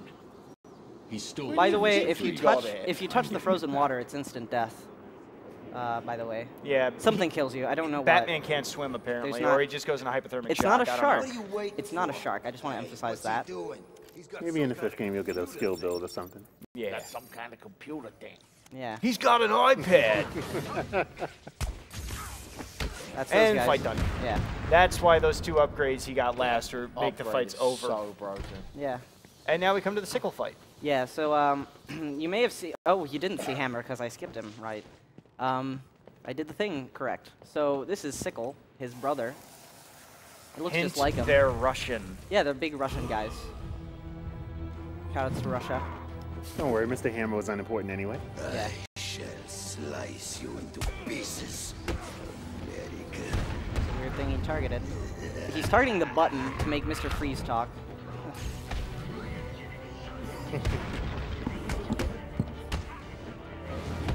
And look at him just dragging that thing around. Okay. So again, you save him for last because he only takes 15-ish hits instead of like normally 50 if you try and fight him during the fight with other guys. Yeah, one of the biggest mechanics when in the fights are whoever's last, his health gets dropped pretty much down as low as it can go. Oh, Most yeah, thugs get dropped down to about 1 health. Yep. Bosses like Sickle get dropped down to the minimum amount of hits. So there was there's a very famous story that people were still finding things in Arkham Asylum, like literally years after it came out. They finally found one room, you had to bomb a wall 3 times. And yeah, it was there something were the plans stupid. of Arkham City. Hold on, guys. Just 1 second. I need to move slowly across the ice. Oh, okay. Yeah, shh, be quiet. The ice will crack. Super slow. Yep, super slow. Sorry, you were saying. I'm sorry, I just didn't want to break the ice. All right. There's rumor on the internet that map that you saw outside Mr. Freeze's chamber is a key to another thing that we still haven't found in Arkham City, because the developers say that there's still a bunch of stuff that we haven't found yet. So they're using that's crazy to me. That you put so much effort into a game that and things that might not even be seen. That's just amazing to me. Well, the most recent thing that was found is if you reset your computer date to the date that Rocksteady was founded and go and visit Calendar Man, he starts saying different things. Yeah. He says, "I will be with you." Oh, this guy's twirling. Yeah. So as you'll see, the. Oh! Please throw it. Okay. Well, that was almost death. Almost. Because he didn't want to throw the thing. That's how deadly the shotguns are. That should have been an instant knockout because he was the last guy. But that happens also, where he just doesn't. So, as I was saying, the Predator rooms are normally supposed to be really, really difficult, but when you know where everyone is, they become very trivial. Yeah. And when you know how everyone should react, or is supposed to react to what you do, they all just follow in and follow you. So that's another common misconception about Predator rooms. Not every enemy in the Predator room reacts the same every time. It's somewhat the same, but it's really mostly manipulatable, yeah. like 90% of the time, I'd say. But then there'll be like that 1% of the time where some dude will just like jump out of the floor and be like, yeah. "Hi!" That 1% of the time I'm playing in a marathon. Exactly. Because that's never happened before. Yeah. We're just waiting for it. It looks already like have one. this is beginning to That's my motto just in this game in general. It's the gift that keeps on giving. And I hope it gives during the stream. Yes, I want it to give so much. So here's a cool glide. Gliding over that ice, I should have said this, it's faster than rowing across with the raft. So Penguin has a shield. Let me see if I can hit it. Well, he's hitting the wall today. Told you, he does what he wants to He has a shield. Just believe me. So during that part, you make the freeze disruptor weapon. Oh, by the way. Sure, you could. I think he missed. I'll just let you enjoy that. Oh, it was fine. Everything's fine.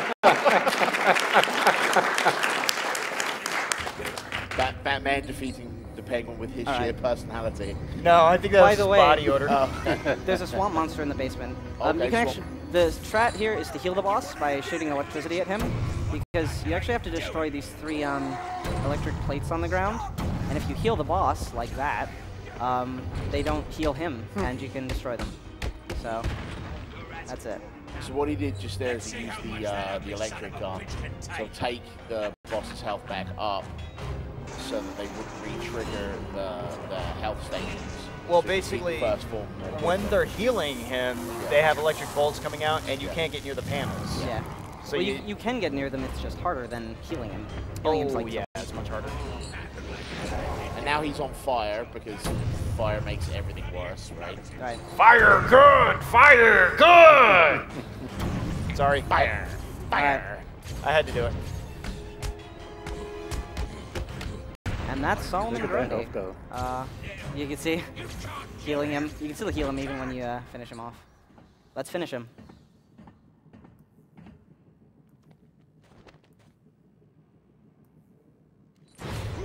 Oh. Uh-oh. There's more boss fight. Dang it. I forgot about this part. No, I didn't. Okay. We need everyone to struggle with us, otherwise we're not getting through this. Yep, Yes, we're all gonna struggle. if I could see you in the chat struggling. We're gonna struggle. I need this, really. Ready?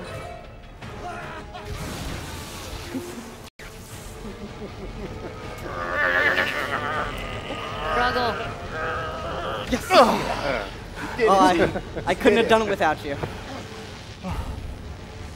The struggle was real, guys. The struggle is real. So real. Thank you. So that's, I just put that gel on that thing while it's active. Like that.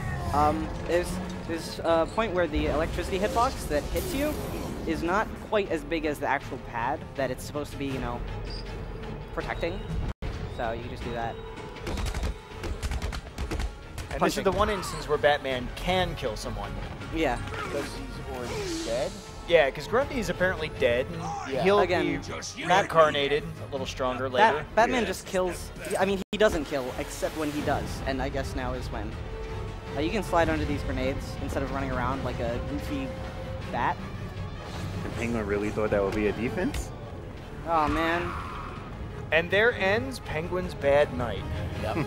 Started with the broken wrist, now he's thrown in one of his displays. So you save Mr. Freeze, he agrees to work on your medicine. Now, we have to find the last ingredient of the said medicine is Ra's al Ghul's blood, because Ra's al Ghul is immortal and stuff. So, I mean, the blood of an immortal person is really important. But please stay focused.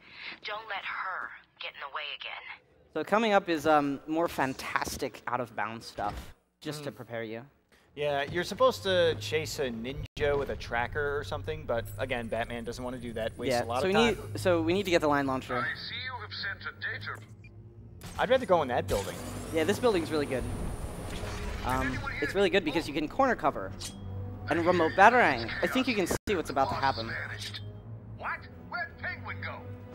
No idea. Oh, He was all I'm here. I'm sorry, what? Okay. I guess I'll just glide in this Love direction. this. Yeah, this looks the right way, I think. Yeah, I think this is going to be great. Oh, look, here we are. That was actually really strange, and I don't know if I can recover from that. Oh, no, here it is. Okay. So now we're in the processing center. This is the area where you start the game. That's the room where you start the game over there. It's also where there's like a big fight there later in the game. So if you come there during the middle of the game, it's a bit broken. Yep. The walls aren't there. So the way the corner cover zip works is... Yeah, this is like all late game area when up until you now. use the remote batarang, what I believe happens is the game sets a flag that says Batman is a projectile so that you can fly it properly. And then it removes that flag whenever it hits a wall or you catch it. But when you're in corner cover, the game kind of forgets to get rid of that flag. So that when you go to use another throwable weapon from corner cover, the game says, okay, launch all weapons in their default direction. And since Batman is still considered a projectile, he literally throws himself. Sorry. That was cool. And yanking. Let's see if I can break this guy. He's in a good position, I think, to be broken. Oh, no. I think he'll be fine. No, not broken. Usually you can get these guys to go through the railings when you knock them out. So I don't have the line launcher, and I'm in this area where you're supposed to have the line launcher by now. You're supposed to, like, hang on. You follow the ninja, you find Robin, he gives you the line launcher, then you come to this area. So that's called a sequence break. I thought that was intended. Well, you know. You said we do everything intended. You're telling me we're sequence breaking now? I lied, I'm sorry. You dirty cheater. There is a solution to... I think the best part of that... Sorry, hold on. I really need to say this, though. There's a solution to not getting the line launcher, and that's... I now have the line launcher. Sorry if you missed it. Coming in this room gives you the line launcher. So now I have it. Oracle. Sorry. Continue. Yeah, you didn't see him pick it up off the floor? It's really fantastic, yeah. Yeah, the best part about it is just like, not only do you have to get to skip all that time in the cutscene with Robin following but you're literally right here. It's just ridiculous. Yep. And looks like Batman caught the event plague. Yes. The Fluyama. Yeah, the Fluyama. Tragedy. Shout outs to Mike. Feel better. Yes, please feel better. I think he wants to. You should see a doctor. I mean, that doesn't look healthy. No. Batman or Mike? No, what he left on the floor. I think he means the one coughing up blood onto the floor right now in the video game. All right, I'm gonna skip over these guys. You don't really need to fight them. It's not a big deal. Oh, nice miss. Oh, I didn't detonate the ground. I think you might want to just take him out. Yeah, we're good. No, everything's fine. Oh, there we go. Oh yeah, I forgot. In smoke, they can see you, but they don't attack. Okay, now I'm just gonna climb this wall here. Oh, look at that. What wall? Yeah. I'm gonna glide we don't like scanning robots and doing quest stuff. Yeah, you're supposed to do like a bunch of things here or something. I don't know. Then you just come over here. You go down this hatch. The ninja tries to follow you. Come up this hatch. And normally, wait. No textures. Hold on, I need to load. So normally, right there, the game, there's like this cutscene where Bruce is dying. Batman, sorry, is dying, and he sees his parents. And this door opens, but the door is not open. How do you get past a door that's not open? I'll give you 3 guesses. Hint, He's it Batman? starts with O. That's very close. And that's probably the reason why this happens. So you just climb some stuff. Line launcher helps a bit. Okay, Robo, if you're watching, take notes. This is how you don't do it in 20 minutes. Aw, shots fired. Shots fired? No, holy hell! Robo, if you are watching, please get some aloe for that burn. No, Robo was, during the ESA tried to do a different version of the zip, which requires, or not the zip, the out of bounds, which requires a much more specific glide. That one you just like you jump over walls, and it's so easy. Yeah, Fino showed me that, and I was like, the glide is not easy, especially running 30 frames per second like Robo plays on Xbox. I've seen worse. So that's a good question. What is the other than the frame rates? What are the big differences between the two versions? Well, I'm glad you asked that because I'm playing on PC. If you couldn't tell, because I'm using a mouse and stuff, and that's one of the reasons is because you get to use a mouse and that's easy for gliding. PC is also much faster just because it loads faster because all the game's on a hard drive rather than a disk. It just loads so much faster. Also, the game runs at 62 frames per second, not 60, because that'd be too easy, I guess. So it runs at 62 frames per second, and frame rate actually determines where you go when you zip with the corner cover zip. So if the game's not running at 60 frames per second, the zips will take you different places. It's quite interesting. So I'm really glad this computer runs it at 62, because that would have been weird. Your next task is simple. So here Raish teaches you how to glide, you know, that thing we've been doing for the last, 55 minutes. Touch anything along the way, and you will die. so don't die.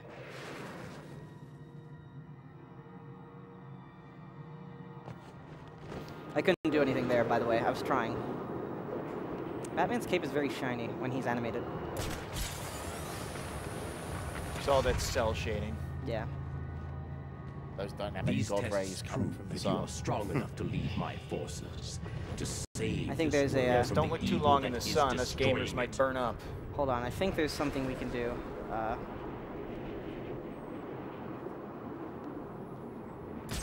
me just get up here.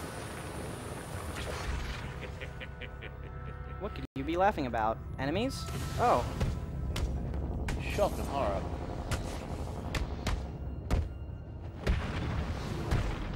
Okay.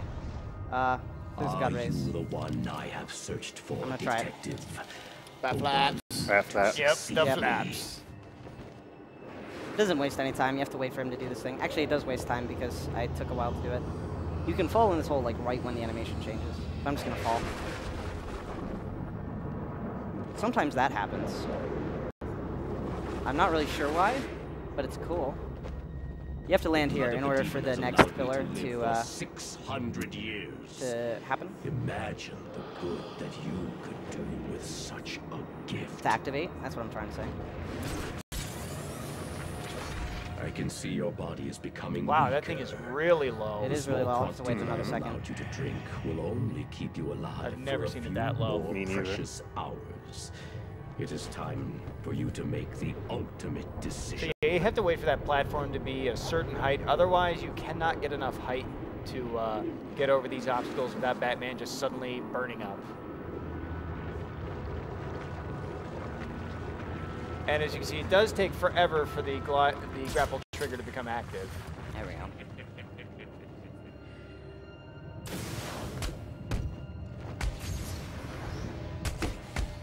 So if you hit these guys with a an electric shot before you punch them, they don't dodge you. Oh, he went into the air. Yeah, someone went flying. It is time to face me. And after this boss fight, you'll find out something really interesting about like what's been going on here. This long, large journey that Batman's been on. He's gonna kind of end up in the same room that he started in. Yeah.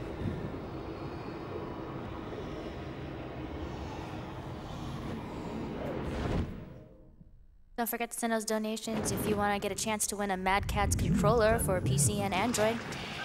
Now, come and find me. Collect your reward. Well, ninjas, aren't they? What do you think the reward's gonna be? Candy? You did. Your final Gold? challenge awaits you through this door. I'm going for I candy. pray the spirits will be kind. Yeah. Place your bets. I'll go with candy. He already had a Mountain Dew down there. Now he just needs a candy bar. Yep. Well, we're about to see. Looks like more Mountain Dew overdosing. Sand. Remember, kids, sugar is bad. Yeah.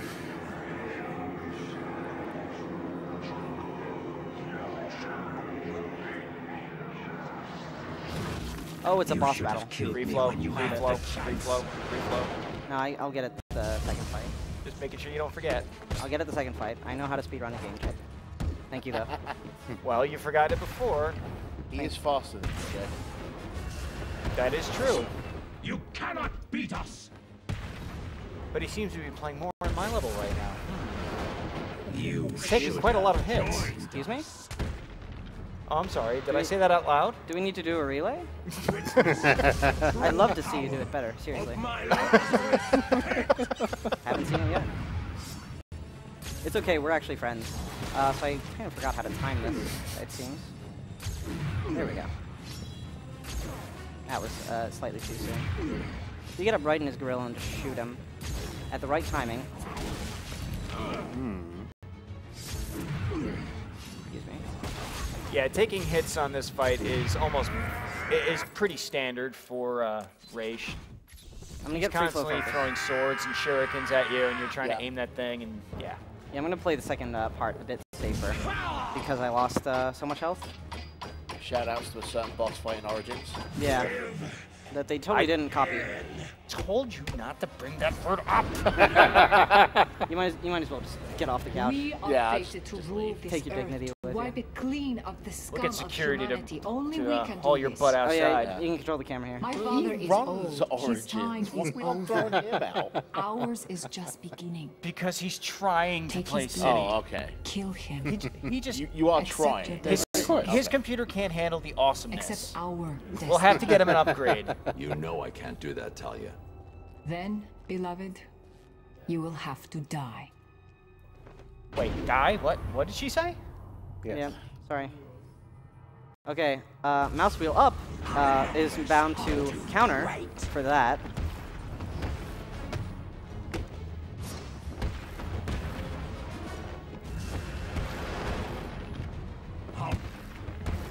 Shut up, Rage.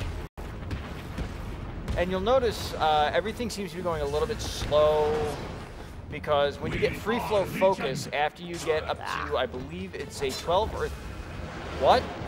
Anyway, when you get up to a 12 or 13 combo, you go into focus mode where all your attacks have higher priority and you attack a lot faster. You should have joined us. Okay, that was alright. I didn't die. Yeah, that was actually really good. Trying to keep that combo going without them respawning and trying to jump on your head again is very difficult. I forgot to mention, I stand on top of him when he does his little shockwave there, because it doesn't actually push you back as much. This is really good. I'm shooting all the wrong times.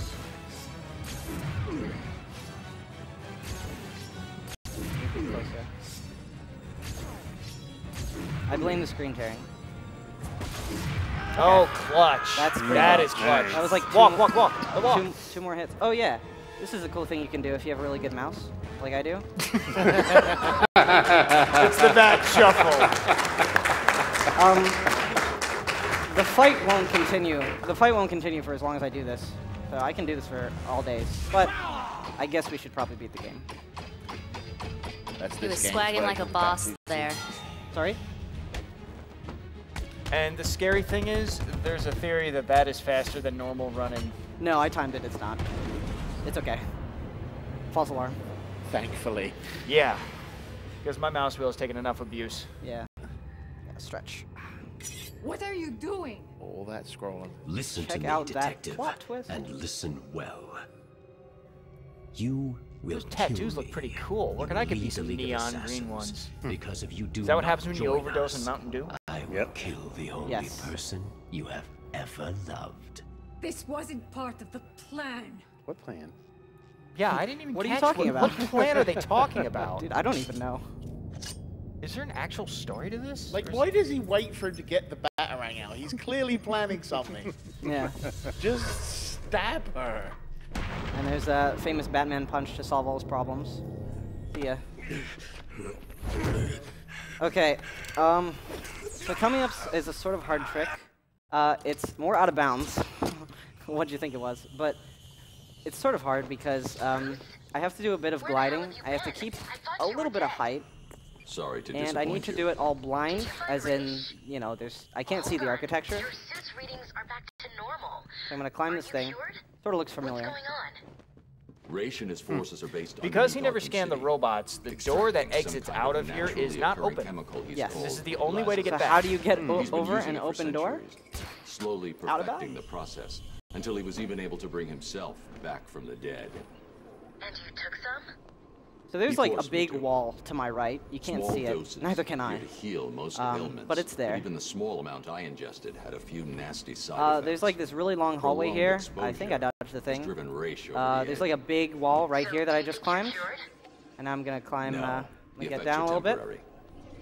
And now I'm back inside the hallway. That's risks are the too trick. great. I did that When I'm pretty done quickly. here, I'll need to investigate this Lazarus technology. Yeah, there's further. walls everywhere, and I if you told don't have Raish enough height, it's to just shut his really pit down. a pain. Okay. You can clap for that if you That want. was really well done. Yeah, that was. First try. Yeah. You'll see him restarting every now and again that he goes out of bounds to reload the textures from if they don't reload when he comes back in bounds. Right. Well, if he didn't reload there, he actually would have fallen out of the map because most of yeah. the geometry there wasn't loaded. Yeah, that trick is, if there's a trick that kills runs, that's it. Because, again, you can't see what you're trying to hit. So. And the way the game loads textures is it'll load the room you're in, and the geometry for surrounding maps are sometimes there and sometimes not. So with that trick, he got lucky because the geometry for the next map was loaded. Processing center's still broken, if you couldn't tell. It's like ran through the wall. Yeah, no problem. And you just grapple back in bounds from here. No big deal. Everything's fine. It's perfectly normal. Yeah. That man comes through the ground. He phases in and out of reality. Right because next he makes to his own. Mr. Warden Sharp. All right, sometimes, so what happened, you may have noticed there's a little bit less slowdown there. If you fight those guys in that exact order, with that exact timing, you get less slowdown during the fight. I don't know why. I just go with it. It's fast. Please, Bruce. For me?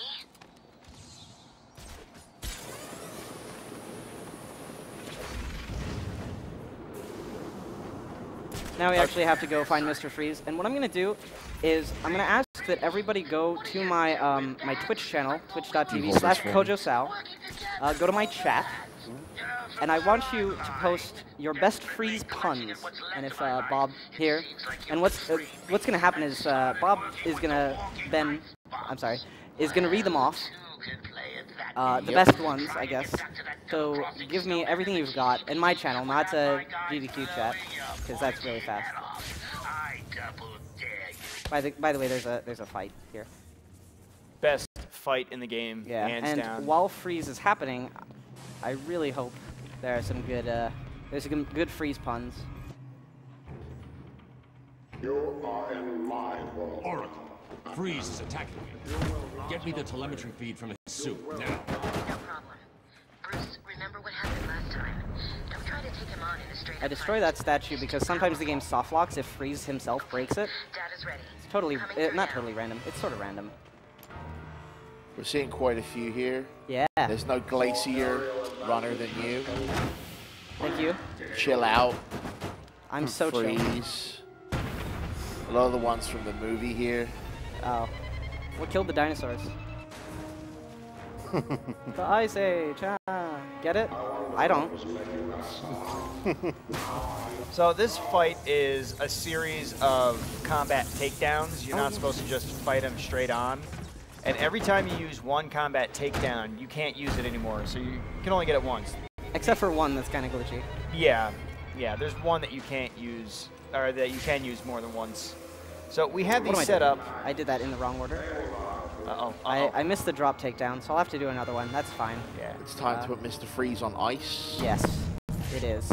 This is a pretty cool boss. Yeah. I see what you did there. Get it? Like icy? Never mind. Someone's like, I see what you did there? Yeah, that's the pun. I learned from my mistakes, Batman. Get off me. Is he really learning from his mistakes? No, he does not. Nah. What am I doing? This way. It's going to be a cold day in hell before he beats Batman. Pretty much. So you have 3 seconds after he gets up when his shield is active, and you can't touch him. Yeah, you have to. There are like physical attacks, like when Batman does a silent takedown or something. You have to wait for the shield to be done, and there are some like this water pit that I hit him with, that you can just sort of that you can do without waiting for the shield. Okay, so I forgot the drop attack. Normally you're supposed to do a drop attack from this railing. I'm just not even gonna mess with that because it's kind of finicky. I'm just gonna do a silent takedown instead. That's good. See ya. Can't allow Freeze to see him. He's too dangerous. This will be fine. Yeah, it'll work. There you go. Oh, I'm this way. This was a really cool idea. Thank you. Yes. Yeah. Anybody here have any good ice puns? I'm glad you guys were so up to the challenge of posting the ice puns. Yes, that's a good one. Yes. We hope the game doesn't freeze. No, me too. Yeah, I'm glad you, I was afraid you guys would give me the cold shoulder, but you really pulled through. Does this make Mr. Freeze's wife an ice baby? That's a good one. I haven't heard that one. It was no problem to you. Thank you. Very good. Nice. Oh, all right. That's Mr. Freeze. Can we get a round of applause for all the Freeze puns? Because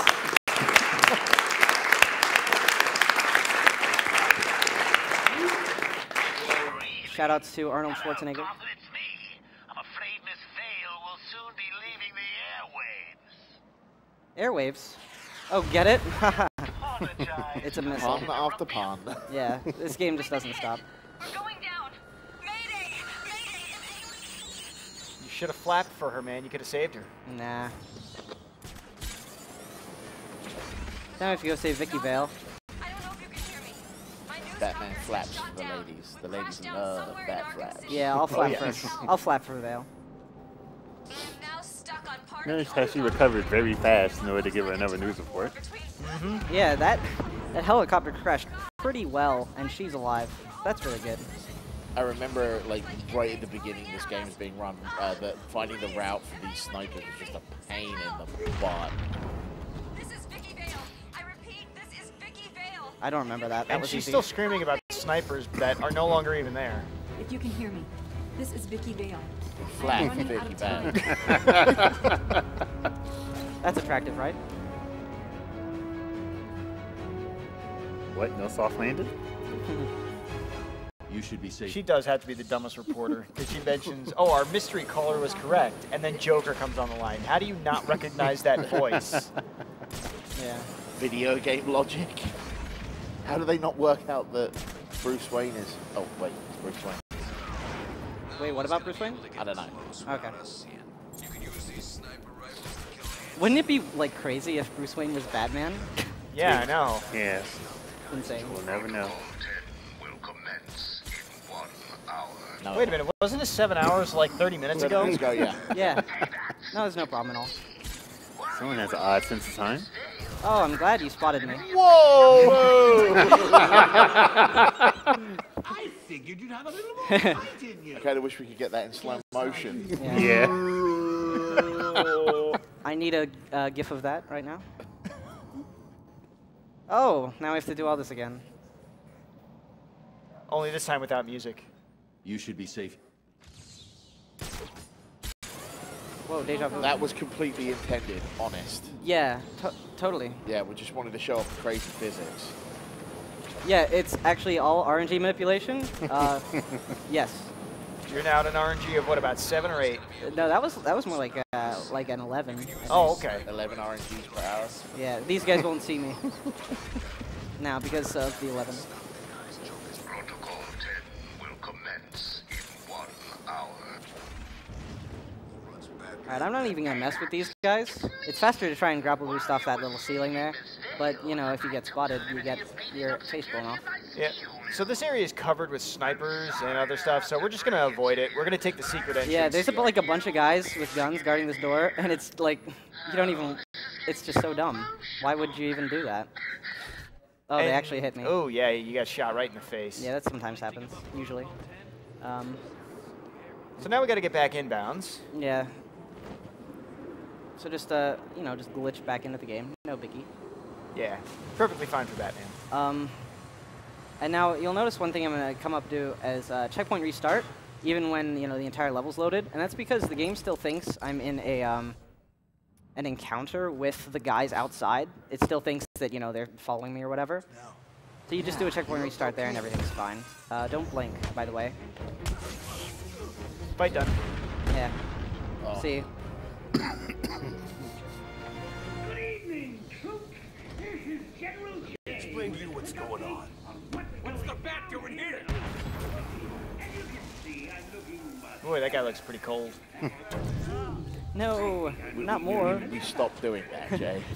It wasn't supposed to be a pun. I was making a statement, not a pun. No, Jay's frozen in time. It's cool. I tried. On the right there, you'll see the turbines that you use with the tornado glitch. Yeah. If you fly under the map and hit those things, you can Do some fun stuff. Yeah, you just rotate really fast. Also, you can climb this thing. That they never believed Protocol Like that. 10 would need to be activated.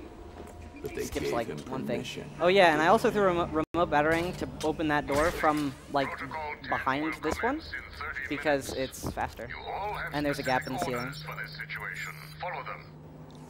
Do you still need an answer? Bruce, I don't like this. Be careful. Be careful.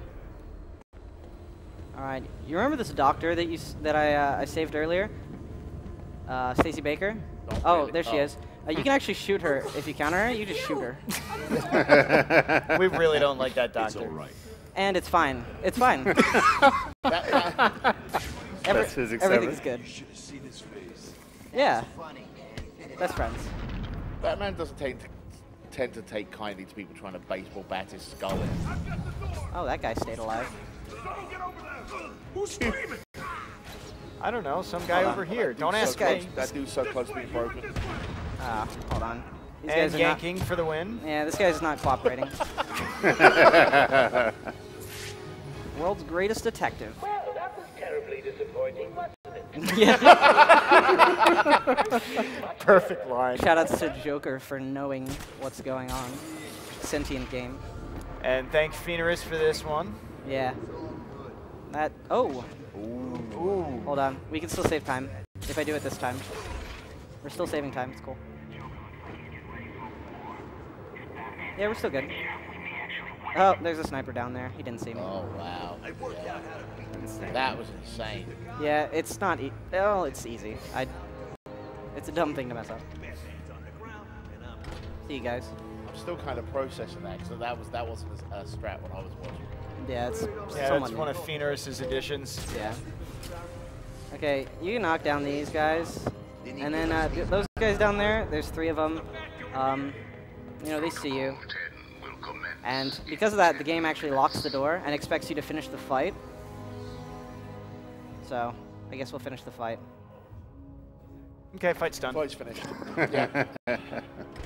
Ladies and gentlemen, the super fight of the century is about to begin.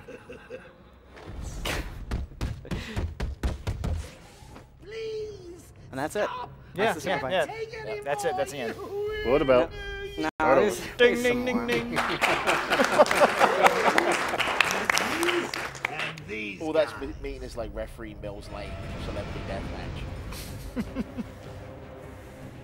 Oh wait, here's the actual fight. Oops. Yeah. So this fight you want to knock.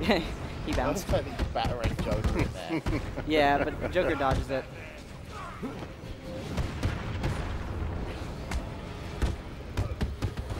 I tried to do that. Okay, We don't so remember this, Abramovich. Yeah, who is this guy? I skipped him. So I'm actually going to take this guy out first because there's a Titan, and it's faster to take out the Titan last than Hammer last.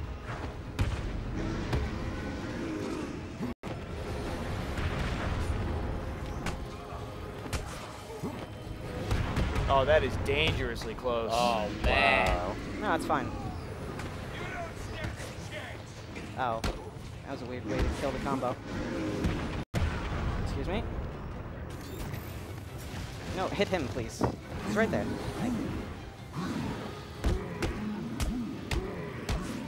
So you take out this guy last, instant knockout, and then hit Joker. That was really well done. Yeah, that fight is Like getting incredibly that difficult. close in that corner is really hard. Meanwhile, on the other side of Arkham, we have the character everybody loves to hate. Yeah, so hours ago, yet somehow in the future, Catwoman. Catwoman 3 is not terrible. It can be, if I'm bad. Well, just don't be bad. Sounds good. So don't be Jay. Yeah. Exactly. Yeah. You can whip to this building. Yeah, her grapple locations are heavily camera dependent. Yeah. And mostly horizontal because she doesn't do much. She doesn't do much vertical except when you're right next to the building and you can just like climb all the way up. Rumor is Batman's sick, just like the Joker. One of the guys It's great where she actually fits into the story for this game because all she wants to do is steal stuff, and that is literally it. Yep. We're in Sector 2. We were attacked. Use the caltrips to knock these guys down. Yeah, looks like it hurts. Oh, nice whiff. Slow-mo and everything. All right, there he goes. Now we have to break into Stranger's vault with guys with guns. And there's the storage facility. Great mechanic. Nice work, Red. Time to get in there. I'll need to be quick and stay out of sight.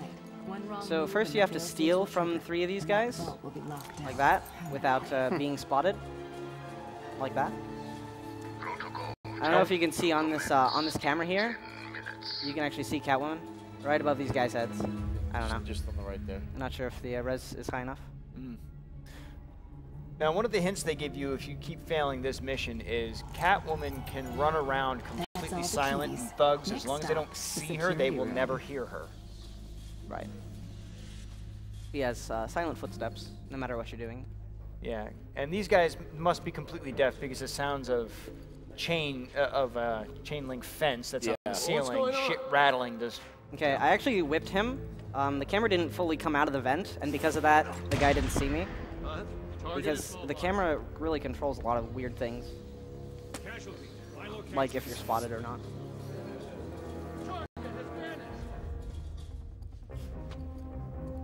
So yeah, these guys, us 2 guys here can sort of do weird things, but today is a good day. And that was considered a silent takedown. Yeah, knocking 2 guys' heads together really loudly is silent. And I just love the fact that they didn't even react. It's like, hey, who is this on my head? Let me just stay quiet. Maybe she'll go away. Target is set.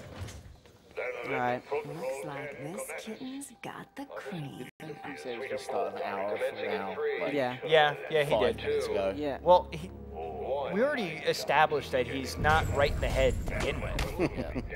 So I'm using the caltrips to knock down the armored guy and the guy with the shield. And that's because if you hit the armored guy before he gets up, you can actually just punch him. Normally you're not, supposed to do that. And just knock him out like that.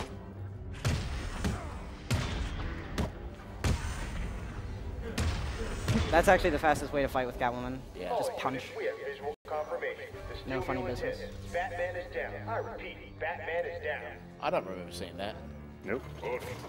Wait until Protocol 10 has completed. There he is. It's Batman TV. To retrieve the Batman's body. And it just so happens the one TV that Catwoman was walking out of a corridor right towards happens to have Batman on it. Exactly. This is the only way she can fit into the story for this. That's how lazy they were when they put her in. Now we need to make a moral decision. Do we leave and let everyone die, then get out of here. or save Batman and the world? It's not like he'll die. Which one gets me to the bar quicker? Right? This one. Well, the bar won't be around if the world is over. Oh, Since true. when did Yeah, you grow good a point. conscience? Do I have to do everything around here? No. Don't Please die, don't. Batman. She hasn't done anything in the first place. That's the point, right? Yeah. Right. See what I give up for you, Batman. You better. And now Batman saved. Hooray. Yeah, she just walks in there and he's saved. Yep. Don't know how. That massive link that travels. Yep. Batman can't let all these people die. My tracker.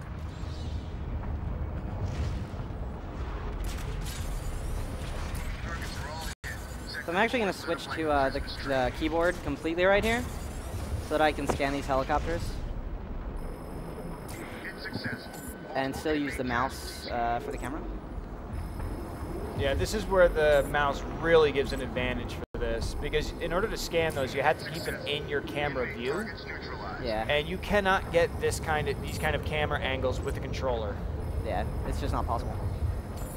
All right, you saw I did like a weird duck with the camera like that. That's in order to scan the next helicopter as quickly as possible. You have to just do that. It's basically resetting Batman's targeting, because if you try to scan 2 helicopters that are right next to each other, whichever one you scan first, if you keep the camera angle the same, it will not go to the other one. Yeah. So you have to swing the camera away, reset his targeting, and then you can scan the second one. For this section with the helicopters, is the 6th helicopter always the one with the transmitter, or is it kind of random? No, it's never random. It's the 6th one you scan. Yep. Okay. So we go for the 5 ones that are the quickest, and then get right back to this specific one. Yeah, because it happens to be right where I'm going to go. Yep. Joker. She's out of her depth. So here's a point in the game where you're sort of expected to do some stuff and fight some guys. But because Batman. But we're going to skip it. Because why not? Yeah. Because so Ruth's in Gotham. This same, Like, yeah. This is the same out of bounds, but I'm sort of going to turn around. Hit some loading zones. And suddenly sewers. And now we're here. Make sure to not hit stuff. Target is hit. Like that. And then just grapple through the water, no biggie. And that's how you get back in bounds. And that's how you get back into Wonder City. There's no time to do that now. You said it here, Batman. You nailed it.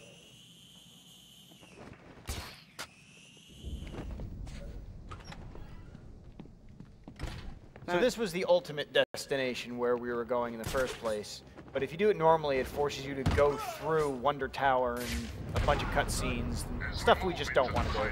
Yeah. So now it's Return of the Yank Man. I would like to congratulate all Tiger forces on this wonderful achievement. As I look at the screens in front of me, I can see that we are rapidly approaching fatalities of 22%. Yank. My projection is that within 3 hours, what? every single inmate of Sonic Arkham Shock. City will be Oh, dead. there he is. And Protocol 10 will move into stage 2. And that Predator room is done. Yep.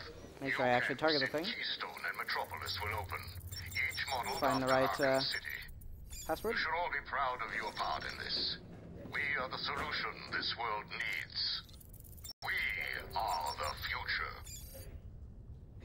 All right, this would be a great time for some donations because we got to ride an elevator for a bit. All right, we have a $100 donation from Kyle. Dave the Animals. I also have a $50 donation from Riley205. Thank you, AGDQ staff and runners, for holding this awesome event for a great cause. This event always seems to land on my birthday, and after losing my dad 2 years ago, I feel like I can give some of my birthday money to this amazing event. Good luck to all, and save the frames.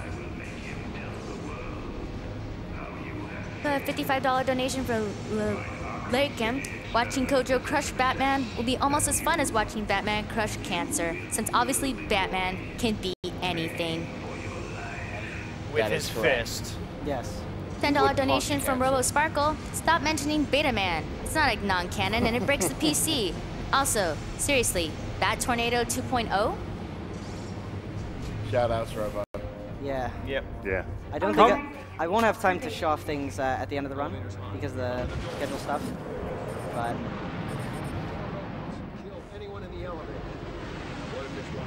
$20 donation for Nomad because Mark Hamill is an amazing Joker. Oh yeah. Thank you, Garjo, for the $10 donation. Like Batman, I do what I want. So if you guys are reading the subtitles at the bottom of the screen, you're going to get a clue to something's coming up here in a minute. Sure. Okay. You have to do that trigger. So we're approaching the end of the. These are some weird grapples. So what I'm gonna do is normally you have to like go through a vent, and that vent contains the trigger to actually finish loading the top of Wonder Tower here. Just do this like that. So the guys are here, but their AI sort of isn't. You just punch him. They're expecting you to come up here in the elevator, and they're where you kind of don't, and they're kind of confused. Yeah. $10 donation from Mitsurma. Hey runners, you guys need to chill out with all the puns. Good luck, and let's put cancer on ice. So, Batman has a very nice way of telling people that he appreciates all the hard work they put him through. So, remember, Eskimo kisses, everybody. Eskimo kisses. I have saved Gotham.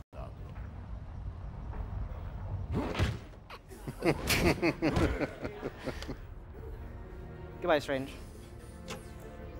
You can continue with donations. There's more cutscene. All right, $100 donation from Andrew, Yoshi hype, Batman hype, and Valve hype. It's just too much. So late, guys, so late. $25 donation to Anonymous. Keep up the good work. Everyone has a good reason to cure cancer. Take a look at your girlfriend. Have a $20 donation from Zach Zero. What happens when PJ plays the game? It freezes. But seriously, let's save the animals. The Rock of Ages speedrunner in me knows that they will just crawl out of heck next year anyway. That was a really good speedrun based part. I'm okay with that. And we both know you really can. $10 from Nani Owl. I know this is a speed run, but the longer the run lasts, the more money you'll raise. Save the animals. $100 donation from Kilgar. GDQ needs more Wolfenstein. Good luck, have fun, runners. If you take too long, leading lady may be found dead in her dressing room. $55 donation from Ches Waldo. It's always great when AGDQ comes around. My coworkers and I spend too much company time talking about everything that happens. Good luck on the run. Announcer's choice. Okie doke. So I bought an upgrade there. Last upgrade. Back claw disarm. There's a bunch of snipers here. I would show you, but I can't use detective mode because of the skip I just did. So if you bat claw their guns off the buildings, they count as being knocked out and can't do anything. Can't do anything to you know, hit you. So you just do that. Oh, that's incorrect. Oh, I think his head was in the hole there. Yeah, this area when I first played it took me probably an hour to do it properly because of just how many snipers there are. Yeah. You make one noise and you got suddenly 6 lasers on you. It's like, okay, I'm just dead. It's like the first time you go outside an asylum, but like to the nth degree. $10 donation to the One Nintendo Freak. Loving the Arkham City run. Excellent commentary, guys. Good job. Why, thank you. Thank you. Thank you. Thank you. Sorry? Somebody shouted something. This is Clayface. No, it's Joker. Oh, okay. You can make him roll into these explodable things, but shout out to Dark Navi for teaching me that you can actually put explosive gel like that, and then when he jumps at you, like he's about to do right now, he jumps at you, you can manually detonate the explosion and still hit him. Oh, excuse me. Don't just stand around!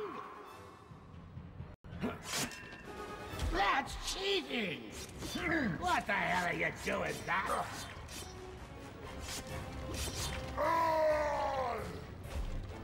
I love how every... Oh, floating stuff. And that's cool. Ooh, floaties. No, I love how every enemy in this game yells at Batman for trying to stop their plans. Yeah. It's like they expect him to just stand around and take it. Yep. It's like they've never met Batman. Like, They're gone, Cena. $10 donation from Telara. Thanks for all the amazing runs.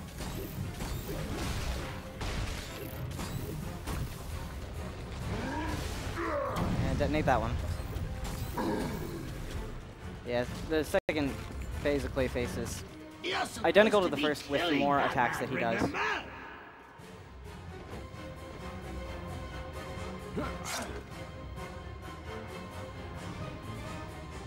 and big shout outs to the composer of the soundtrack for this game. Oh god, absolutely stunning. It's very good. You're making me late for my spa treatment. I mean, it's not like you've got a girl to save anymore, is it? Oh, spoilers, someone got killed in that scene. Yeah. It wasn't Talia. No. No, it wasn't her. Change of Sorry, it was scenery Talia. help ease the pain? I just love the big button. He's just like.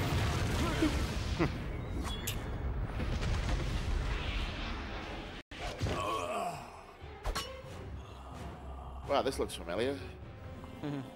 Where have we seen this before?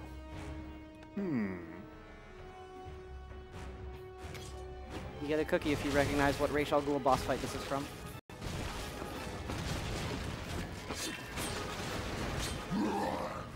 Got a $25 donation from Anonymous. Thank you for hosting such an awesome event. Here's hoping a cure can be found soon. Oh. So you beat him by throwing freeze grenades when he opens his mouth. I threw it like a second too early. Just a moment too early. And that's better. And so it didn't hit him. And you'll see him breaking his combo in this on purpose because once free flow focus mode goes in, it slows everything down, including when those little gummy guys spawn. As well as the speed that the boss does things. Yep. So you don't want to be in that combo for any time. A $10 donation from Anonymous. Never got past the last Catwoman mission in New Game Plus in Arkham City, so kudos to cojosao for doing this stuff faster than I ever did. Nice. Good job. That was really good. That was like really precise.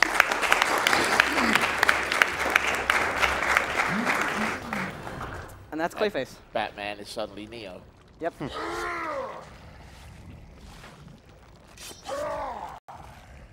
Man, the try-cleaning bill for that is going to be nasty. Yeah. Not really. Look, he's completely Oh, yeah, clean. I forgot. He comes out clean. Okay. That's Clayface, the final boss of Batman.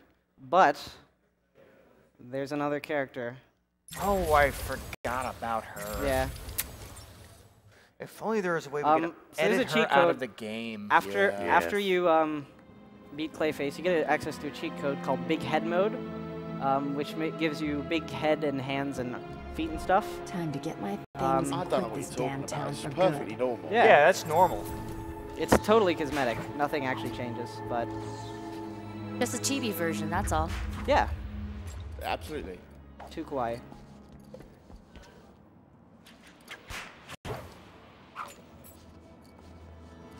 A $5 donation from DCS, Batman, Catwoman, and maybe even a penguin? Sounds like we need to save the animals.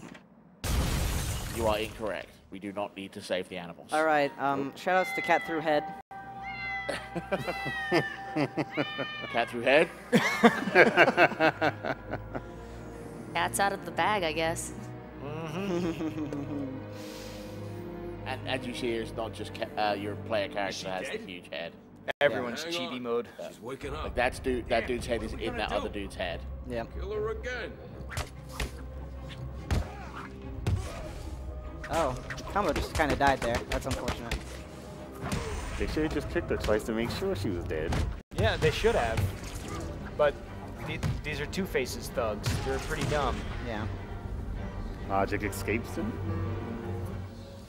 Where are my things? Tell me, or I'll slice you apart, piece by piece. $50 donation from Anonymous. All these puns are ticking me off. Thanks.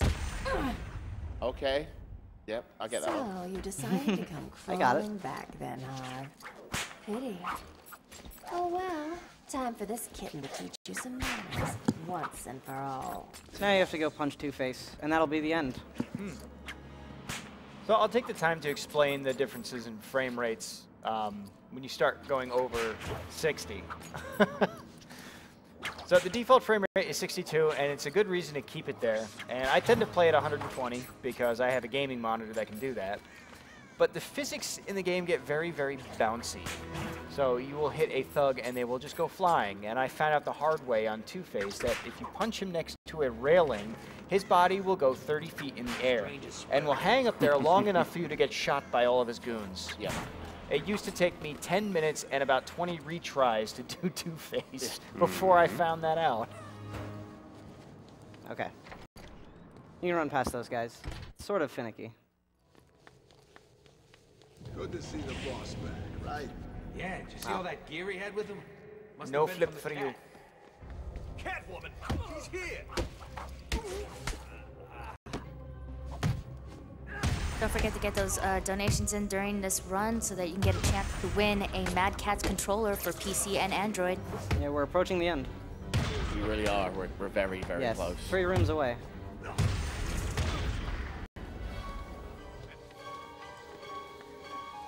I will say, if you do pick up this game, do spend the time to explore Arkham City.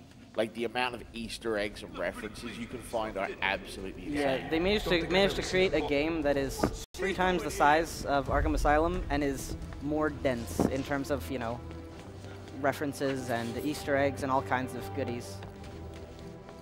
It's just insane. Just check all the boats in the harbor and just check everywhere. I still have to do that. Yeah. There's so much stuff in this game I still haven't seen. Yeah. We have a $340 donation from Robert McCall. I'm donating $10 for every game I've either owned or played that's being run during this AGDQ. Thank you all for using your strengths for a good cause. It's like you're each a superhero of your own. Nice. Thank you very much. Thank you.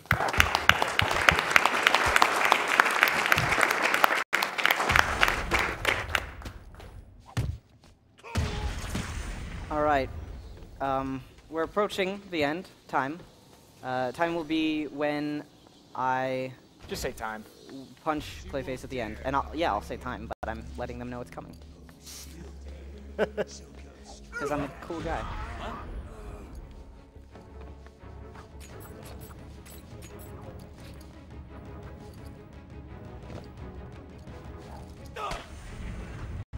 What are you waiting for? You can just punch Two-Face. Alright, and... No, not him. Oh. What is happening? Time. Sorry, that was time. This really isn't your night, is it? Time. Time. Time. Time. Time. Time. Time. Hype. Okay. That's Arkham City.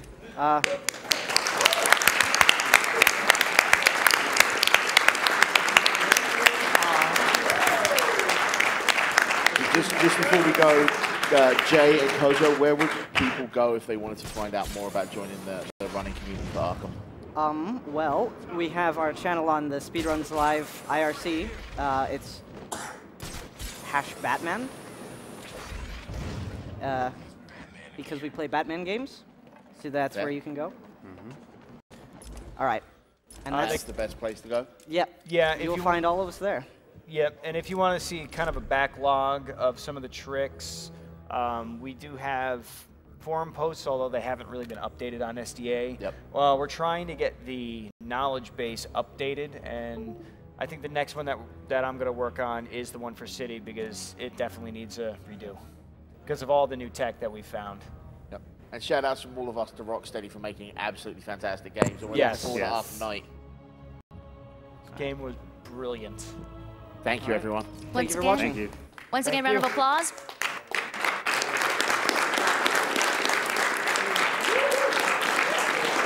what do you guys think? Was that good? Thank you.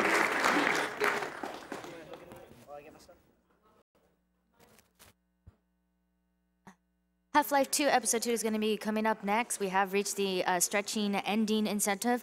We also have the good versus bad ending bid war still going on for Aperture Tag.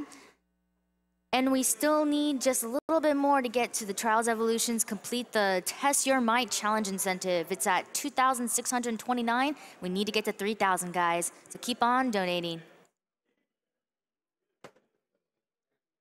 And now we're going to go ahead and go to a Tiny Build commercial.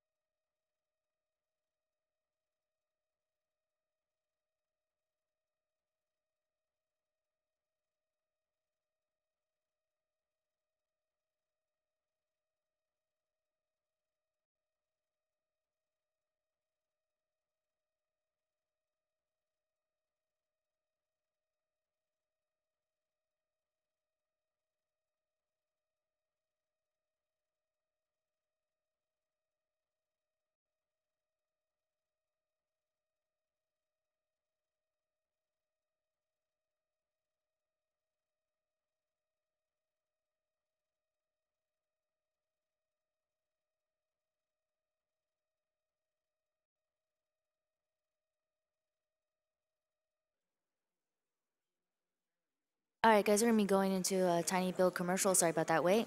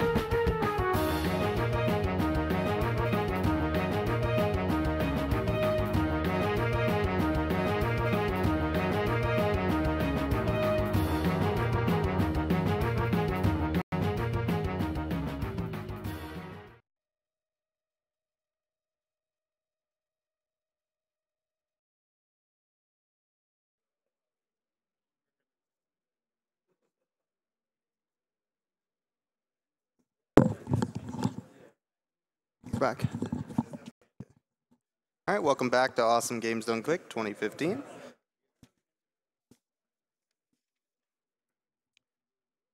Just a reminder, Awesome Games Done Quick is a Games Done Quick event held every year in January featuring members of the Speed Demos Archive and Speedruns Live communities. SDA proudly hosts speedruns of over 1,000 games with forums containing speedrunning planning and marathon discussions. SDA welcomes gamers old and new alike. You can follow them on Twitter at SDA Speedruns and visit the website at speeddemosarchive.com. And SRL is the best site to race video games online against other players of all skill levels. They are also hosting a short series of races starting on January 17th titled Get Yourself Speedrunning. You can go to their front page, speedrunslive.com, for more information and to watch a variety of speedrun streams. For more information about Games Done Quick, you can follow at Games Done Quick on Twitter and see information about the event on gamesdonequick.com.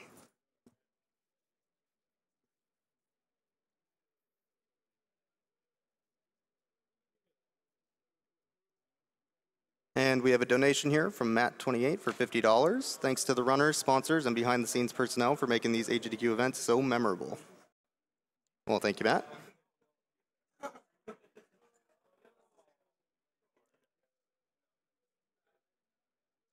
We have another donation here from EMBW for $10. It's my third year watching AGDQ and second year donating. Let's punch cancer in the face Batman style. Also, Portal and Pokemon hype. Hype? Hype? All right. Another $10 from Alan Junker. Kill the Animals and My Sleep.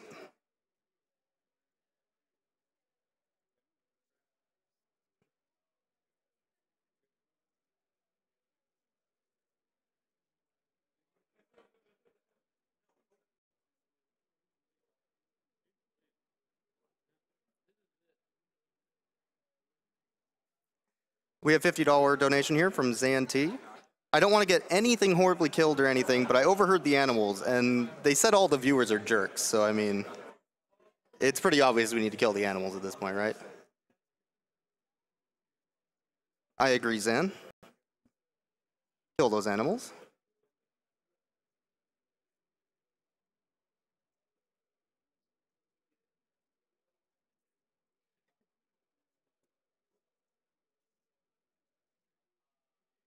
We have a donation here from Klaus Live for $50. Sad you guys didn't read my pun earlier, but I guess it wasn't children safe, so I can understand. Also kill the animals. Greatly appreciate the pun, thank you.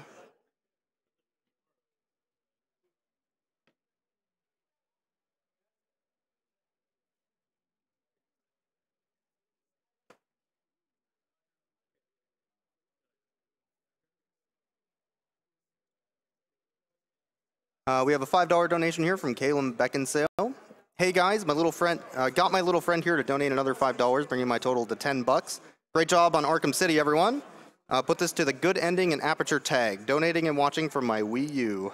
As a reminder, we do have a donation bid going on right now for the good versus bad ending for Aperture tag coming up at the end of this source block. Good Ending is currently ahead at $360, and Bad Ending is $145. So if you want to make that change to the Bad Ending, or if you want to keep the Good Ending ahead, make sure you get those donations in.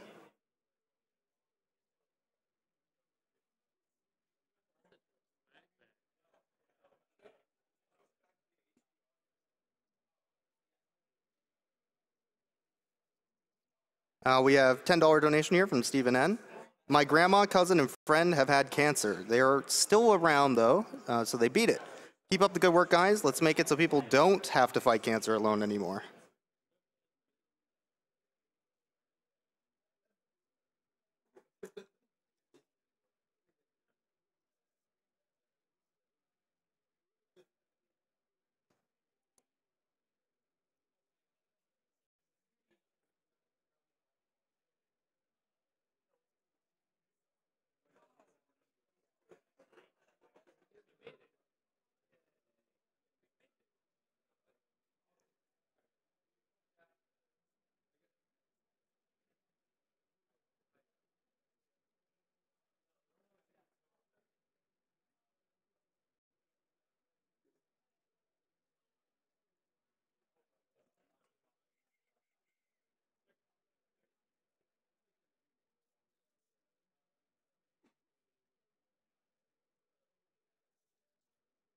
As a reminder here, we are raising money for the Prevent Cancer Foundation. The Prevent Cancer Foundation is a nonprofit organization that focuses on prevention and early detection of cancer via research, education, outreach, and advocacy. Their staff has worked towards this goal in countries such as China, South Korea, Australia, Canada, England, and other countries spanning a total of 6 continents. PCF has invested over $138 million over the last 29 years and funded more than 480 grants and fellowships. So make sure you get those donations in.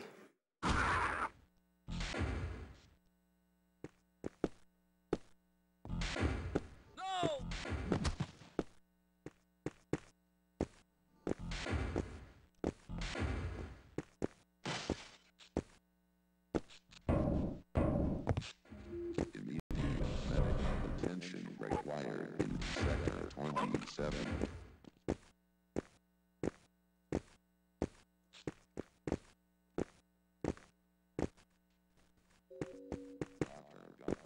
Report to Inspection Laboratory 6 immediately. All right, let's go. And the stream this year is also being... That should keep you safe out there. Sorry about that. May not actually be here to rescue us. Just don't forget about us. Yeah, the stream this year is also being... Oh, God.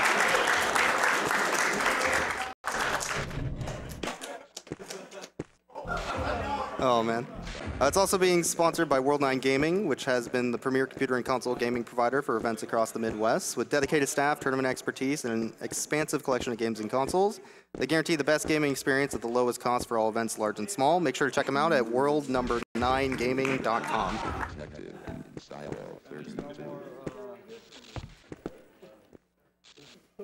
Yeah, it is. You're not getting up, by the way.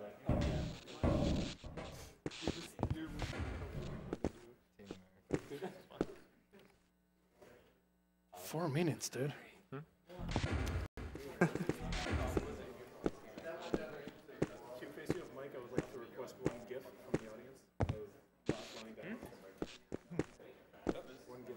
One GIF. We have a $30 donation from Danner's Mac for the Blaze JP's Trials Evolution run. Good luck, mate. Don't forget to use your ninja skills for more pro saves. You'll make me proud. Get in. Oh, God.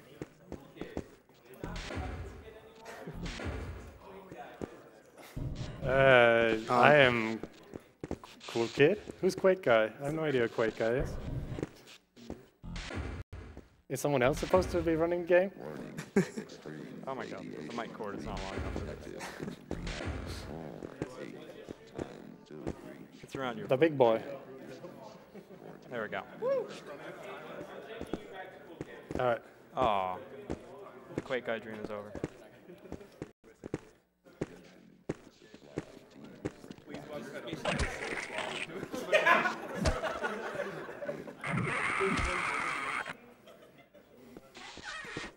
Three.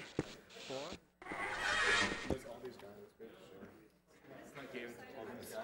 We have another donation here from Zombie Toast for $10. It's 4 a.m. here, and I even set an alarm not to miss my favorite Valve games. Keep up the good work, and remember, G-Man is love, G-Man is life. Have you ever seen such a magnificent... Tuna boys, where we at?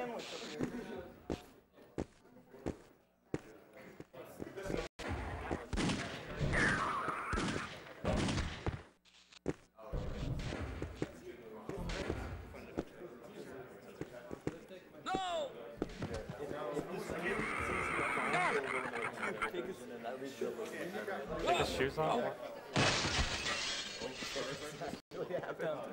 What? The stars? What's... There's no stars on camera. Okay. Switch arms. Yeah. Turn it around. Yeah, like it was inside out anyway. What are you doing? He's a fraud. You're not a real American. Wait, you're finished. It's on the same. There you go. Oh, you just turned around. Much better. Attention, Dr. Freeman report to research administration. Hey, be careful. Here, let's put it over your leg. Maybe I should guard that closet over there. We're in it for the long haul, guys. So how long is opposing force? It's like 5.5 hours on this. 26, 27. All right. Before we go, can we get a roll call from the couch? It's just Gocnak is transferring his game to the computer right now. Do we have a walk around?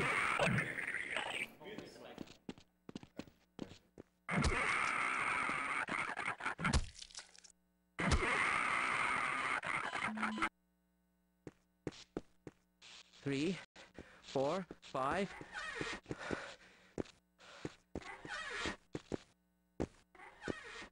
These Have you ever seen such a magnificent species?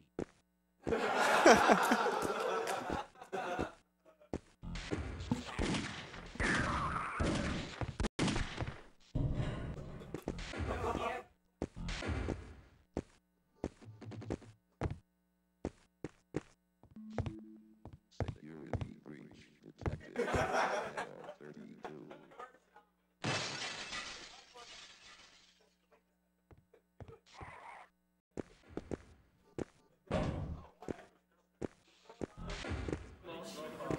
Test.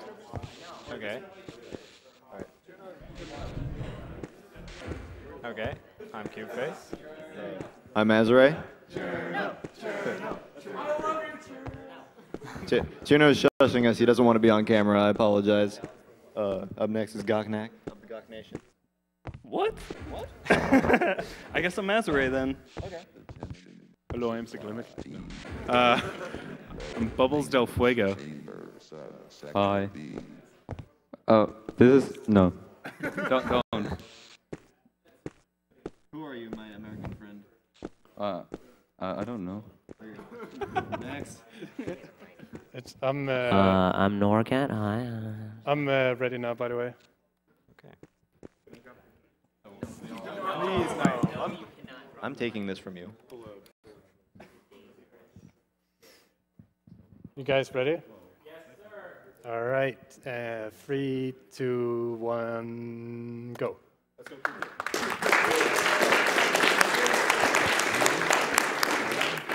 Oops, I messed up the very start of the game. Whatever. You guys find restarting? So yeah, this is the first expansion pack to original Half-Life 1. This game shares it's basically just like Half-Life, except that it has new levels, new monsters, and new weapons. See, now I've heard rumors that you troops may not But actually be the here. gameplay is basically the same. You can bunny jump. Alrighty? Okay, I'll let you. And yeah, do a bunch of cool speed stuff.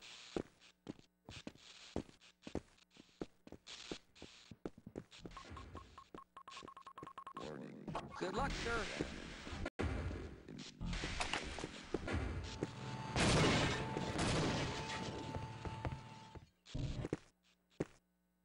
Bunny jumping is just basically whenever you strafe in midair, by holding a strafe key and moving the mouse in the same direction, you gain speed. And by jumping, as soon as you land, you maintain the speed that you gain while in midair. So you can just chain bunny jumps in order to increase your speed. I'm gonna make a quick save here in case I mess up this trick. It's very precise. Skip. I died. Basically, you're trying to avoid a instant death trigger, and it's a really, there we go, really tight.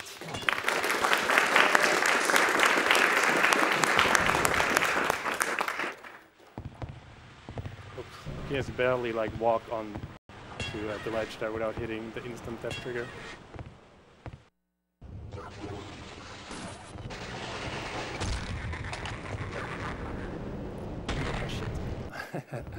Unfortunate. I was supposed to stop. You can stop your fall by wedging yourself into an acute angle. At the beginning of option 4 is not very like fast paced. Like there's a lot of waiting around. But once I get past a certain tram ride in the game and of other things, the game, well, the run turns really interesting, and it's just really fast-paced and beautiful, beautiful run.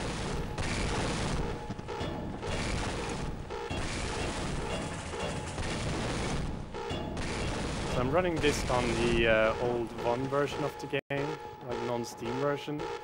It's because this version I can for example, on the current Steam version, there's a movement cap.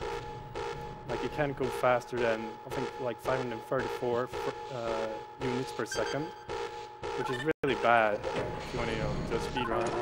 And this version, oops, the cap is 2,000 units per second instead. So,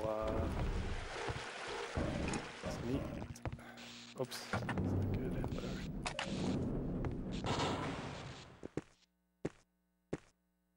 Just chill. So quiet. Yes.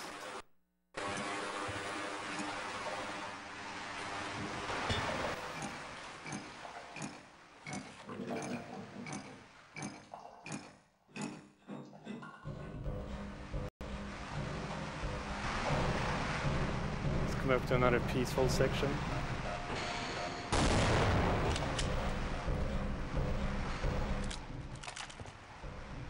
You have to shoot those boxes so that the robot can start moving.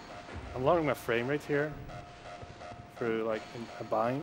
Like I bind one of my mouse buttons to reduce the frame rate in the game, which makes NPCs make sharper turns. So that saves a slight amount of time whenever you like want NPCs, like whenever you're making a turn, you want to lower your frame rate, which is perfectly legal in the speedrunning community for Half-Life games.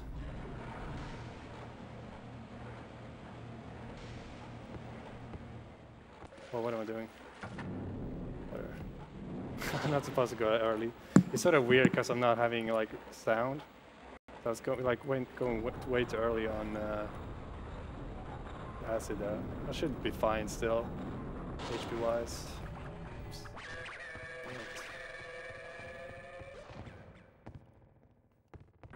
So here I'm gonna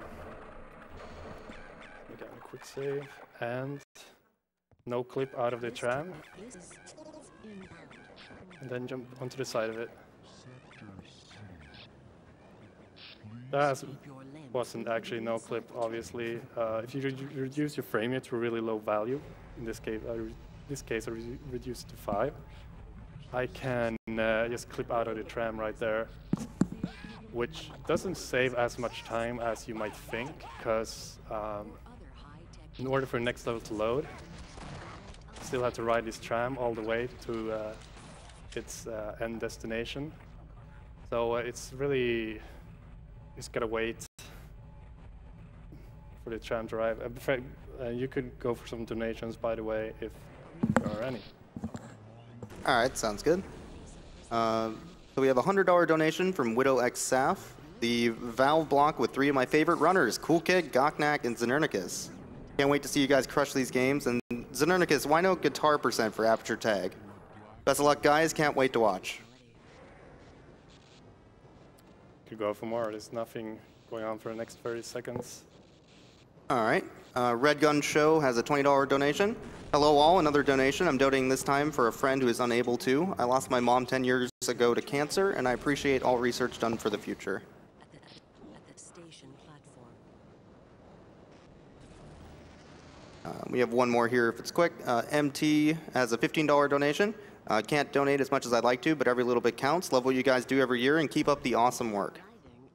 All right, so I'm standing here. I just have to wait for next level load. If I go too far, I won't keep my weapons when the game changes map. There we go. Have you seen the new AGDQ? No, I haven't. I have to be kind of careful not get hit here. I'm low. I don't have much health and I don't have much armor. There we go. Grab his handgun. The handgun is an extremely powerful weapon. And I have to wait here anyway, the glass to break.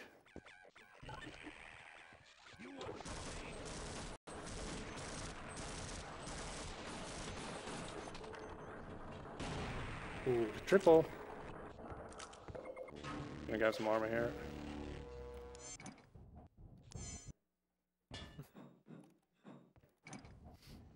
Alright, so right here. Gonna jump up here.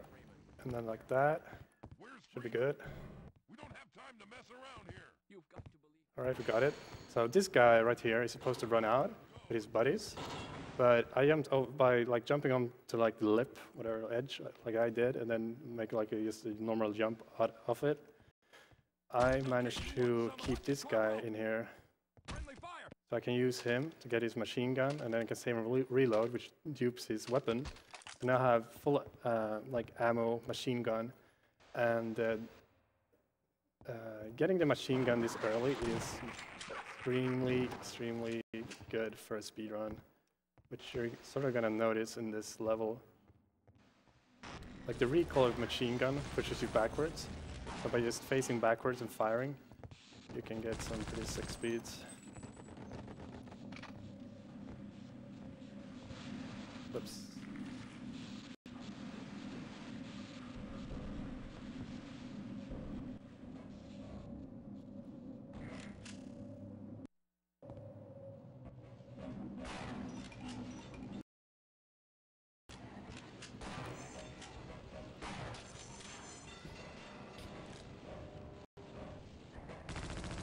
Oh, get up there.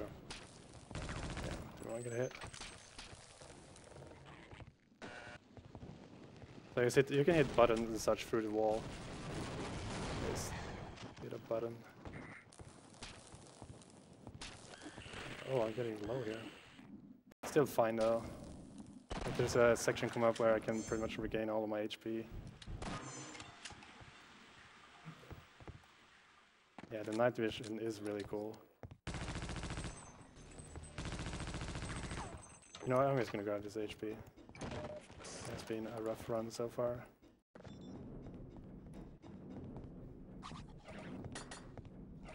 So I'm really low on HP, so there's a boost you can do here, but I obviously don't have enough HP for the boost.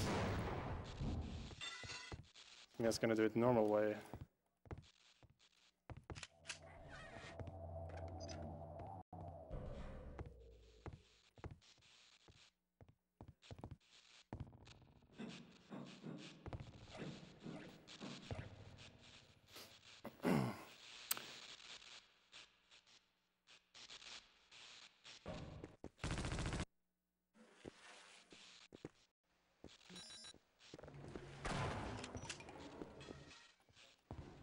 Dude, there we go.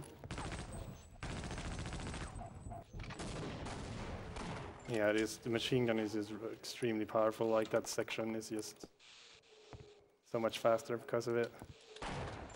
Now this jump can be a bit tricky. Alright.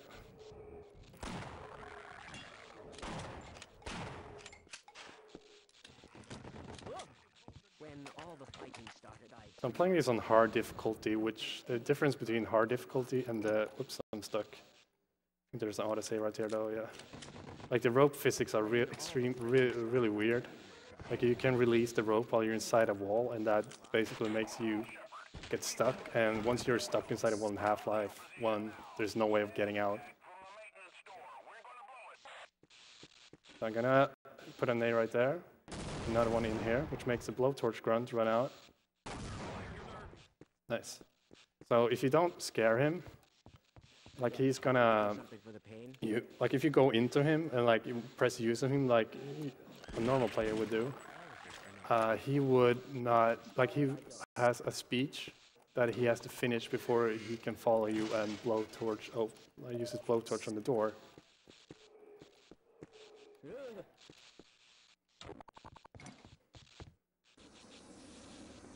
Alright, so there we go.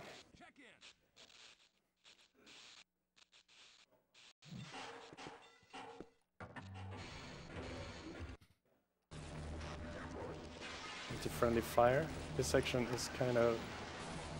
don't want to take any damage here.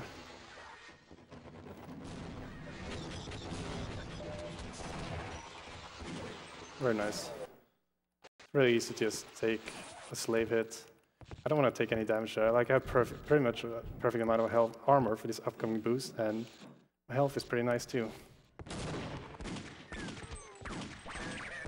We're killing. All right. I'm scaring off this medic, which skips another speech trigger. This section is sort of tricky with the amount of health I have on hard difficulty. The Black Ops are really dangerous. They can deal high amounts of damage. A short period of time, I have to be careful with this guy. There we go, got him.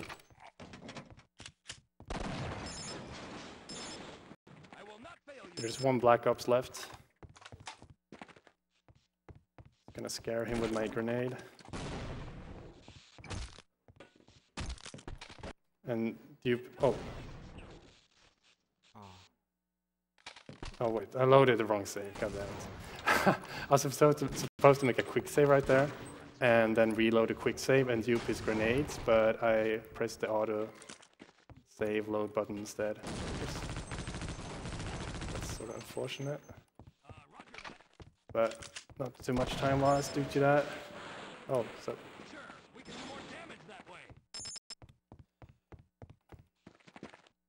I need his nades, where do you go?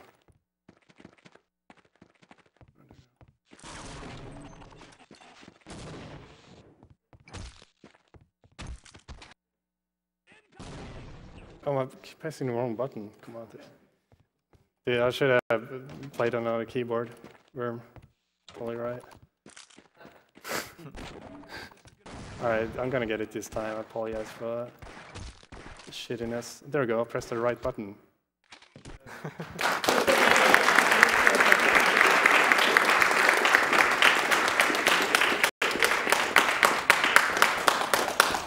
Thanks, guys. That's why Cool Kid's our boy. A tiny trick here. If you hold use on him, like you can skip, like he's supposed to walk up to the blowtorch grunt, but if you hold use on him, you just start healing. Like he will put his needle into the ground, but you still heal the blowtorch grunt. Come on, dude, run. Oh, this guy likes to get stuck. You got it, Corporal. I'll be right behind you. I want to bring both of these guys. I need the blowtorch grunt for the door, obviously, this door. And while I'm waiting for him to open the door, I'm gonna grab some goodies.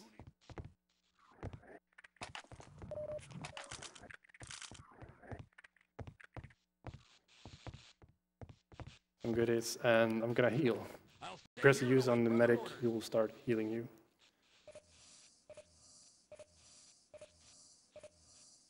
So we're coming... this guy is pretty annoying. Like I want him to start running. Run, dude. Have to be careful here. He can start unexploded. Alright. Like his backpack can actually explode.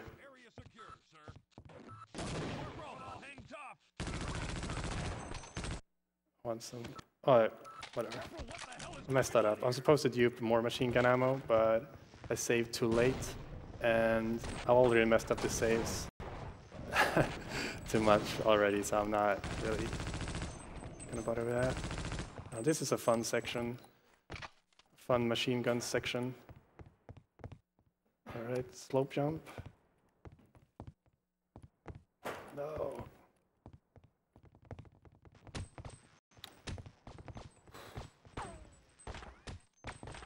There we go. Almost dead. Good.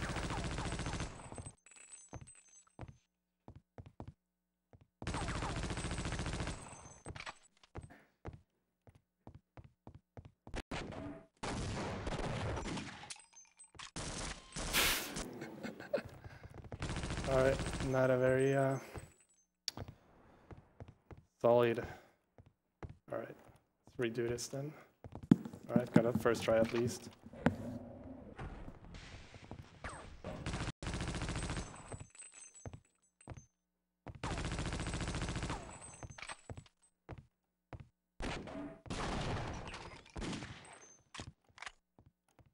And this jump is a bit tricky. Right.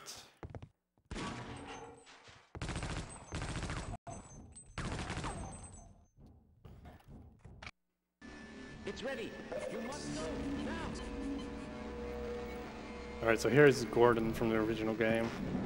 You can actually jump into the portal right there, but it's like if you jump into the portal, you just fail the game and you have to reload a save because you like alter with the timeline or something. And that game doesn't want you to follow Gordon.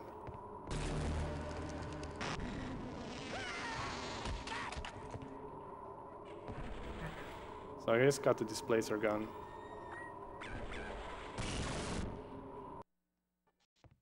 The displacer gun has a primary and secondary attack mode. The primary attack mode, I'm gonna use the primary attack mode against these guys. It's a really like powerful blast. Just destroyed both of them.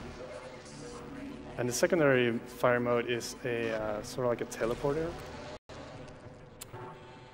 And if you use it, you get teleported to a specific place on the current level that you're on, depending on where you are on the level, currently on the level. Following? Okay, cool. Wouldn't you like to get one of these? So if you do machine gun, if you start reloading and then switch weapons, you still get like full ammo. So really neat.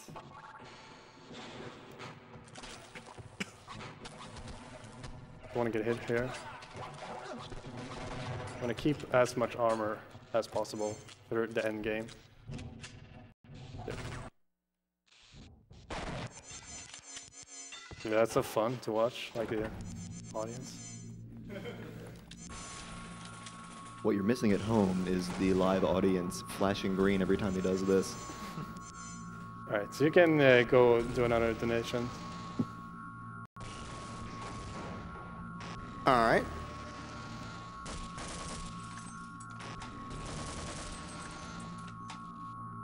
One second here. There we go. We have a $20 donation from Lange. Valve games are my favorite speed games. Good luck to all the runners, and a special shout out to my boy Blizzik, who helped me get into Portal speedrunning. I'm super excited for the race, :D. And a $200 donation from Kyle202. Dear Cancer, prepare for unforeseen consequences. You can pretty much keep going. This part Keep of the going. game is not, yeah, it's not very... Cool. We have $25 donation from RCT Dude 2. This is my second year donating, wanting to wish Gocnak good luck on his episode 2 run. Also, make sure you get home before the temperature goes back up. If I'm gonna freeze here, you should too. Don't worry, it's cold here too. It is really, it's really cold here. It is very cold. Just for your information. All right, so I'm gonna use the displacer gun here. Oops, I missed the loading. Displacer gun, save and load. Now, when I save and load, the game sort of forgot where I used the displacer gun to begin with. So it sort of put me in this middle part of the level, instead of like teleporting me back to the beginning like it should have. I'm gonna use the displacer trick again here. Display the gun, save load, and I just saved like over a minute by doing that.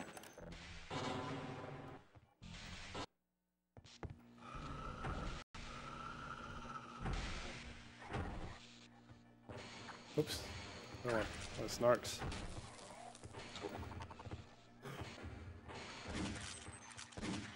Dude, he's hard to hit.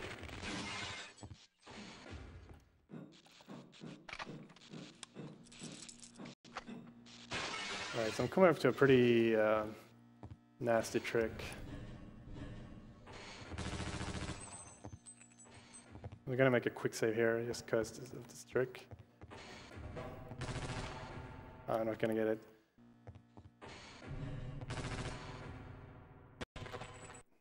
Like I want to land on the ledge to the left here, just like that.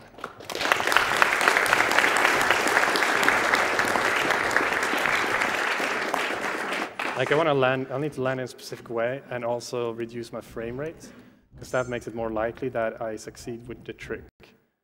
So like I land there in order to basically just dying, and doing that just skipped I just skipped getting the grapple gun, which is a huge sequence break.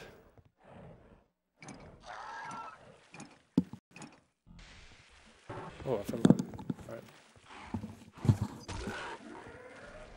So we're coming up to the first boss in the game, the big worm.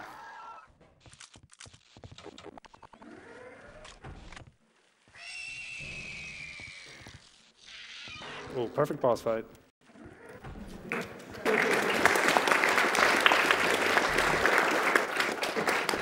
Another displacer gun trick right there. I'm just gonna grab this battery just in case.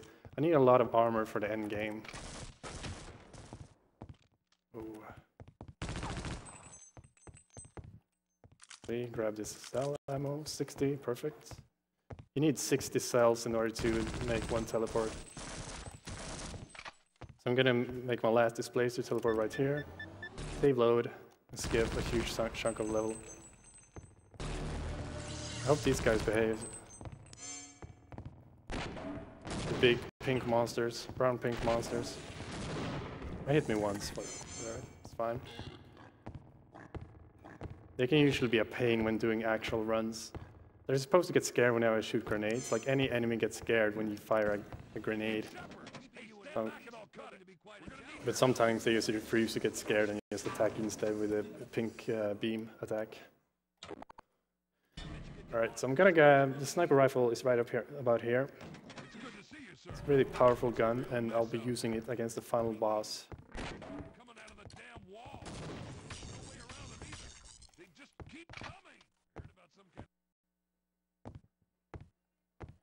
So I'm gonna grab armor here, just full armor, just in case the end section of the level goes, end section of the game goes poorly.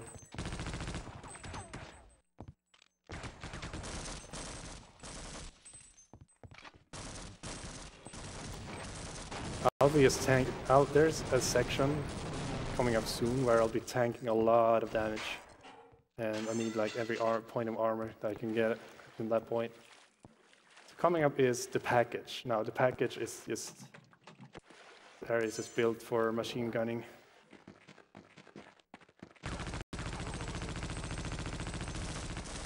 No.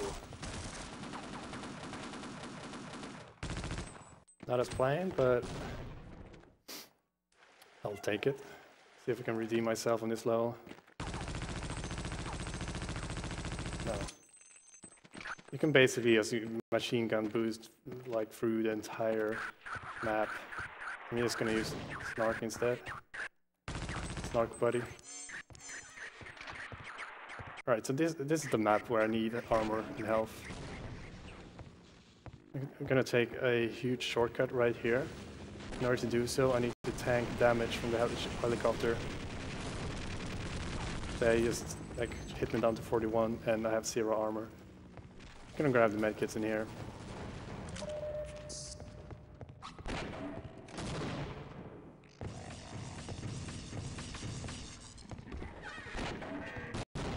And the armor. I sort of tied on armor and health right here. If I play this end section well enough, I can have enough armor and health to make a really nice boost.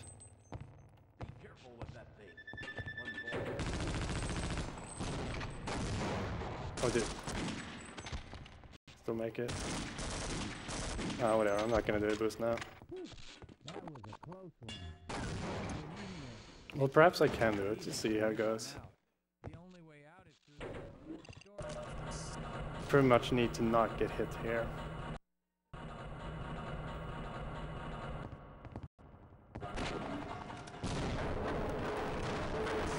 Alright. Ah, too bad.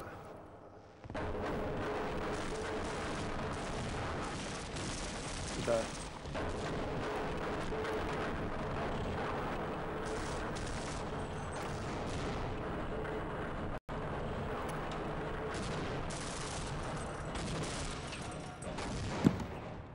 Right, so I'm supposed to boost past this part.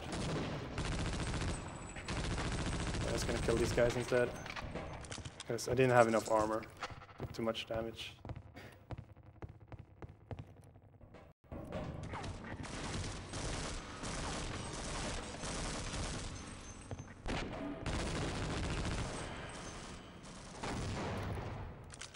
I guess you're a good guy. Alright, so we're coming up to the final boss. The big pink green octopus rhino.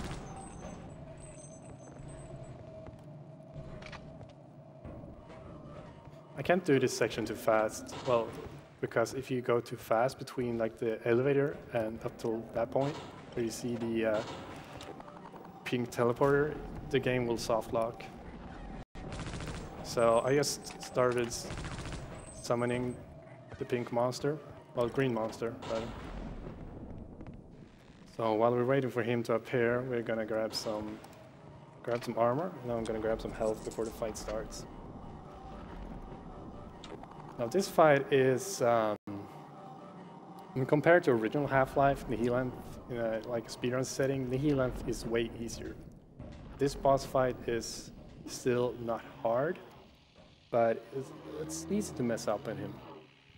For sure. Hopefully I'll do this well.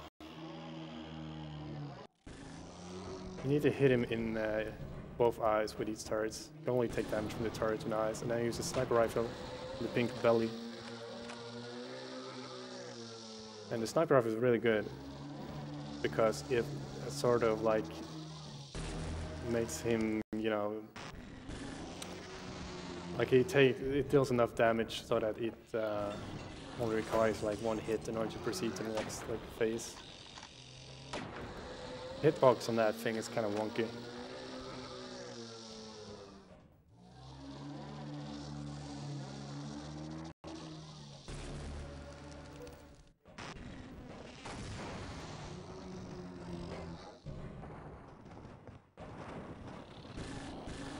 Nice.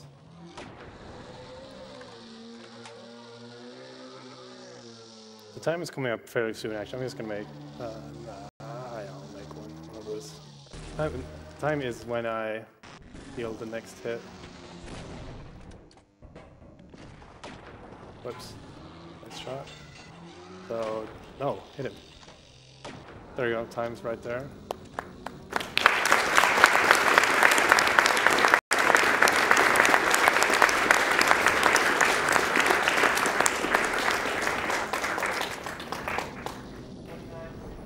All right.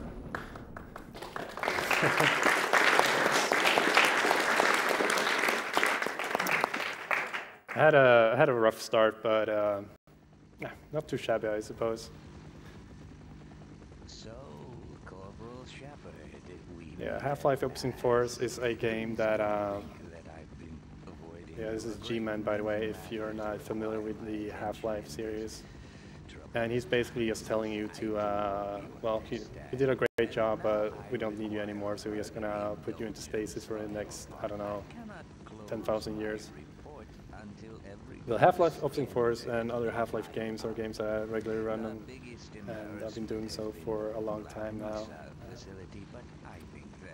Yeah, it's just a really fun game series.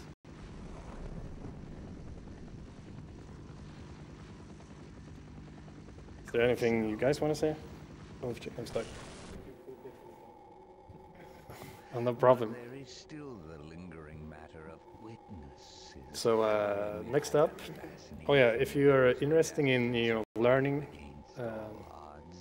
more about Half-Life 1 like Opposing Force and you want to get into speedrunning any of these games, just feel free to visit this website, sourceruns.org, or just send me a message on Twitch. While I believe a civil servant like yourself understands the importance of discretion, my employers are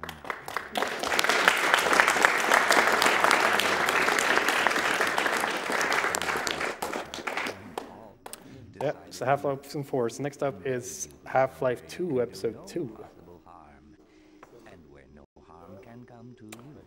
All right. Well, let's go ahead and get hyped for that Half-Life 2 Episode 2 run coming up next. Hype! There we go.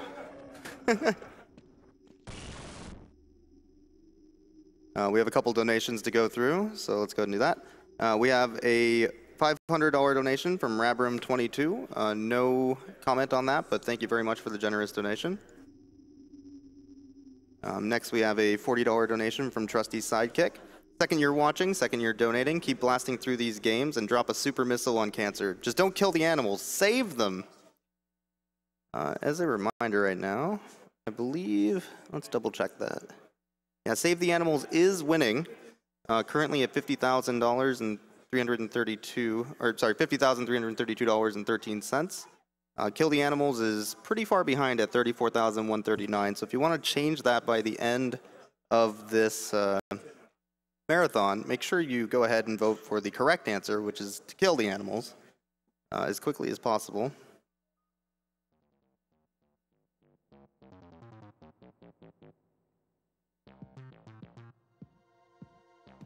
We have another $25 donation here from Void Ed.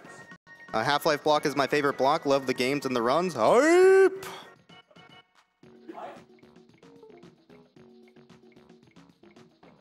Gonna take a moment here to go over one of our sponsors as well, while we have some time. So Tiny Build Games is an indie developer morphed into an indie publisher. They partner up with indies across the world to help better their games, as well as develop games themselves. Check them out at www.tinybuild.com and check out their game Speedrunners, available in the AGDQ 2015 Humble Bundle. Seems like a good time to mention this as well, but make sure to check out the awesome Games Done Quick bundle on humblebundle.com. Pay what you want for up to 9 games, a Twitch Turbo subscription, a subscription to XSplit Premium, and exclusive merchandise, as well as supporting the Prevent Cancer Foundation. That's www.humblebundle.com.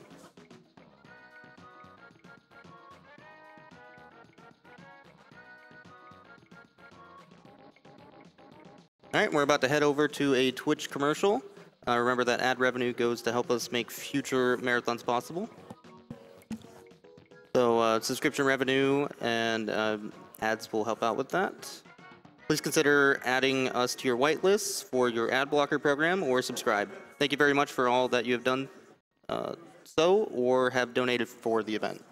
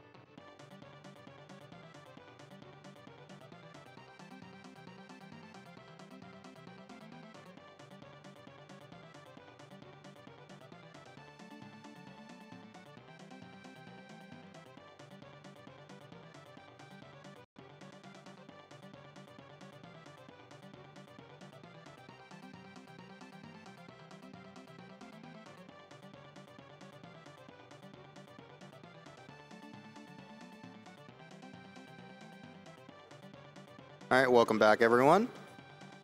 We have a few more donations here to read off. We have $20 from Farius. Gocnak, hype!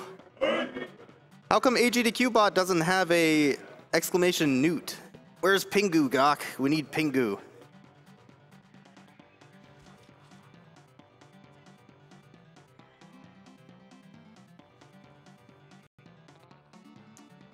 We have $50 from Fender McBender. I don't think I can resist donating during one of my favorite segments. Thanks, Source Engine, for completely changing me. And thanks, AGDQ, for doing this. First, then go for it. Okay. Yeah? I'm like this. Hear me out, bro. If we take, yeah. Okay. We all good? Okay. Let me know. All right, while we wait, I'll read off one more quick donation. Yeah, go ahead. All right, we have $10 from Toyoka. In between trying to stay awake, modding Dota 2, and watching AGDQ, I've been waiting for the Valve block, and it's finally here. I love watching my favorite runners break some of my favorite games by some of my favorite developers. Kudos to all you folks for doing what you do. Keep up the pace. You're doing great.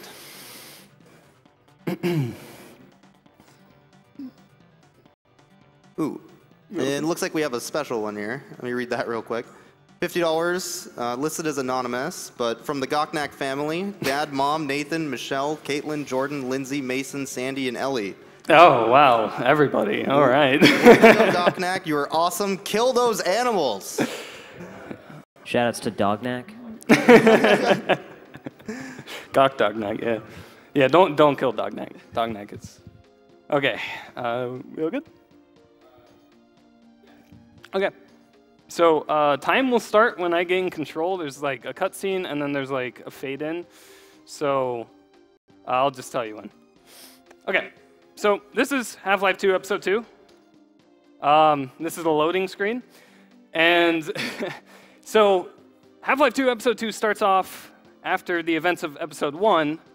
We don't really talk about Episode 1 because it's not a good speed game. So you're in this train, and... start time. Okay, so you start off in this train, and it's from the events of Episode 1. Pretty much the Citadel collapses, and you are on a train with Alex. Alex is perfectly fine, and so are you. Just a little bit of a scratch, 72 HP. This episode is relatively short compared to Half-Life 2. It's like around 45 minutes worth of gameplay, but it does have some benefits. Episode 2 is probably starting off like with some of the better qualities of Half-Life. For instance, we start off with one of the best weapons that you can have in the game, the gravity gun, and we also start off with one of the most annoying NPCs in the game. You take the gravity gun. You're better with Do we have game audio?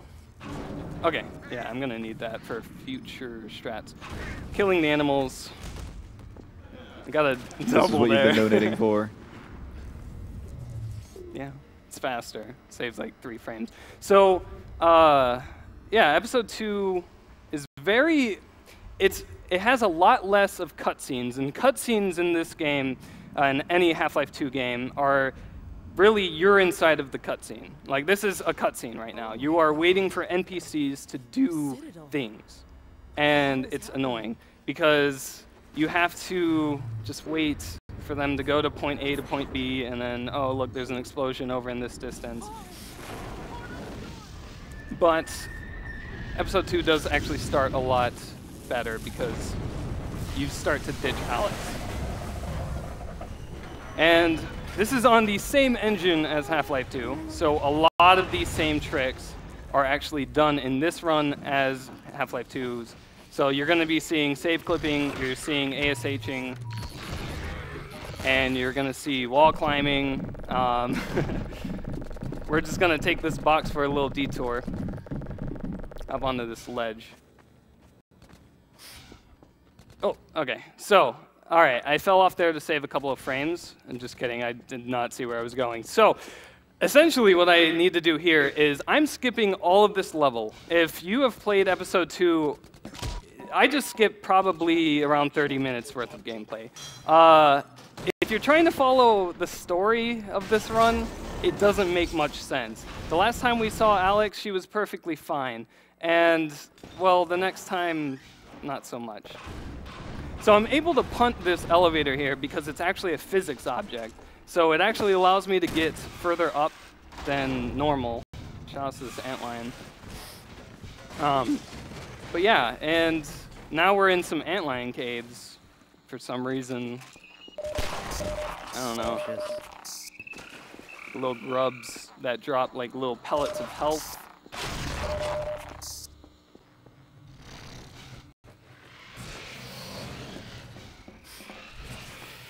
And so another thing that this episode is pretty good at is giving you the second best weapon third in the game, the shotgun. Very helpful for fighting enemies.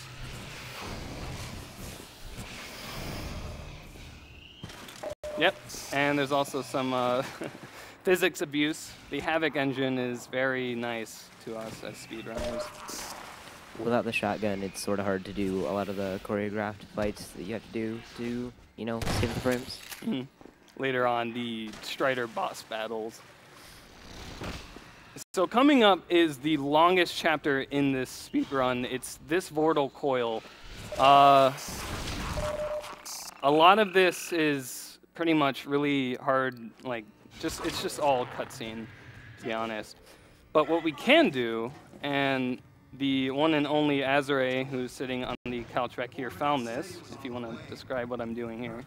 So a year or so back, a speedrunner, Lots of S, was running this game and going through this entire chapter, which, you know, took a lot of time. This is a very long chapter, a lot of backtracking, fighting antlions.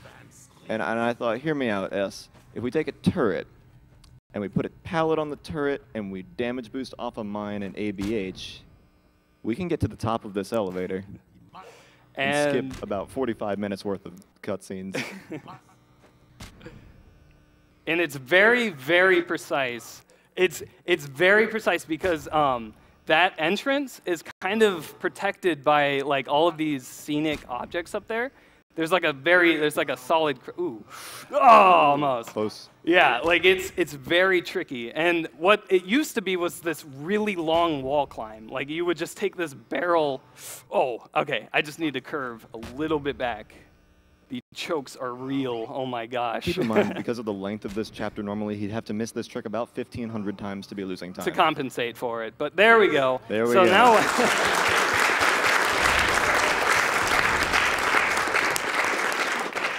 so that was a chapter. We're now in Freeman Point Effects, and Alex is surprisingly A-okay. She's just gonna come after us in a bit. We're gonna go ahead and kill some antlion guards.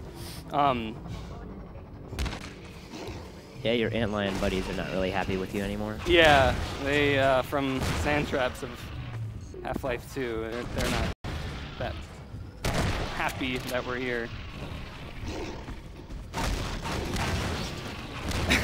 ABH? Yeah, okay, so a very popular variant of ABH, which ABH is accelerated backwards hopping. It was it was first used in like Portal, and then Episode 2 kind of is on the same engine of Portal and Half-Life 2, so you can do the same trick. But what I'm doing is a variant. It's called ASH, accelerated sideways hopping or side hopping. And what I'm doing is I'm holding a strafe key, A or D, and S. And what this does is this allows me to trick the game into thinking that I'm going backwards. How ABH works, and you could search it. We have a wiki page that explains it. ABH works because of how Valve patched out the older engine, like very old 2004 engines, Bunny Hop. It subtracts speed based on how you're looking. So when you're going backwards, it's subtracting a negative velocity. And it adds on to that, essentially. Basically, they tried to make you go slower, but they failed miserably, so we can go faster. Very fast, yeah. So this pickaxe is being embedded with magical powers.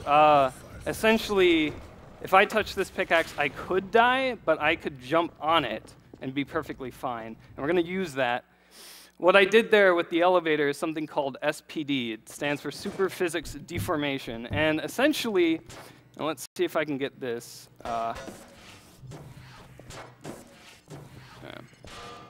All right, so